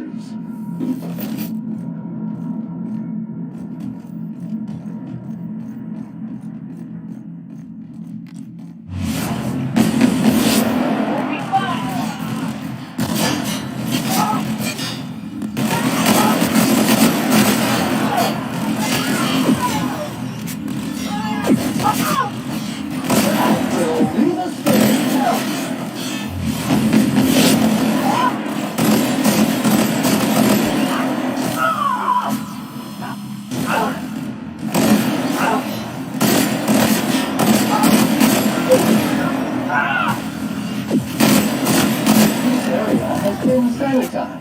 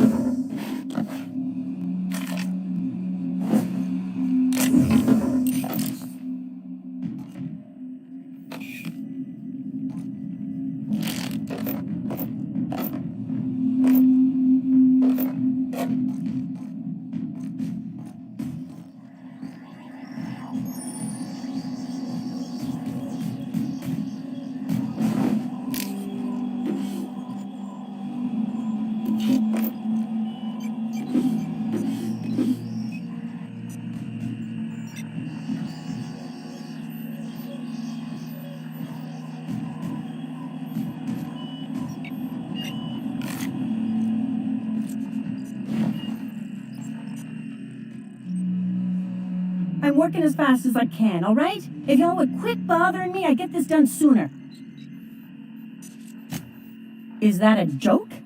Y'all call me out to fix the FPS and now you're asking me who I am?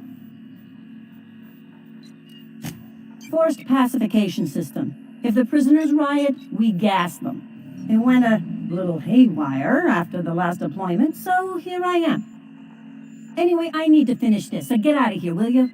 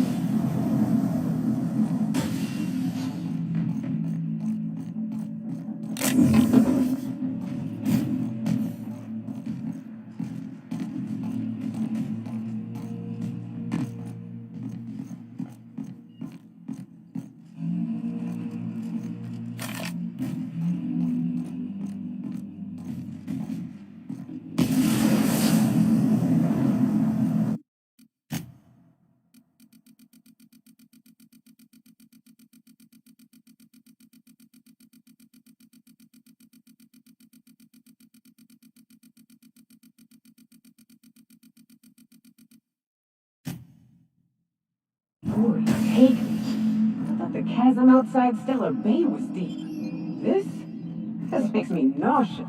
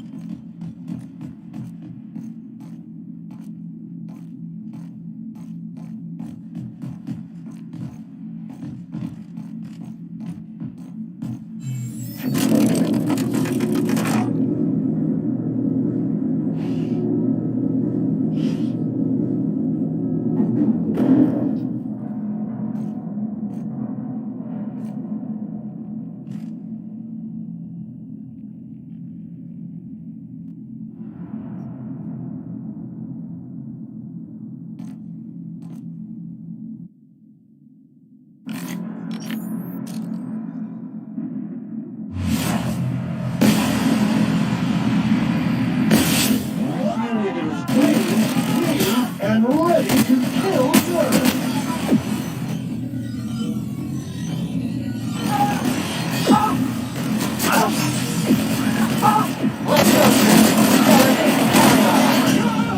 Sensors indicate a decaying body in the area.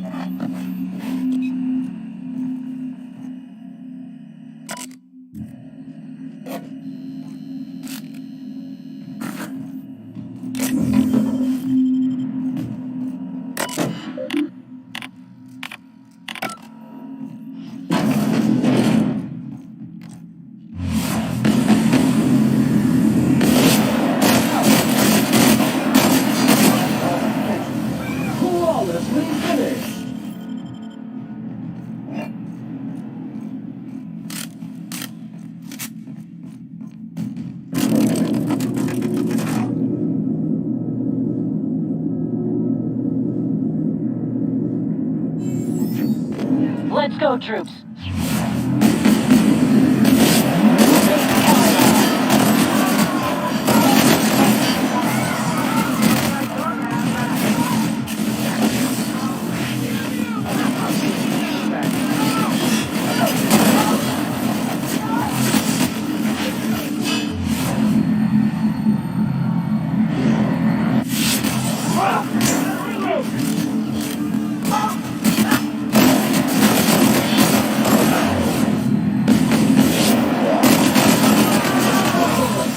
Preparing body bag for you.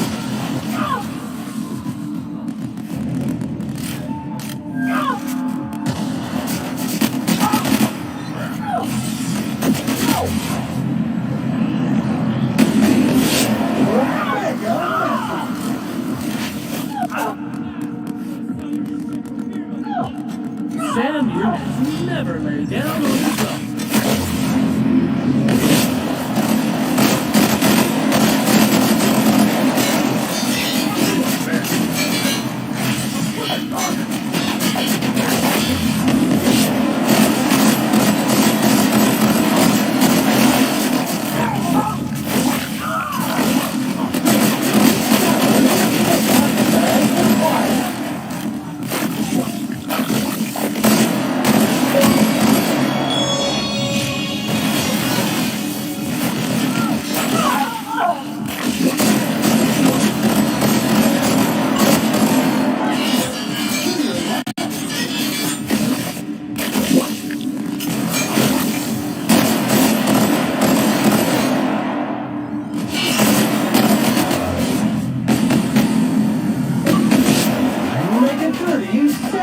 cleans it up.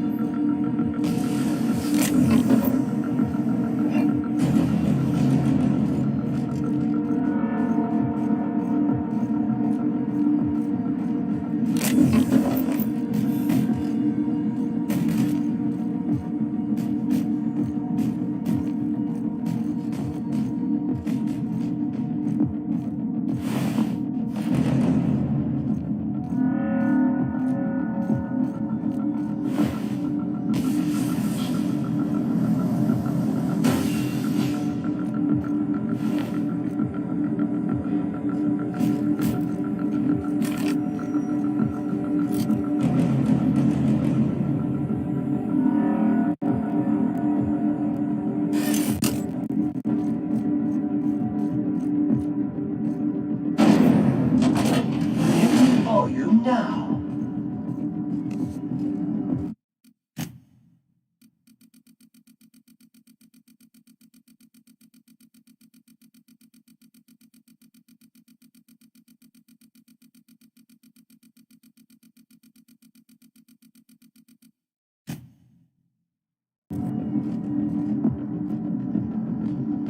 Contaminant targeted.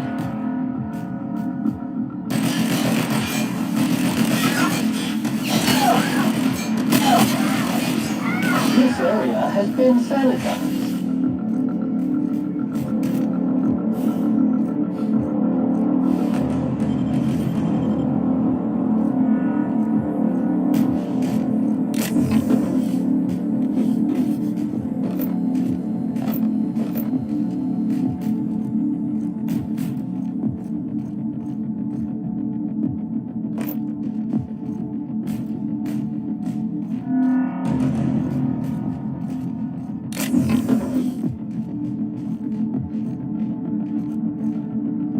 Scrubbing the dirt out. This unit is clean, mean, and ready to kill germs.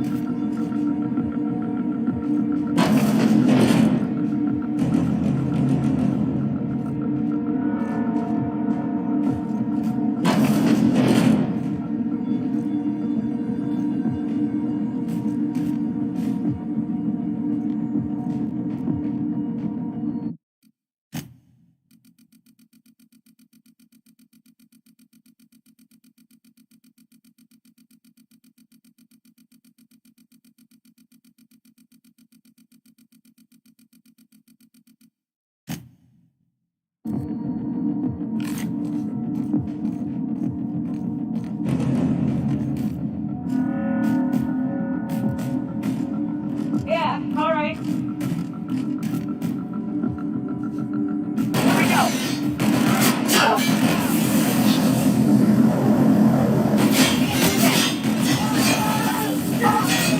Sorry, customer. That request cannot be accommodated.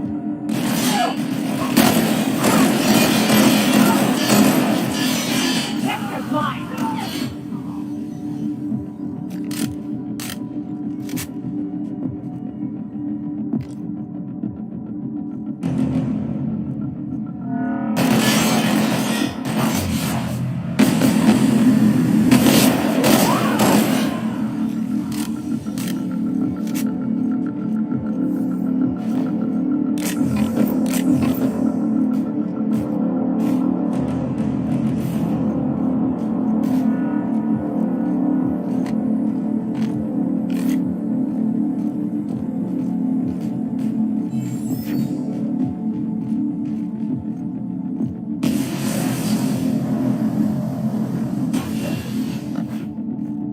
Caution! Infestation encroaching!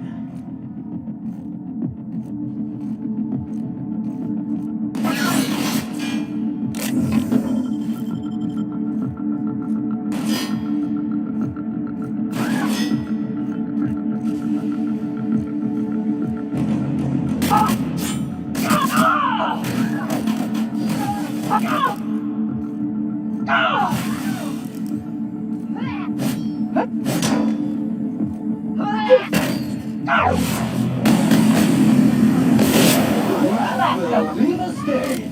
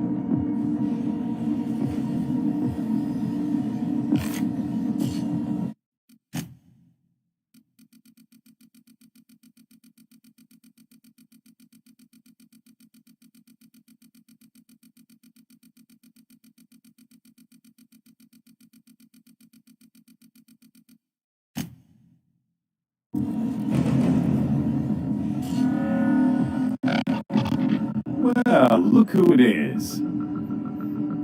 I'll be damned. I was prepping the studio for our announcement, and here you are as a bonus. I knew I smelled Monarch when you lot walked in. The stench of sulfur, depression, and desperate bravado is unmistakable. Keep talking, and you'll be smelling iron. Ain't nobody so important I won't put a bullet in him. And, I had heard you were dragging around a repurposed janitorial mechanical. My staff jokes that it's because you're a walking pile of refuse.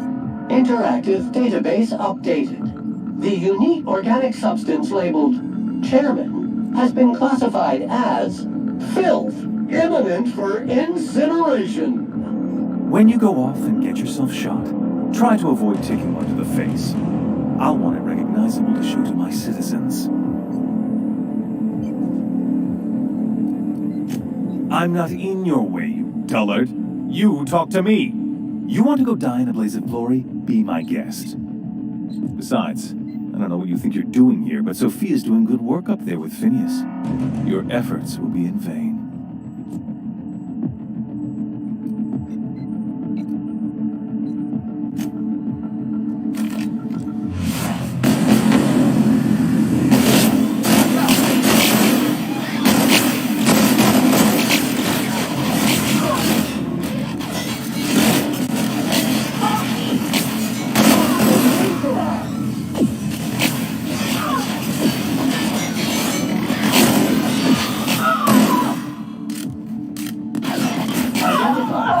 Dropped object substance is received.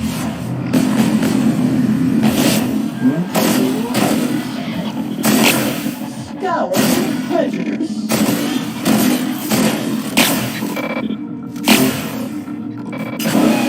Passive mode.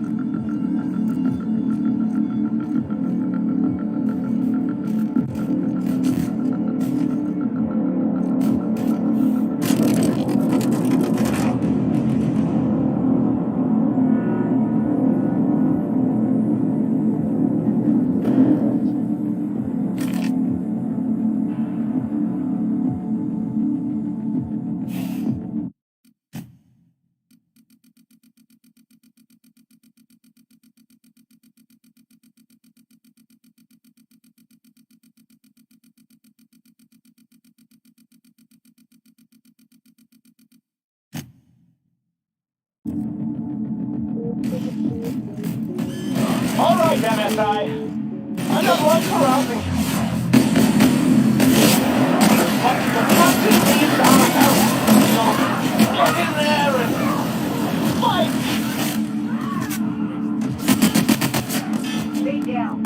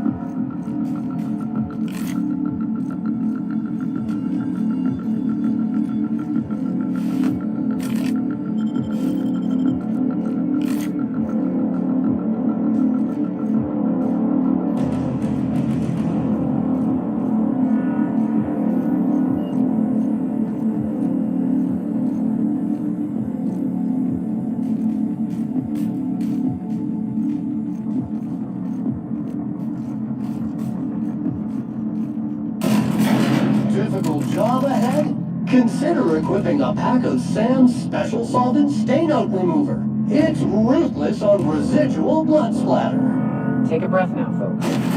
We're up there. I suspect we ain't gonna have time to stop shooting. Captain, you have an uncanny talent for complicating my life. Words cannot express the extent of my disappointment. We had a plan. All you had to do was skip the Hope to Tartarus, as I asked. You've disrupted the balance of power. You've upset the natural order of things. You've introduced uncertainty, and there is nothing I despise more than uncertainty.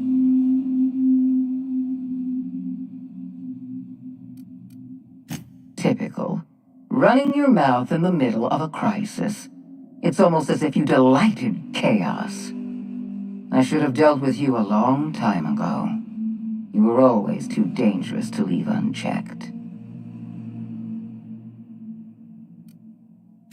I suppose I shouldn't be surprised by your impertinence.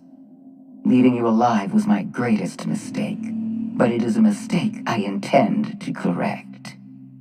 I have Dr. Wells in my custody. Once I've secured his cooperation, I can move forward with the program. I can repair the damage you've done. I can set things right.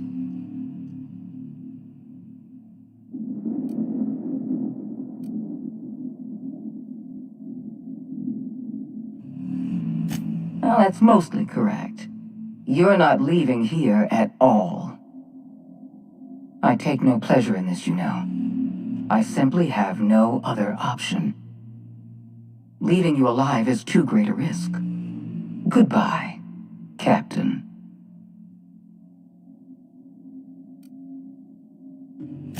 I had a feeling you'd say that. This prison is equipped with an automechanical warden. I've had it programmed to eliminate you on sight and rinse your remains down a drain. And don't worry, I will inform Dr. Wells that you died heroically or something.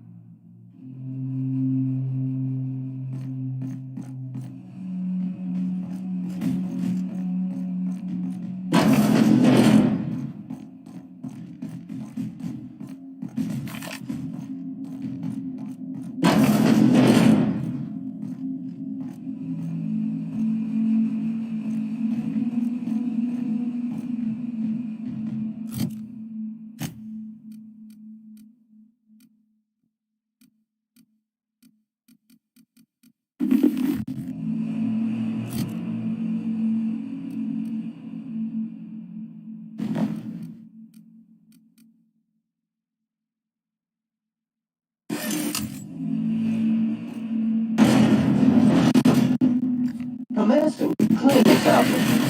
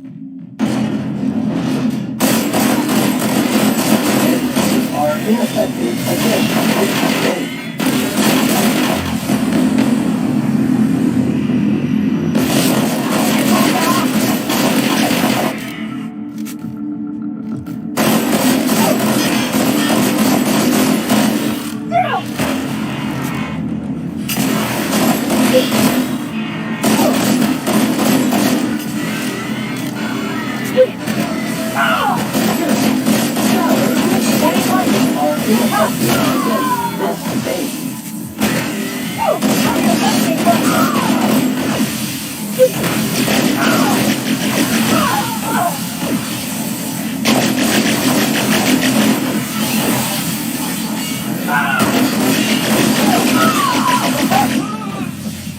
Terminated.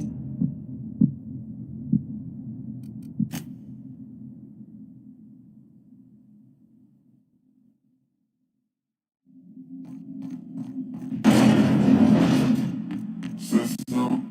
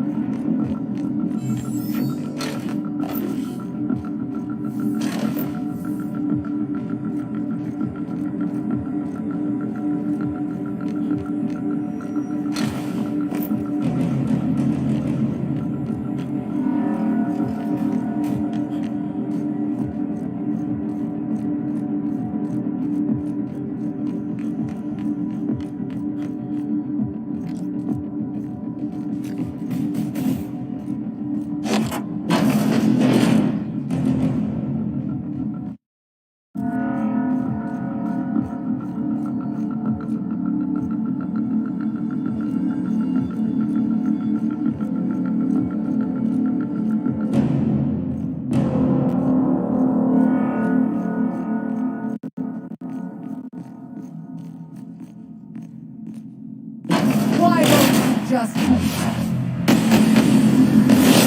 Remain passive mode.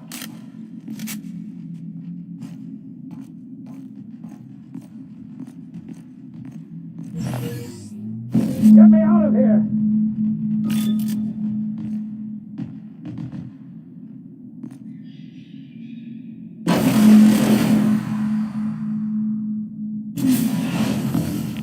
You don't know how glad I am to see you. You did the right thing. Akande was a monster. Her death was much deserved, and long overdue. And you lunatic, you broke into the board's own fortress just to rescue one doddering old man. You are absolutely out of your mind, and I can't begin to thank you enough. I'm all right, thanks to you. Akande wanted my cooperation. I'm quite sure she would have beaten it out of me if you hadn't arrived. You've broken the board's stranglehold on this colony, and you saved my life. But there's still so much we have yet to accomplish. You and I are going to have to work harder than ever to save Halcyon. I'm afraid the situation is far worse than any of us ever anticipated. I would like nothing more than to celebrate this victory, but we have a serious problem on our hands. Earth has gone dark. We haven't received a single message in 3 years. There's been no communication, no signals, nothing. 2 years ago, the Earth's Directorate's frigate disappeared on their way back to Earth. We don't know what they discovered when they arrived, or if they arrived at all. So we've got to make do on our own. Seems to me that'll make us stronger in the end anyhow. You're quite right. We've got no choice but to make do on our own. We're in serious trouble, my friend. Do you know what this means for Halcyon? We can't rely on Earth for support anymore. We've been cut loose. We're entirely on our own. Yes, we do. You've done a marvelous thing. You've succeeded where anyone else would have failed, including me. We must begin the revival process immediately, starting with the Hope's brightest minds, and then we're going to fix this damn colony, one problem at a time. We're going to need a leader, and I can't imagine a better person for the job than you. What do you say, old friend? Will you help us? You won't hear a word of disagreement from me. You're the best thing to ever happen to Halcyon. If you want to take it upon yourself to lead this colony, you have my support. We're not a colony any longer, are we? Our last connection to Earth has been severed, and so we have been set free. Our future is uncertain, and no one knows what tomorrow holds. Exciting, isn't it?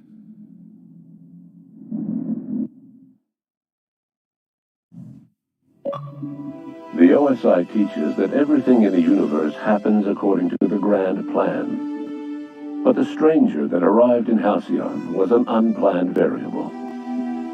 From the moment he landed in Emerald Vale, his actions altered the course of history. The events on Tartarus brought about the end of the board's authority. But the board's mistakes would haunt the colony for decades to come. The damage they left behind would require the work of a generation to repair. Dr. Phineas Wells began reviving a handful of the Hope's colonists. Engineers, scientists, technicians, and intellectuals. They were among the brightest minds the Earth had ever sent out into the stars.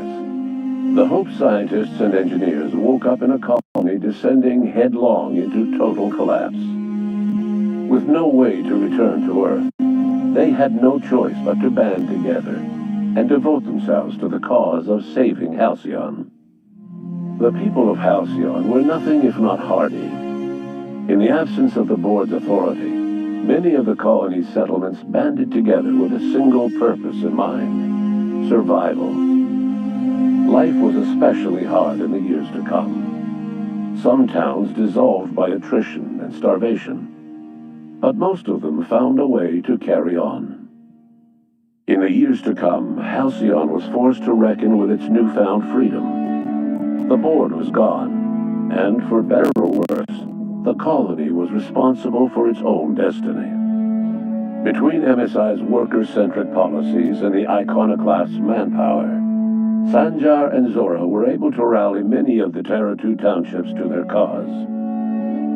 MSI's workforce swelled, and the Iconoclasts enjoyed a significant surge in their ranks. The board was too distracted by infighting and internal politics to stop MSI from becoming a powerful corporation and a refuge for townships that might have fallen through the cracks. Consumed by paranoia, Lilia Hagen took Sublight Salvage in a controversial direction, openly accusing board officials of an extraterrestrial conspiracy.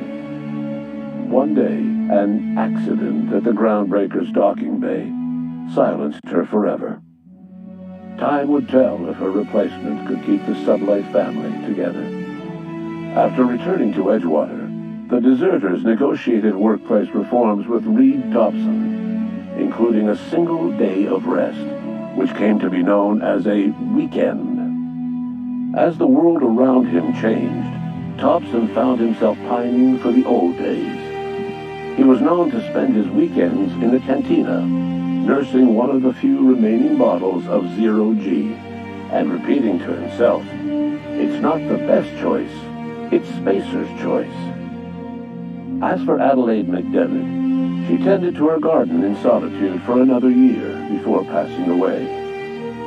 Her body was discovered some months later when Reed Thompson paid her a visit in an effort to make amends. Her remains were buried in a place of honor underneath the floor of the Edgewater Cannery. Reed believed this was what she always wanted. Under the leadership of Junlei Tennyson, the Groundbreaker held firm against corporate influence.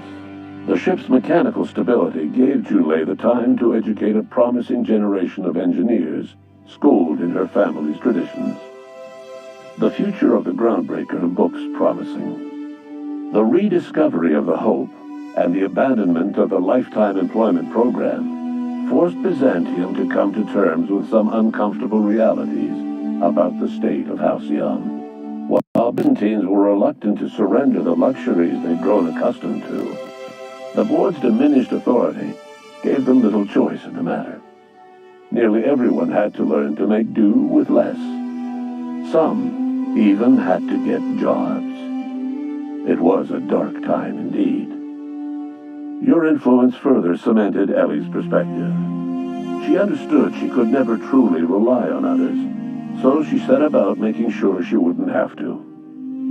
With a steady income from the life insurance payouts, she was finally able to afford a ship of her own. She enjoyed a long and infamous career running missions across the system. Some of them were even legal. Life in Halcyon was sobering for Felix Millstone. The grand revolution he dreamed of never came. There was no great awakening for the colony, no celebrations in the streets.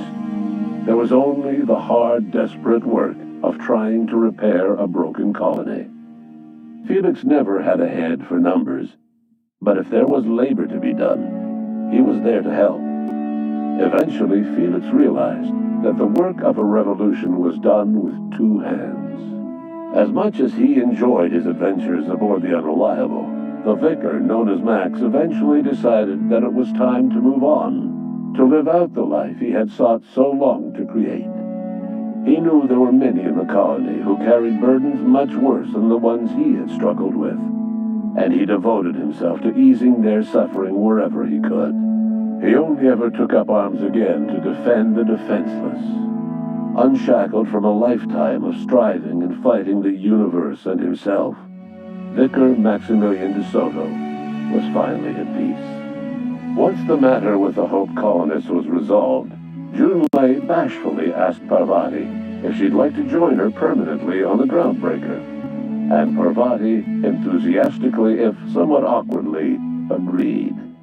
The stories of her adventures spread across the colony, and Parvati soon found herself the center of attention. Having served as the engineer of a renowned spacecraft, tramp freighters and wildcat miners sought her out by name, and in no time, she was a fixture in the Groundbreaker's mechanical ecosystem. She and Junlei were never far apart. Nyoka returned to Monarch to take another crack at making a permanent life for herself.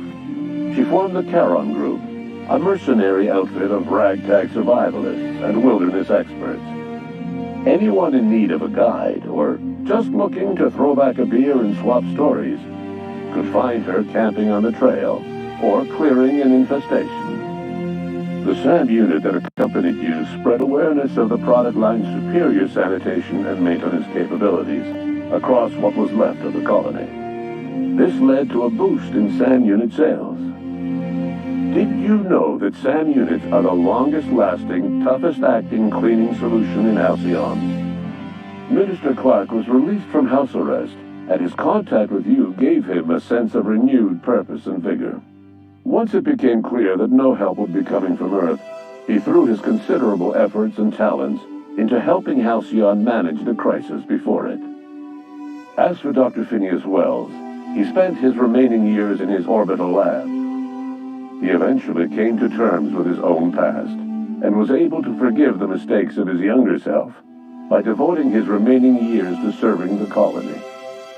Dr. Wells was able to revive many more scientists and engineers than he first expected, thanks to the additional batch of chemicals you stole from the Ministry. Wells never forgot about the human lives that were lost in acquiring these chemicals. In the end, Dr. Wells was able to save every scientist and engineer aboard the Hope. Over the next decade, nearly all of the Hope's remaining colonists were successfully revived. Halcyon saw a period of rapid technological and scientific advancement. Breakthroughs in dietary supplements saved the colony from starvation. Geoengineering projects and social reforms began to change the structure and character of the colony. Dr. Wells laid the groundwork for the project to save the colony, but he would never live to see the fruits of his labor. He passed away a few years later. His work was carried on by the scientists and engineers he revived. Today, Halcyon has stabilized. The people of the colony work hard to adapt to their new circumstances. Nearby colonies send aid and supplies. Life will never be easy in Halcyon, but for the first time in its history, there exists a sense of real, genuine hope about the future. And what about you? The unplanned variable in the history of Halcyon. You brought an end to the chaos on Tartarus, and proved yourself the most capable leader left in the colony. You administered the colony in your own image. With the old power of the board destroyed, a new government of Halcyon rose, with you at its center. With your steady hand, you guided Halcyon through the turbulent years that were to follow, and helped ensure the survival of the colony until the end of your days. No one knows what's happened to Earth, and no one knows what the future has in store for Halcyon. All we know for certain is this: the name of the Unreliable and that of its intrepid captain will remain the subject of countless stories for years to come.